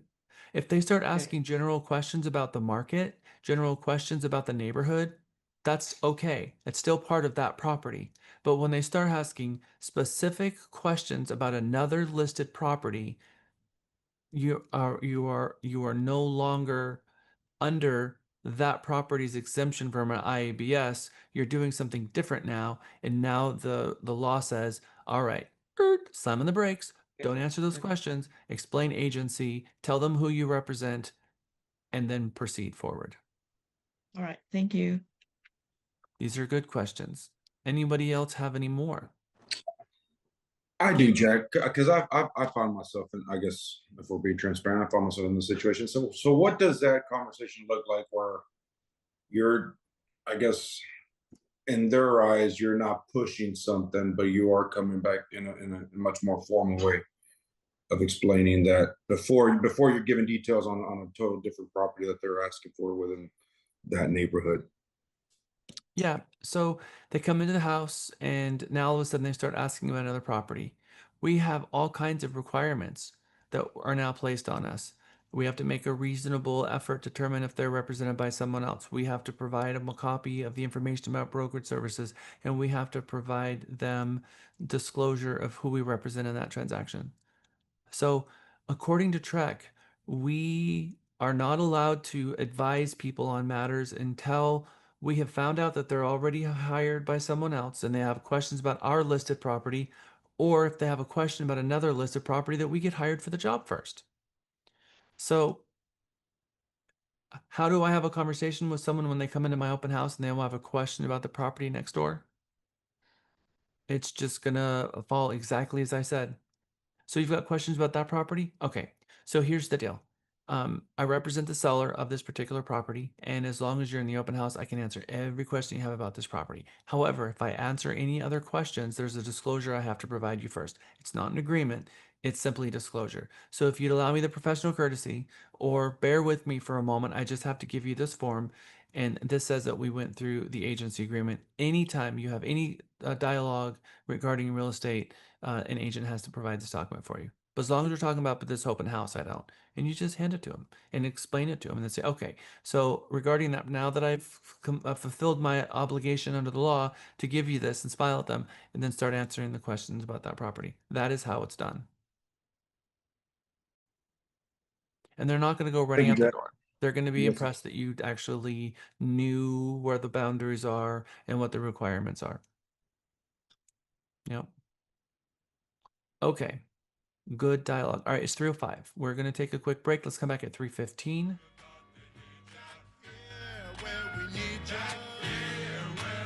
Welcome back. Welcome back. Welcome back. Welcome back. All right. Welcome back, everyone, from our almost last break. We'll be taking our next break at 4 o'clock and then getting out of here at 5 o'clock. We're going to go play with the MLS. We're going to play with our MLS, and then we're going to look at our client gateway, and we're going to spend a couple of minutes looking at how to set up a gateway, because this is probably the very best way to get their contact information, as well as the very best way to set an appointment to go show them something else if they're not interested in the subject property. Right before break, I asked a question. I said, at the open house, who would you represent? And all of you said quickly and correctly that we represent the seller. It's important that we know who we represent and what our actions can be when we're inside that open house. If the dialogue leaves that property and starts talking about a specific property listed by another broker or even us, but not that property, we have to give them an IABS and tell them who we represent.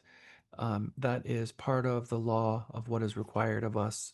And we need to know unequivocally and without question what our duties are in every situation. And it can quickly change, as you heard, as you probably noticed. There, what is seemingly small variations in a conversation can then all of a sudden prompt us to have a requirement of disclosure. Who we represent, we're supposed to tell everyone who we represent so that there's no question. We're supposed to identify ourselves as a real estate agent at first substantive dialogue. We're supposed to explain to the consumer how agency works, and then we're supposed to tell them who we represent. And there's only one situation where that's not required, and that's if we're standing in an open house. And that's no longer applicable if the conversation leaves that open house and starts talking about another property.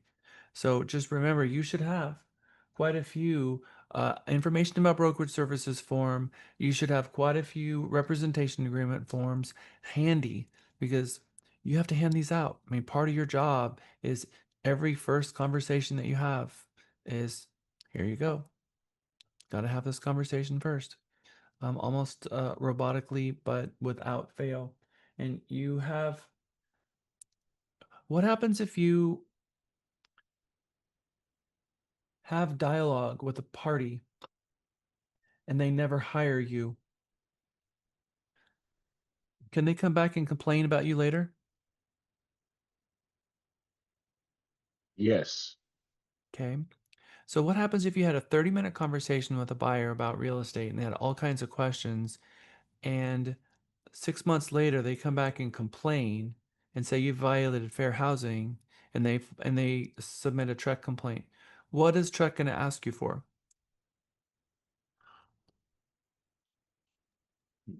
Do you have a recording of it or Do notes?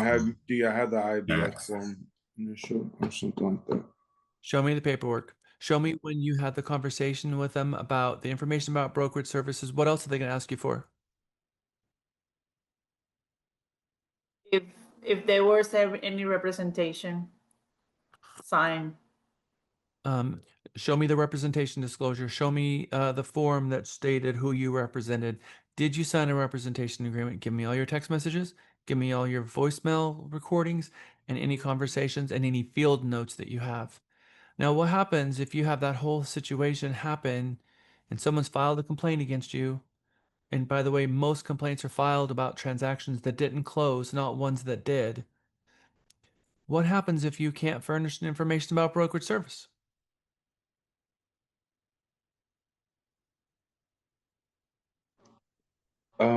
Don't you get sued, or I guess you lose in the lawsuit, and then you might lose your license? Fine. A lot of liability. It's a $10,000 fine.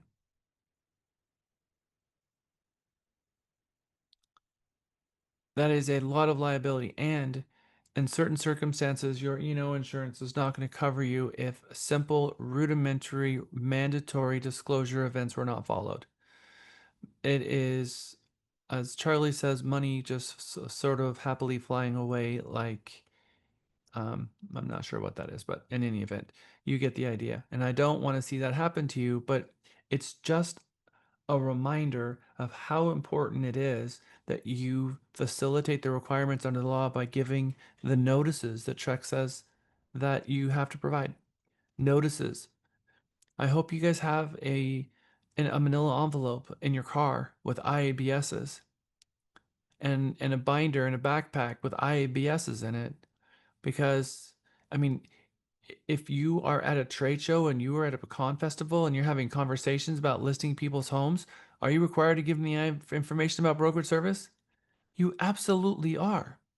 And so, and if you don't, it's a $10,000 fine. So we've got to find a really good way of giving them the information about brokerage service. But what is a really good thing about handing them the information about brokerage service? What is a really, really good thing about them having that in their hand and they put it in their pocket? They know and trust you after that. It's a good relationship and they document. Well, okay, I'll grant you that. I hope that's all the case. Um, Kelly, are you gonna Have your say? contact information. Oh, right there. Your phone number's on the bottom of that form in their pocket. They know how to reach you. They know your information. They got your email address. It's a business card, a very professional business card that's got you, the broker, the firm, all that information on the bottom of it, and that is a really good reason to hand that out. All right, I promised us that we're going to go visit the MLS, and that's what we're going to do now. Did you know that when you create a portal in the MLS, that if you don't set it up correctly, it may not notify you when the client clicks favorite or possibility or reject on a listing? So we're going to go see what the MLS says. And I want you guys, for those of you who are members of Actress, to follow along with me here. So if you will log in,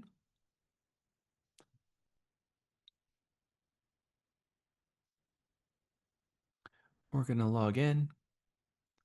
We're going to click MLS. And all of this stuff is in the slides. So none of this, you're going too fast, because it's in the slides, I promise. Okay.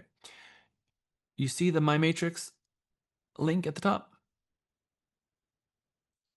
And you see the settings at the bottom? All right.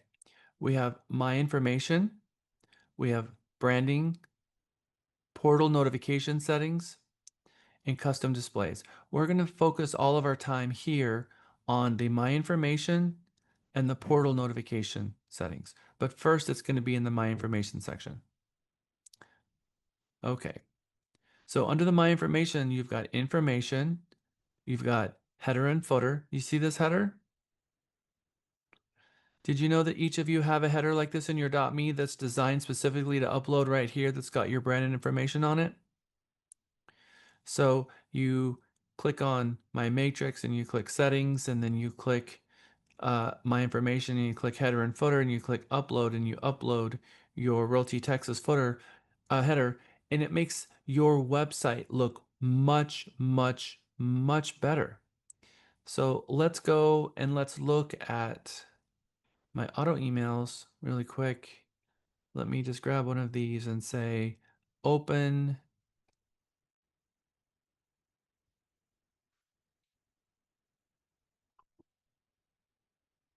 Okay, you see my photo here? And my little email that I have here, everything is kind of squished here because of the size of my screen. But this is One Home. This is now what it looks like when you log into the MLS and what they're going to see. Buy rent, save searches. They've got the buyer mode and the seller mode here. I can't get out of there.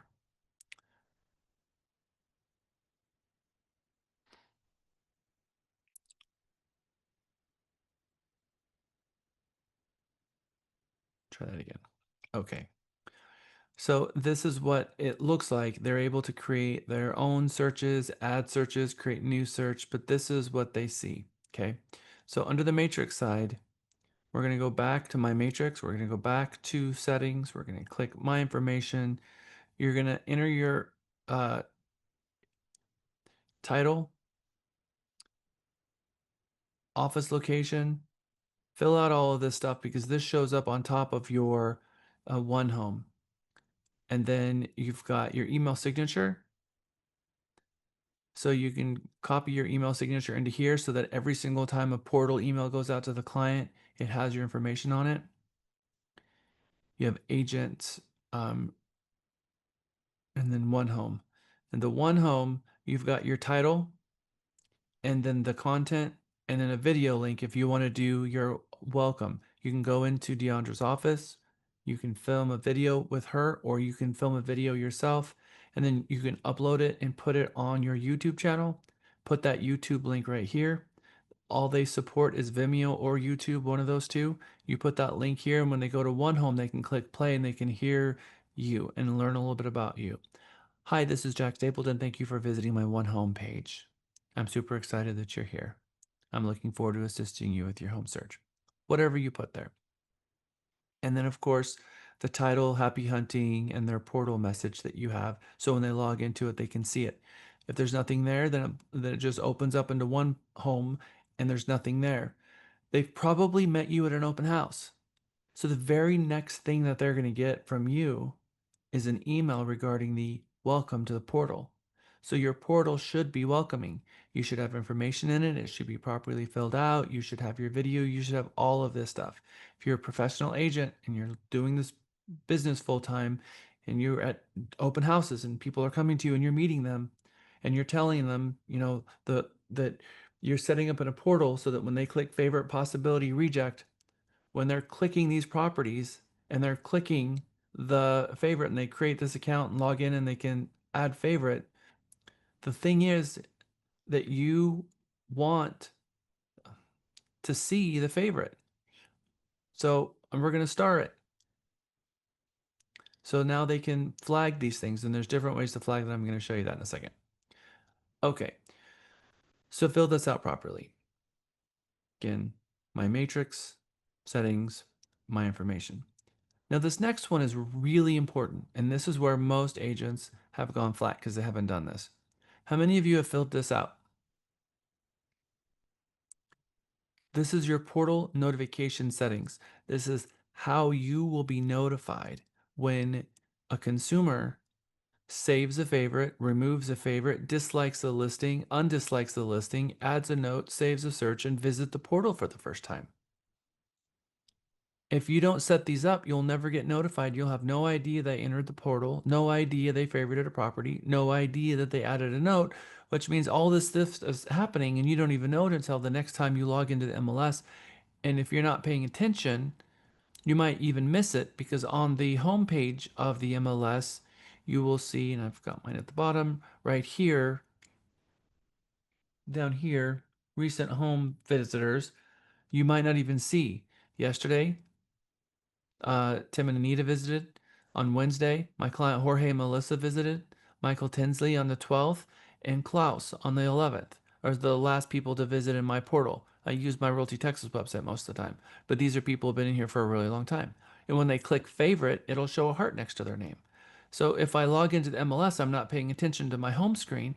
This is the only time that I will see that they had any activity if I haven't filled out my portal notification settings. So the first thing I want to do is enter my cell phone number, not your office line here, but your cell phone number.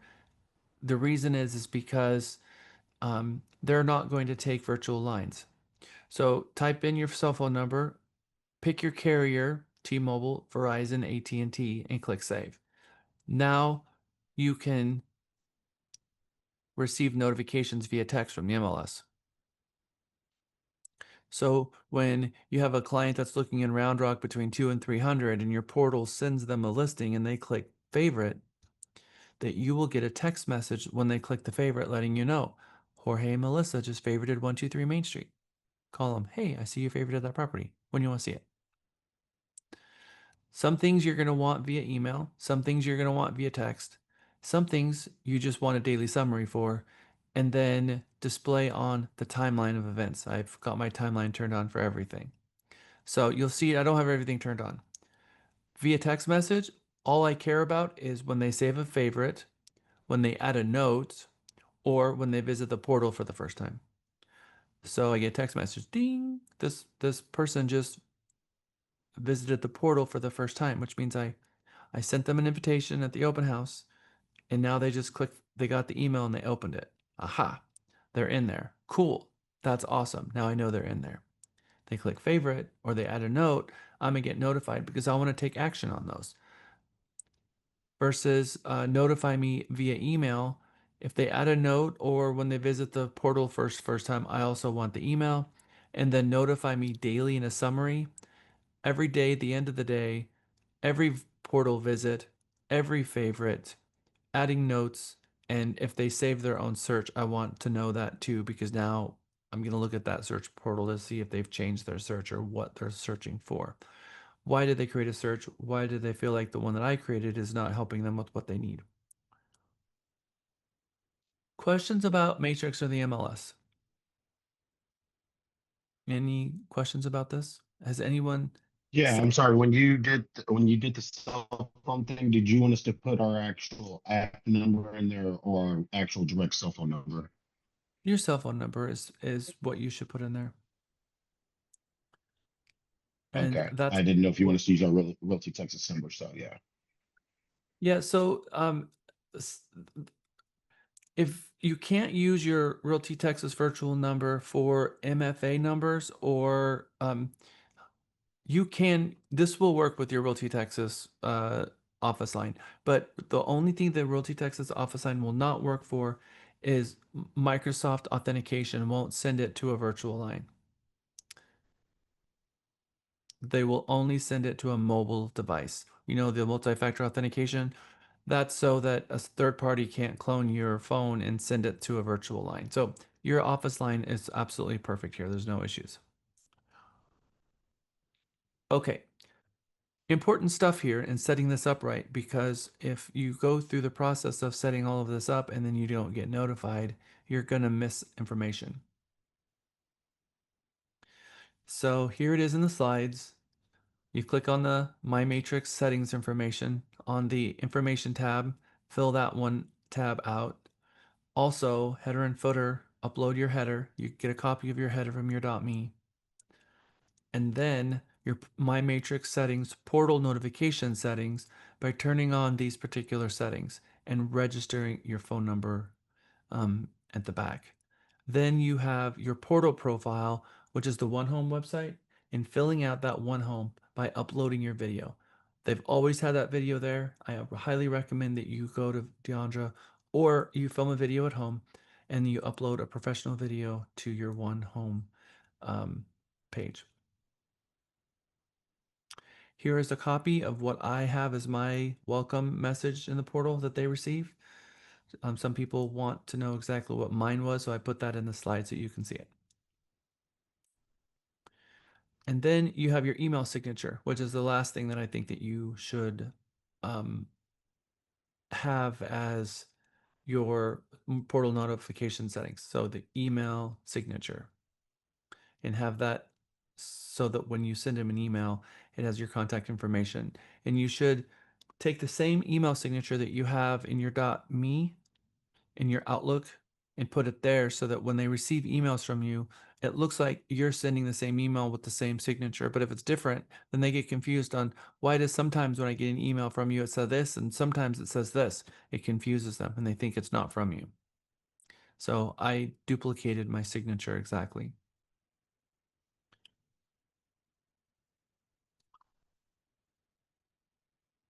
Okay. Do you remember when we had the conversation a couple of days ago during our reputation management class, which would have been on last Friday, regarding the Newsday report, where in New York they had the pair testers go out and visit different real estate brokerages and finding out if they're going to get to separate treatment?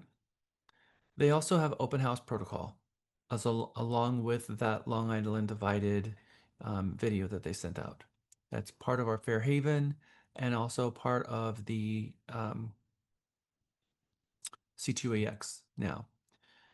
Make sure to register or attempt to register all visitors is a best practice, and I do that through the portal. Offer the same services to every visitor at the open house. Having conversations with everyone is important. If you only talk to certain people, that could be separate treatment. Follow up with all visitors who came in. You should follow up with every single person that came to your open house. You should call them, not just wait to hear back from them, but actually call them. And of course, give the same information to every buyer. If you've got 3 buyers and you show 3 different buyers the same property and you tell them different information, or you provide one buyer more information than you did the other 2, then that's separate treatment. So you have to be very careful. What you tell one person, you have to tell them all. So having standard operating procedures, SOPs, are important.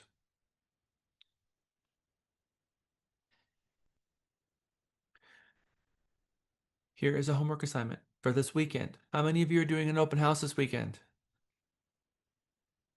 Woo! Okay, so this is a little thing that I would like you guys to do at your open house. Or you can do it at home. If you're not doing an open house, that's perfectly okay.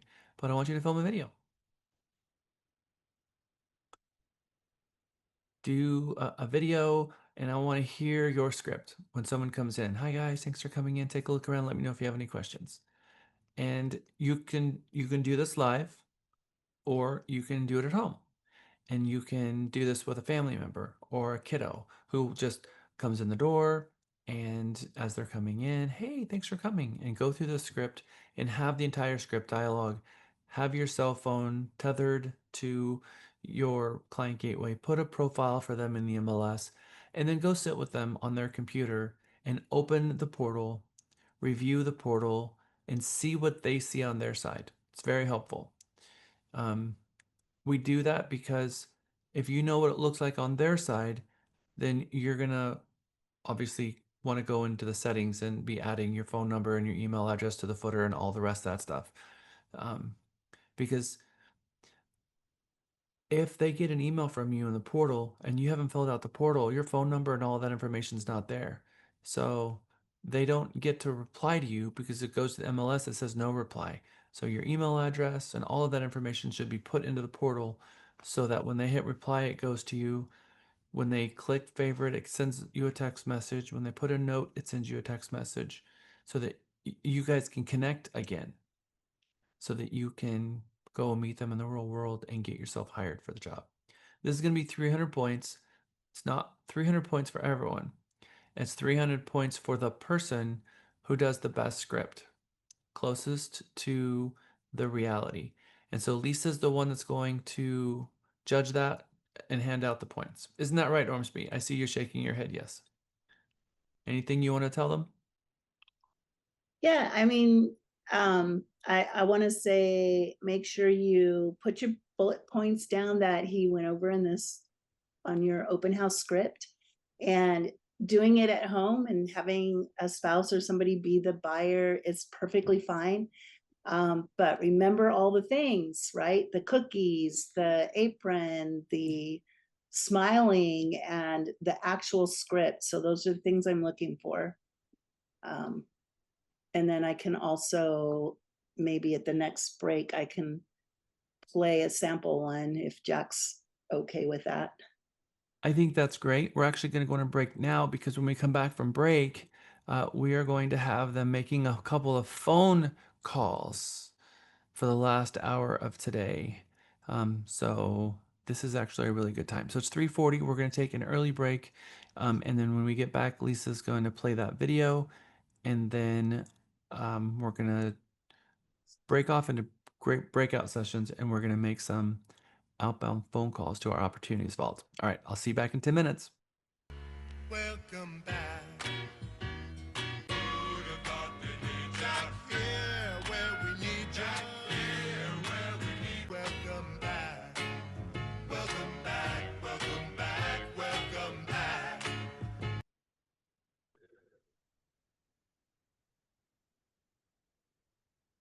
Okay. Some of you may have in the past been involved in our call-a-thon, where you are able to call the opportunity vault.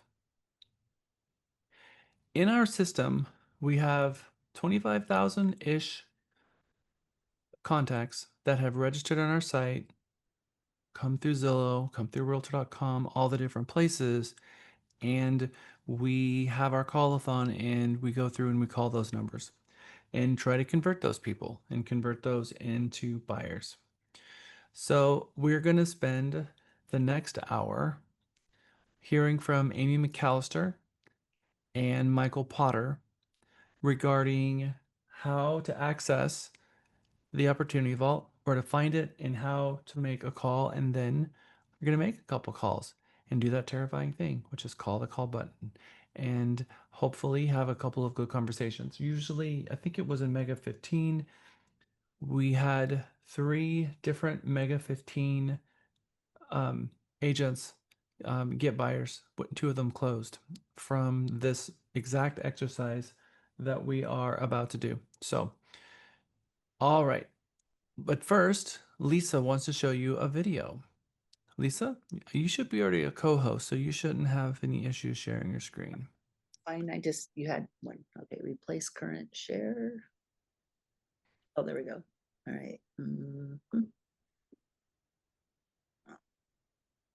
This one, sound and okay, this is one of our agents, 2 agents that did it together at one of the agents' home. They staged it. Ooh, I like this. This Oh, I do too. Look at all the lights. They're supposed to be a married. Hi.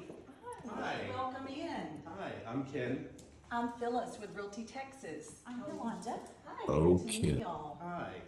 Well, make yourselves at home. Take a look around. Okay.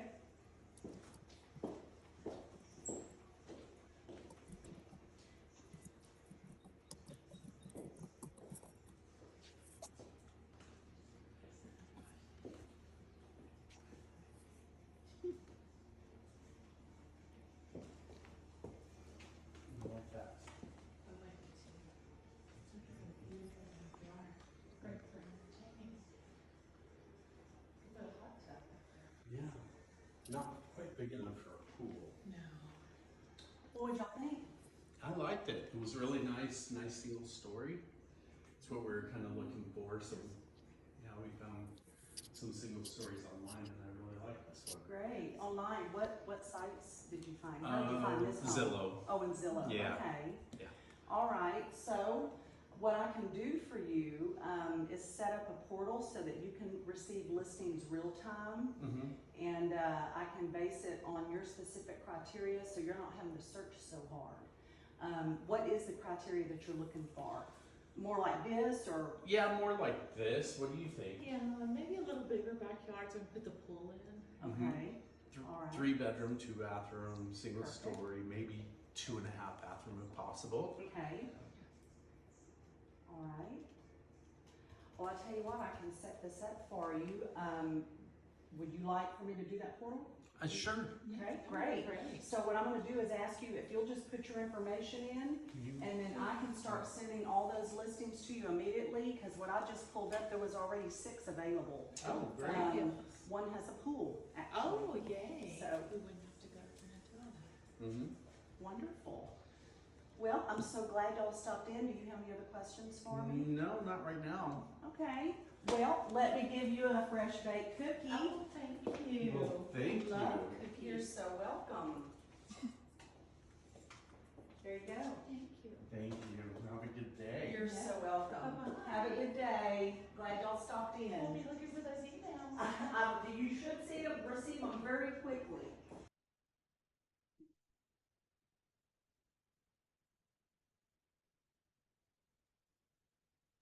Gives you an idea. The I said sound. Ken does look like he would be anybody's husband. Yeah, we just don't. Hopefully, you didn't exaggerate anything, Lisa. You know. We had some funny outtakes, but those were not played today. Okay.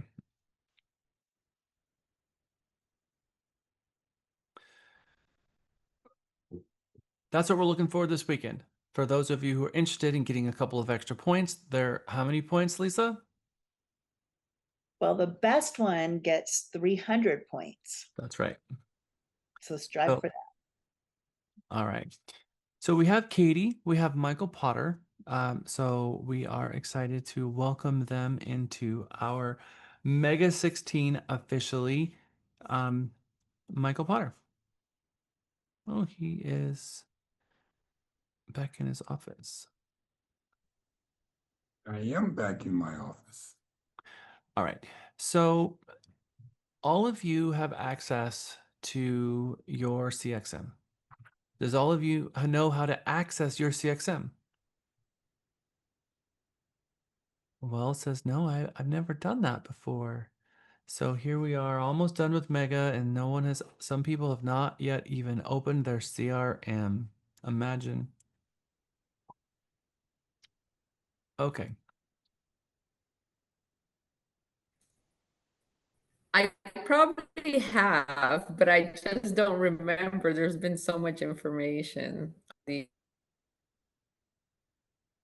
All right. So when you go to your realtytexas.me, go ahead and log in.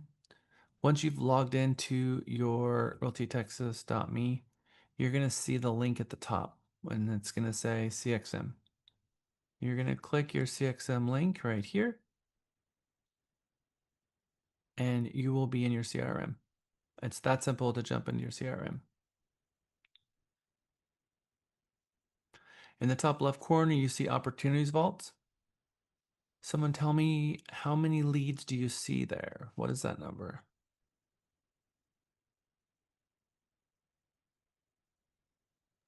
I'm not hearing. 27294. What is that? Convert that to English. 27,294. Almost 30,000 people. That's a small town. You can hit this list hard for months and not make a dent into it. So, you know, you can make 100 calls a day and not put a dent in this list because this list is growing every single day. More and more people are being added to this list. So there is a little thumbs up button. You click that thumbs up button and it's going to grab the very next person that you can call. It'll bring it up on the screen to make sure that you're grabbing someone random so that we have a multi-user system. So you click the thumbs button and it's going to bring up someone else so that if we have all of you doing it at the exact same time, all of you get someone different so that you're not calling the same person. Wells. But we can only do these calls in the office, correct? No, the opportunity. Yeah, the opportunity. So the Opportunity Vault is open to you at home. It's open to you anywhere. So there's a difference between the Opportunity Vault and the Realty Texas clients. So if you recall a couple classes ago, which was the Relentless Conversion, which we taught on 6-6, we call people 9 times. And then that goes into last chance, and we call them 2 more times. And if we're not able to get a hold of them that 10th and the 9th and 10th time, it falls into the Opportunities Vault. And you can call them from home, you can call them from our booth, you can call them from here. But when you come in and you call come in and make our 3-hour appointment calls, you're calling the newer leads that have come in that we're still making those first 10 attempts. So you come in for the 3-hour appointment, you sit down. These are all leads that have come in the last week. Maybe leads that have just come in the last few minutes. And those people who we've communicated with that did answer the phone and that we're having our 33 touches that we have every single year with them, which is 4 to 5 phone calls a year that we have with what we call our incubate. That's a huge amount of people that's in our incubate versus remember we have 100,000 people in our database. So we've got 30,000 people in our incubate that we're calling on a regular basis. Those are people who are used to hearing from us. Different from Opportunity Vault because Opportunity Vault are people that we've not yet spoken to, not even once, and we're still trying to get a hold of. So we've never spoken to these people. They registered on our website, and we're going to make a phone call to them to see if you can offer them services. Hi, this is Realty Texas. You reached out to us a while back regarding real estate, and we were just calling to see if you had any questions or how we could help you. Just like that. Oh, actually, we were looking for a home. Awesome. Well, I'm so glad I was able to reach you and just have dialogue with them. This is the very, very best way to get better on the phone. And we have people spend, Cindy Bell will maybe make 20, 30 calls a day from this herself and pick up clients from her. If she wants a buyer, she'll spend a couple hours in here until she finds a buyer. And now she's working with someone. So you want your next buyer? Come in here, pound the phones until you have your next buyer, and there you go. A lot of ways to prospect. We've given you 1,000 ways. Knock on doors in a neighborhood, do open houses, call all your spheres, also Opportunity Vault. But we need to know how to use our CRM. So Michael, I am handing this over to you. I am going to go to our realtytexas.me calendar. I'm going to put in our slides so that you have the scripts. Because what I was asked for by Michael is to give you all the scripts, put you in a quick breakout session so that you can practice a script with your classmates a couple times before you can jump on the phones. Power Hour.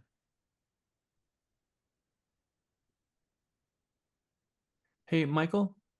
Yes, and Amy is in here as well. Good. All right, Amy, do you want to take it?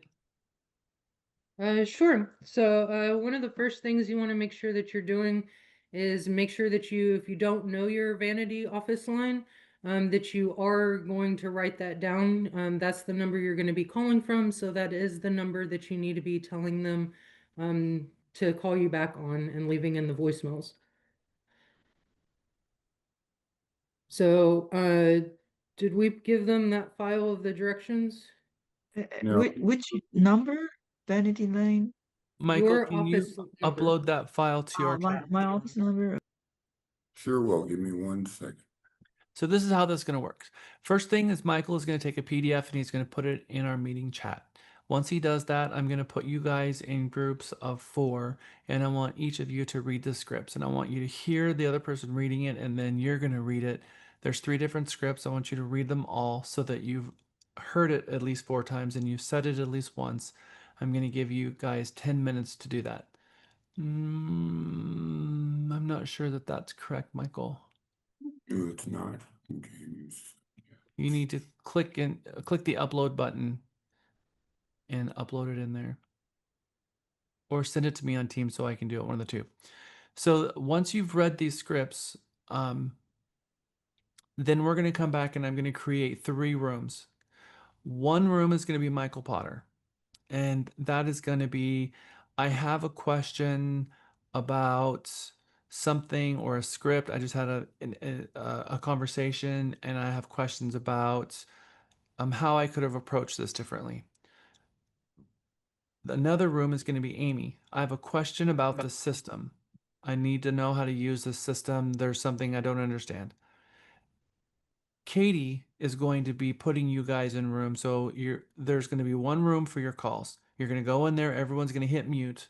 Please hit the mute button. No one allowed to be speaking in there because I don't want background noise as people are trying to make calls.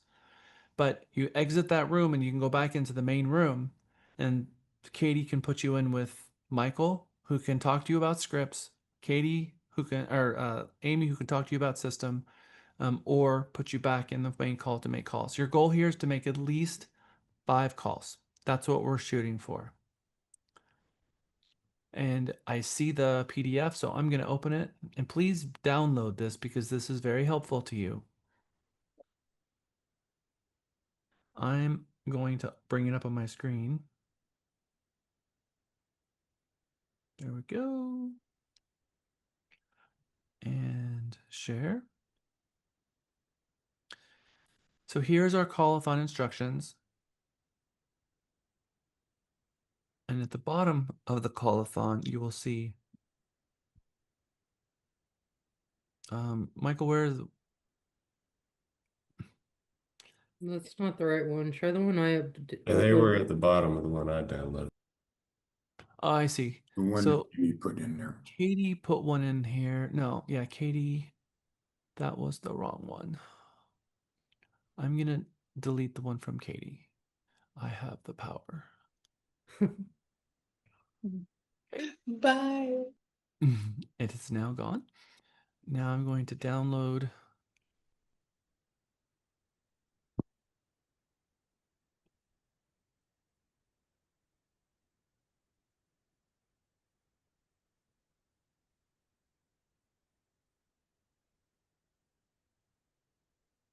Okay, here we go. So the version that's up there now, the one from Amy, has 2 scripts. One is call answered, meaning they answer the phone, and the second one is no answer voicemail. Hi, Tom. This is Jack Stapleton with Realty, Texas. You reached out a while back looking for assistance with real estate services in the Austin area, and you read that. If you don't, if you're reading this for the first time and leaving a voicemail, you're not going to be very fluent with it. It's not going to sound very natural. So we want you guys to read this a couple times so you get this a little bit better. All right. So here comes your breakout rooms. I'm going to put you in here for 10 minutes. Again, groups of 4.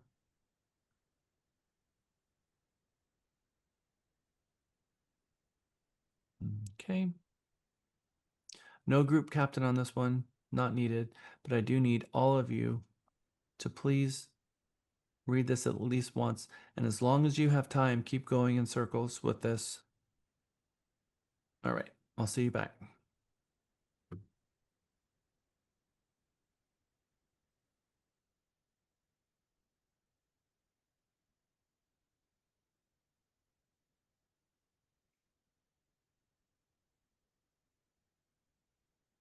Thank you, Amy. You're welcome. It's so good to see you. It's like, oh my God, Amy. We miss you. I miss y'all too. Anything yet? Nope, no more new updates.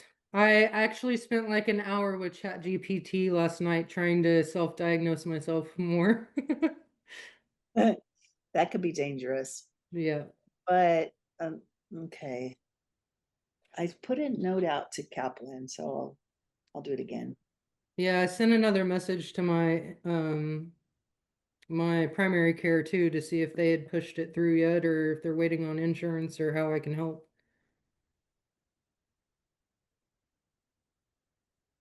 Okay. Apparently there's only so much standing you can do before your back and feet start hurting too. Maybe you should be doing this from the jacuzzi. Oh, yeah. I don't know, that might get a little loud. There's like bubbles coming up and the jets are on. I do have a heating pad strapped to my hip right now, so I'm wearing that while standing. You and Barbara, I don't know what we're going to do with you guys. I know, I talk to her almost every day, and I'm like, okay, that's okay. We're gonna heal through this together. Let's see.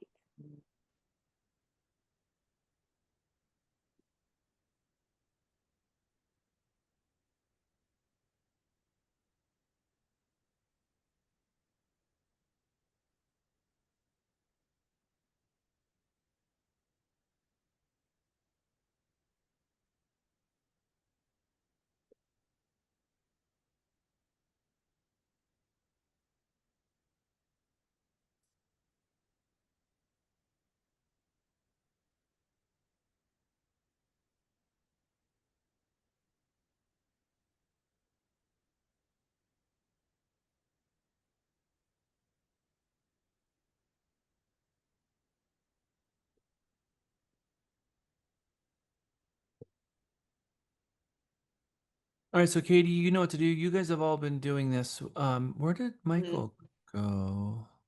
Is he in a room? I think so. Is in Yeah. room 4 or room 5.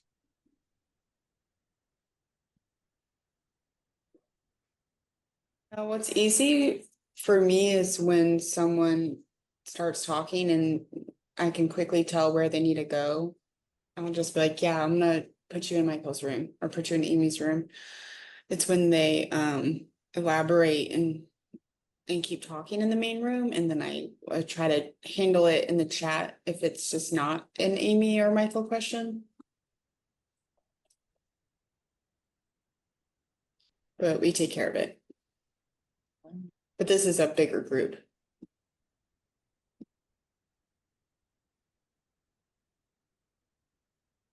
Yeah, it should be a lot more traffic controlling than call-a-thons. Mm-hmm.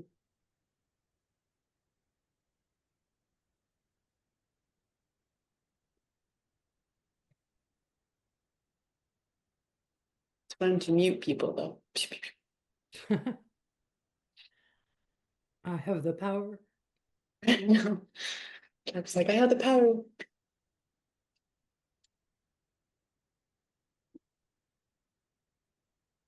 Yeah, I didn't realize we've been doing call-a-thons for a while, and I guess the action plans are off, so the scripts don't show up. So the last call-a-thon, I had someone asking me, so I had created that extra one at home and just threw the script down on the bottom of it. That's very helpful. Yeah, we did this last time because in my open house class, I had a free hour at the end.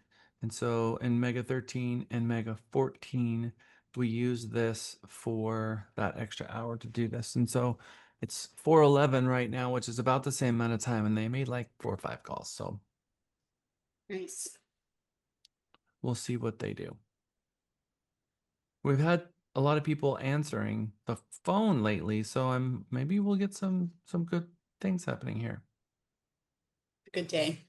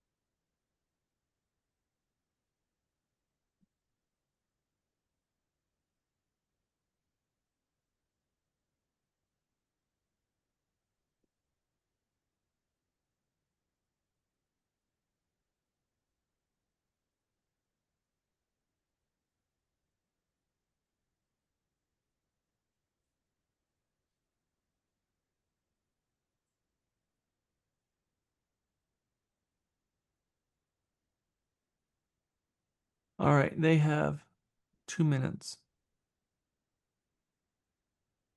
I'm going to recreate rooms. I can't while they're in there.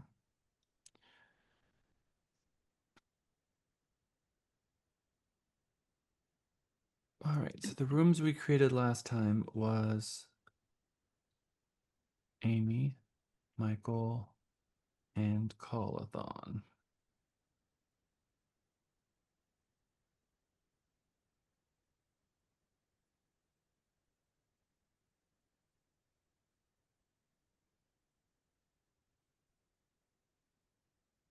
We're going to call you Vanna Wright.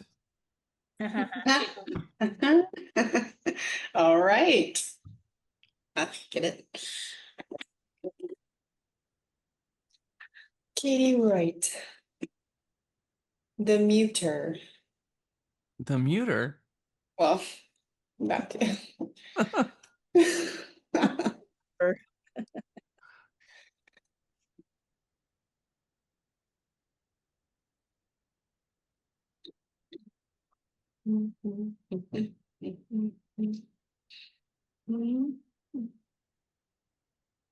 Okay, 1 minute, 35 seconds. Any points of interest that you want to give them? Any inspiration you want to give them, Amy, before we put them in pushing the calls? Really just making sure that they're putting in a language filter, whether it's Spanish or English. And then doing metro if they want to, just call their metro. Do you want to We do do want to make sure they're not doing answer, don't create room, and moving them to incubate if they're not interested in us calling them back. That's one of the only, random things that we don't really teach anywhere else but call-a-thon.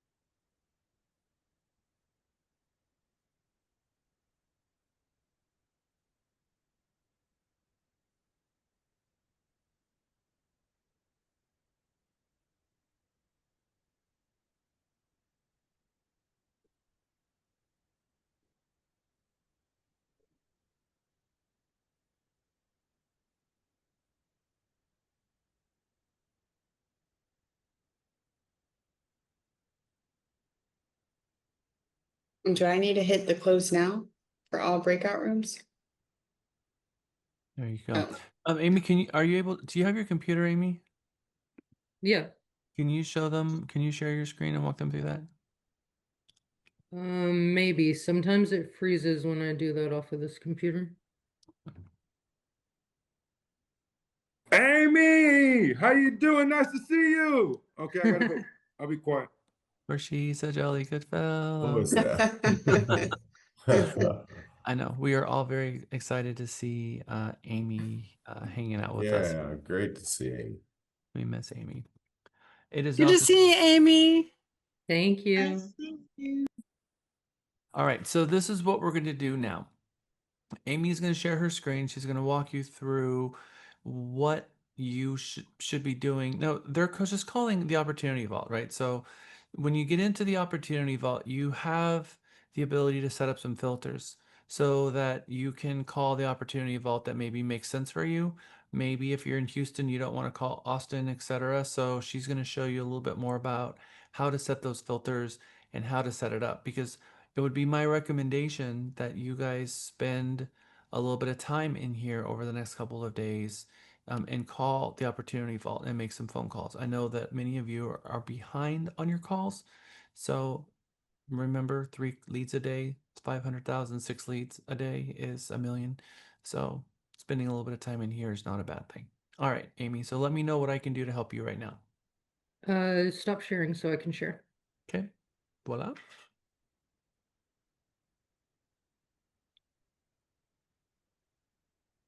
All right, so you're gonna want to make sure you go all the way down to the left on your CXM page and choose a language.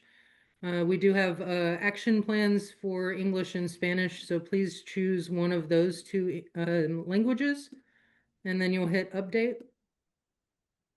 You also want to go to the metro and select any of the metros you may be servicing. So say you do Dallas and Fort Worth, you can actually select both of those and then hit update with your control or command and do the multi-click. And then once you have whatever filters that you want on there, you're going to want to only click the blue thumbs up icon. This randomizes it like the Google I'm feeling lucky button. That way it only shows you one at a time. That keeps y'all from calling the same person at the same time, which can get really awkward. So after you hit the thumbs up, you're going to hit that little green icon. Oops. Make sure that you're hitting this icon, not the open button. And then you'll see the extra one screen pop up. So you have the information over here. Liza registered in Fort Worth Metro, unsure, so we don't know if she was looking to buy, sell, or lease. You can go and look at the single notes and see anything that is in there. And then when you're ready to call, you would hit the top green call icon. If they do need to speak with a lender or anything after while you're talking to them, it will automatically send a text message to all of our lenders and ask which one's available. And then where it says Blast Connect, this will change to connecting Kevin Meyerhoff or whichever lender you'll actually see when they connect the phone. And so you can do that introduction for them. As you're going through, you're going to make sure that you hit the plus sign and type your own note. And then you'll hit this save note log button. And then you'll also be able to select a call result. So I had a little graphic in there in that form that we gave you all that has a summary of all the different call results. One of them is answered create room. That means they're looking to lease within 2 months or buy within 3 months. Answered do not create room puts them in our incubate. So if they don't want a callback or anything, we want them to stay in the Opportunity Vault. You also have no answer and voicemail, or you have things are wrong. So bad number, wrong number, requested DNC. All of those or anything else you need to let me know that we need to update, you'll use this big blue update button. And you'll just type in whatever your message is there. So Jerry answered and said we have the wrong number for Liza and to not call him. is a different thing than saying Liza answered and does not want us to call. So make sure if it is a wrong number or a bad number that you're specifying that as well. And then when you hit save and next, it'll actually just kind of disappear and then automatically pop up the next random person based on your filters. Okay. Anybody have any questions? How I can pause it, or like could you one moment please or something to pause while you're on the phone with them? Yeah. You would just have to hit mute or something while you're on the phone. Oh, mute. Okay. My phone or this CXM. On your phone. So by default, the system's going to make your app ring when you hit the call button. And so then you'll answer that phone call to make the outgoing phone call. Oh, okay. So this phone. Yes. Okay. Thank you. Okay. All right, we're going to allow for 2 more questions, and then we're going to throw you in the pool. Wells and Jamia. I just had a question in regards to when it goes into the lender process. Is that something that just naturally happens, or do I have to press something? We're not gonna get a lender on the call for this one. Let's just get the information and schedule a call. I don't want to add that into this because that's too much, I think. Okay. I am creating 3 rooms. Actually, 4. One room is going to be called Potter. One is going to be called Amy the Amazing. And the other one is going to be called Calls.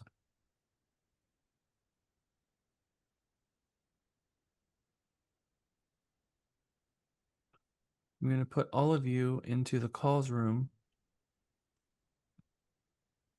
In the calls room, this is the thing, guys. I need all of you to mute yourself, because if you're not muted and if you're all having conversations, then you're going to hear all of those conversations and it's going to interrupt you from making your calls.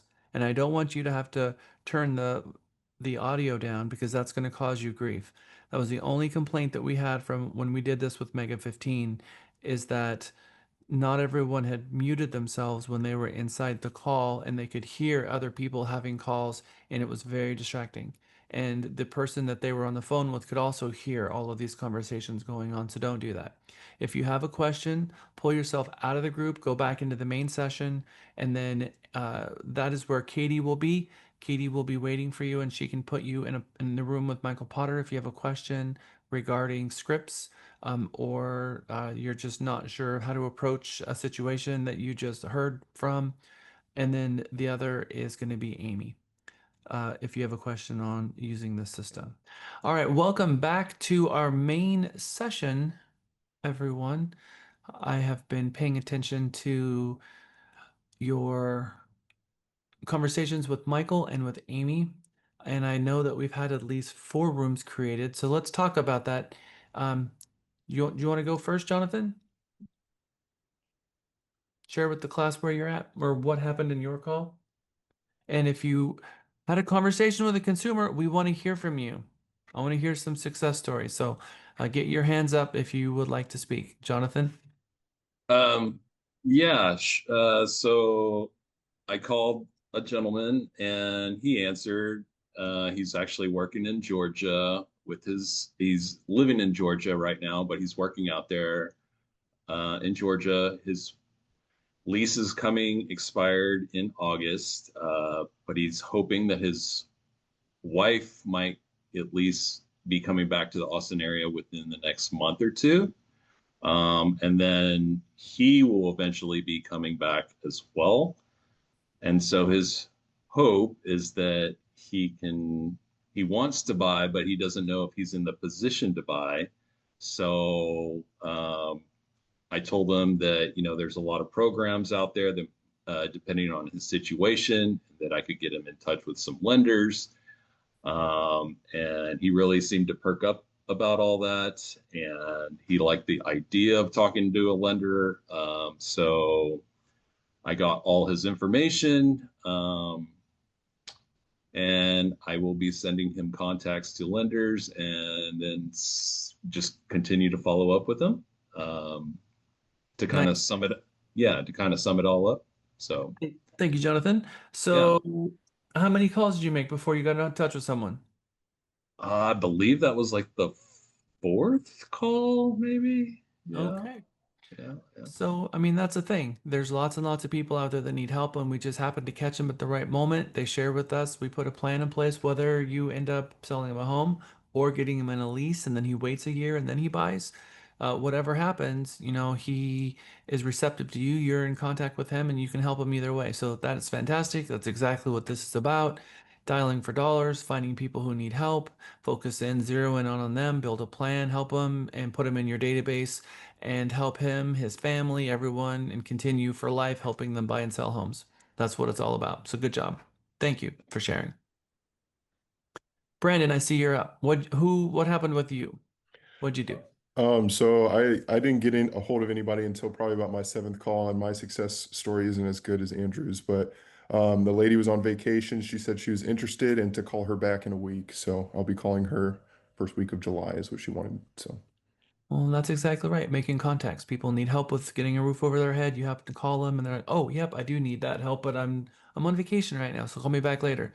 Exactly right. You make 100 calls, and in there are going to be your 4 transactions.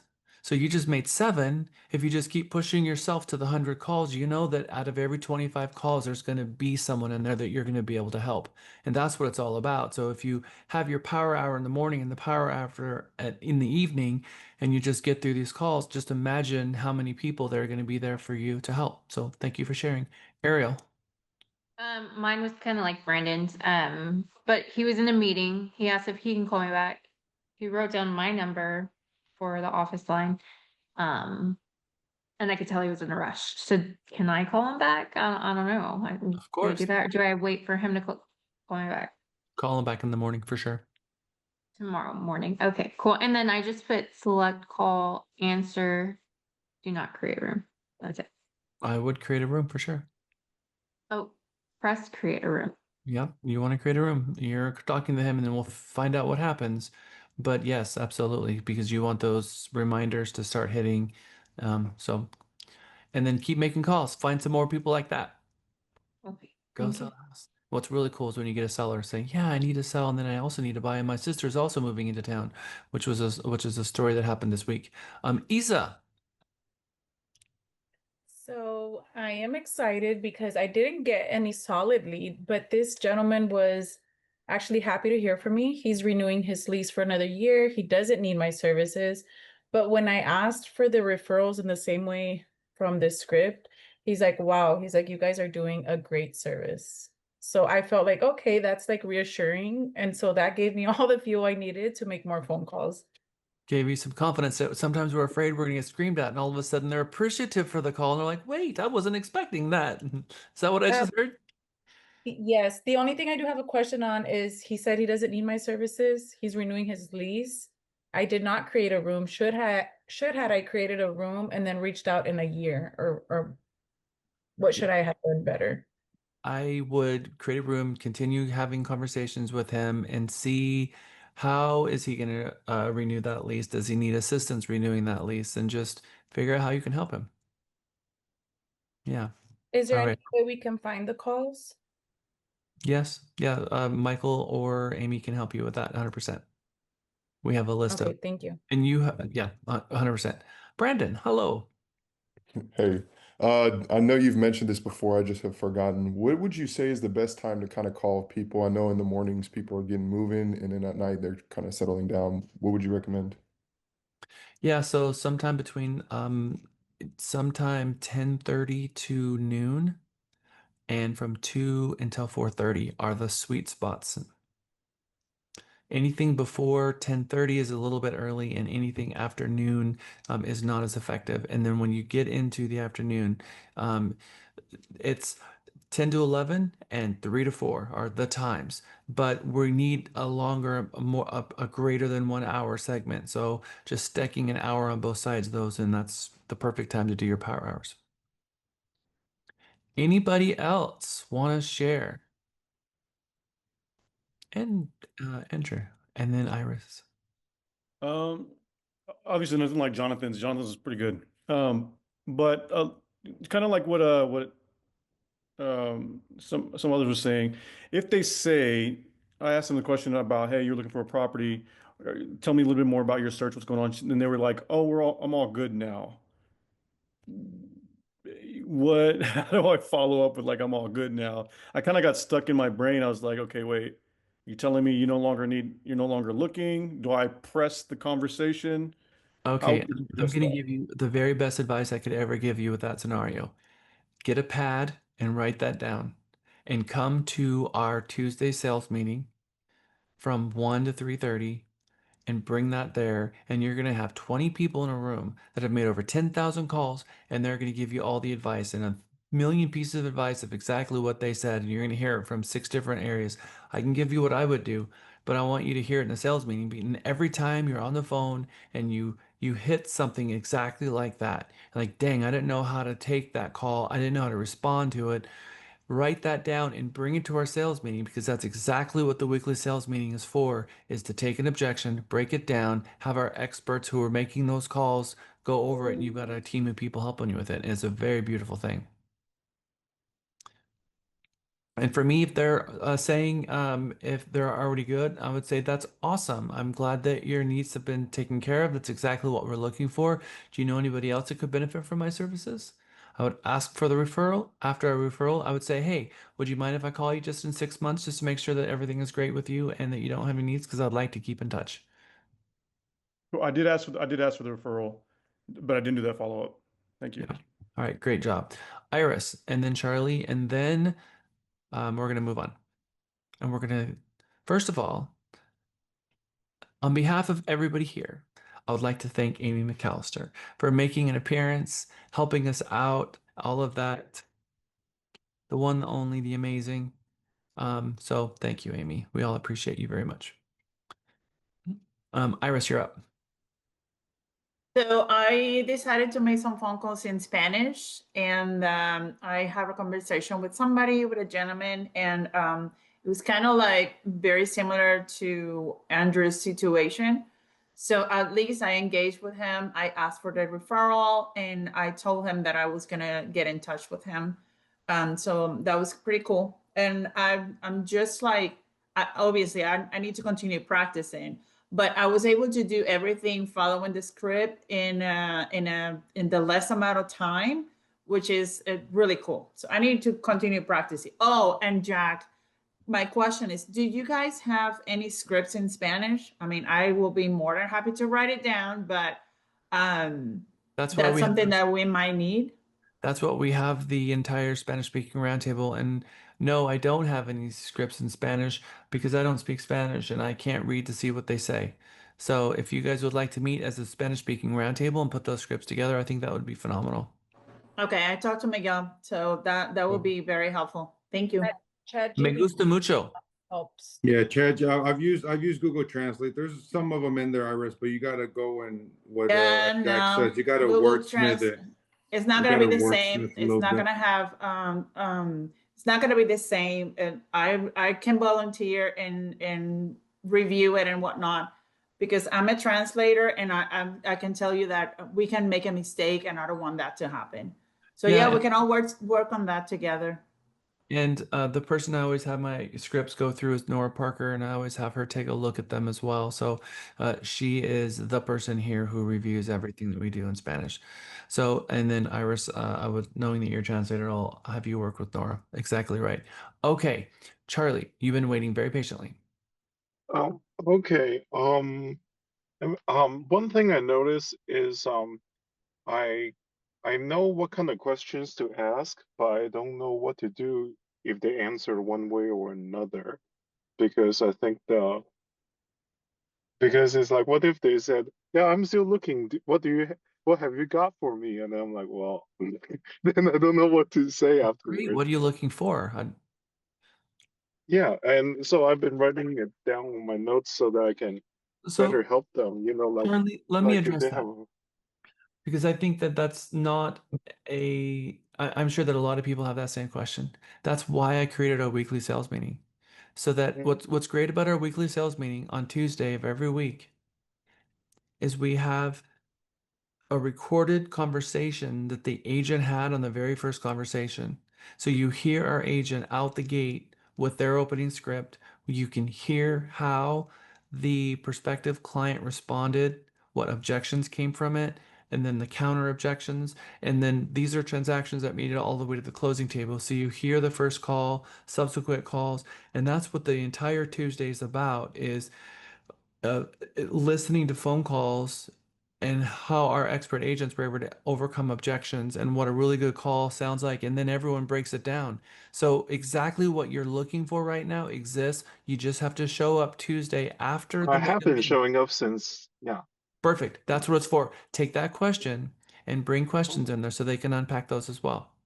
And another thing I noticed is the system doesn't really tell you much about like some names are unisex. So when I pick up the phone and I said, and then I was surprised it was a different one, and then and then I wondered if my tone was correct when I first said. But anyway, yeah. Okay. Who else has got some questions before we call it for the weekend? All right. I have just clicked the email button for all of your after module exam stuff. So we are ready to go there. You have it, and now it's in your inbox. Thank you, everyone, for being brave and jumping in and making phone calls. I'm very, very proud of you. I want to see more of that. Your homework this weekend is to do, hopefully, your open houses. Do the open house get. There's a couple of Easter eggs that are in this email that I just sent you all, and make some phone calls, make some connections, get some buyer representation agreements signed, get out there and start filling your pipelines. Because at the end of the day, that's what it's all about, is you driving business into your organizations and converting that business and helping people and getting paid and getting checks, filling your pipelines. All right, Lisa, do you have anything for the group before we officially class dismiss? Just keep plugging away. I'm going to be checking your exams as soon as we all get off of the class, out of the class today. You have this weekend to catch up.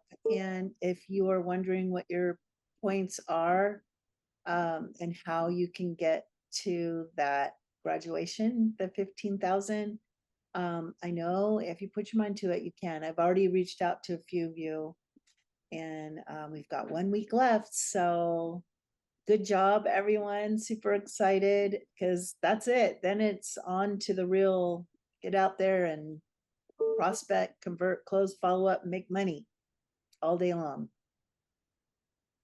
All right, everyone. Thank you. Good day today. I hope you enjoyed today. I think it was a fun day, and I will see you all for another exciting mega on Monday. Monday's class is working with builders. A lot of people walk away from Monday's class and say it's one of their favorite classes in mega. So Monday is all about working with builders. I'll see you then at 9 o'clock. And if you've got questions for us, stick around. I'm going to stay here and make sure that everyone's questions are answered. But as of now, officially, class dismissed. Isa, I see your hand up, and then Brandon. Yes, Tina and I stayed yesterday in the office to make the listing presentations to Nice. one another. And we were just both curious if we had to put anything in paper and send it as well, like in an email.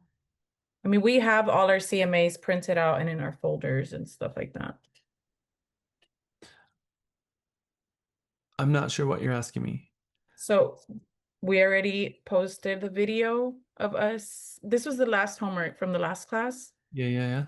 We already did the video and posted it. But do you need something else? No, Just the video. Okay. just the video. Yeah. Now I understand. I thought you were saying that you guys did an actual listing presentation, and was there some regulatory documents that you needed to send them. So that's why I was confused. But no, you did the practice homework assignment. All you got to do is post that video and you're 100% good. Thank you for doing that. That's awesome.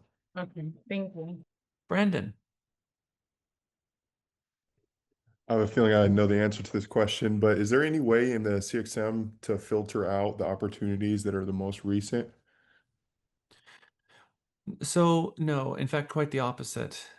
We are taking the opportunities that are oldest to make sure that we are cycling through. So when you make that call and you click the thumbs up button, it is going to grab the oldest one first. So the more calls we make, the closer to the registration date we get. Thank you. Yep. Alicia. And quite frankly, Brandon, this is something that's very interesting. From contract to close, what we find is the average days to get a hold of someone who doesn't answer in the first 9 calls is 180 days. So those leads that are 180 days old, those are the ones that have the highest propensity of actually answering the phone. Alicia. Jackie told me that I had to be, I got to get the MLS for, what is it, CTX? MLS, yeah. MLS. Is that the same thing as Four Rivers? Well, Four Rivers is a shareholder in CTX MLS. It's not the same thing because Four Rivers is the board, but the MLS that Four Rivers sells is CTX MLS. You can get CTX MLS through Four Rivers or Williamson County or Fort Hood or Temple Belton, even some of the coastal bins like Victoria. But yes, you can get through. Which one do you guys use? So again, Because I'm trying to submit an application. there's one MLS that's called CTX MLS, and it's a shareholder, meaning that it's owned by 9 different boards. You can go Okay. through any of those boards, have access to join CTX MLS. Okay, got it. Yep. So you can join through Williamson County or Four Rivers, whichever you want, but it'll be the exact same system. Gotcha. Okay, thank you. Yep. Anybody else have any questions? Thank you, Katie, for your assistance. Michael Potter, thank you for your assistance. Thank God for Amy. And Lisa. Oh, look at that. Trouble just found his way in our room. Andrew. You're so funny. Thank you so much. Thank you, Yana. Bye-bye. Hi. Have a good weekend. You too. And if Hey, any of you Mega. Did you miss us, Andrew? You getting all lonely in your office by yourself? All right. So I'm gonna go ahead and kill it. And Andrew, Lisa, we are ready to have our end of week meeting, and then we will close the office down. Bye, y'all.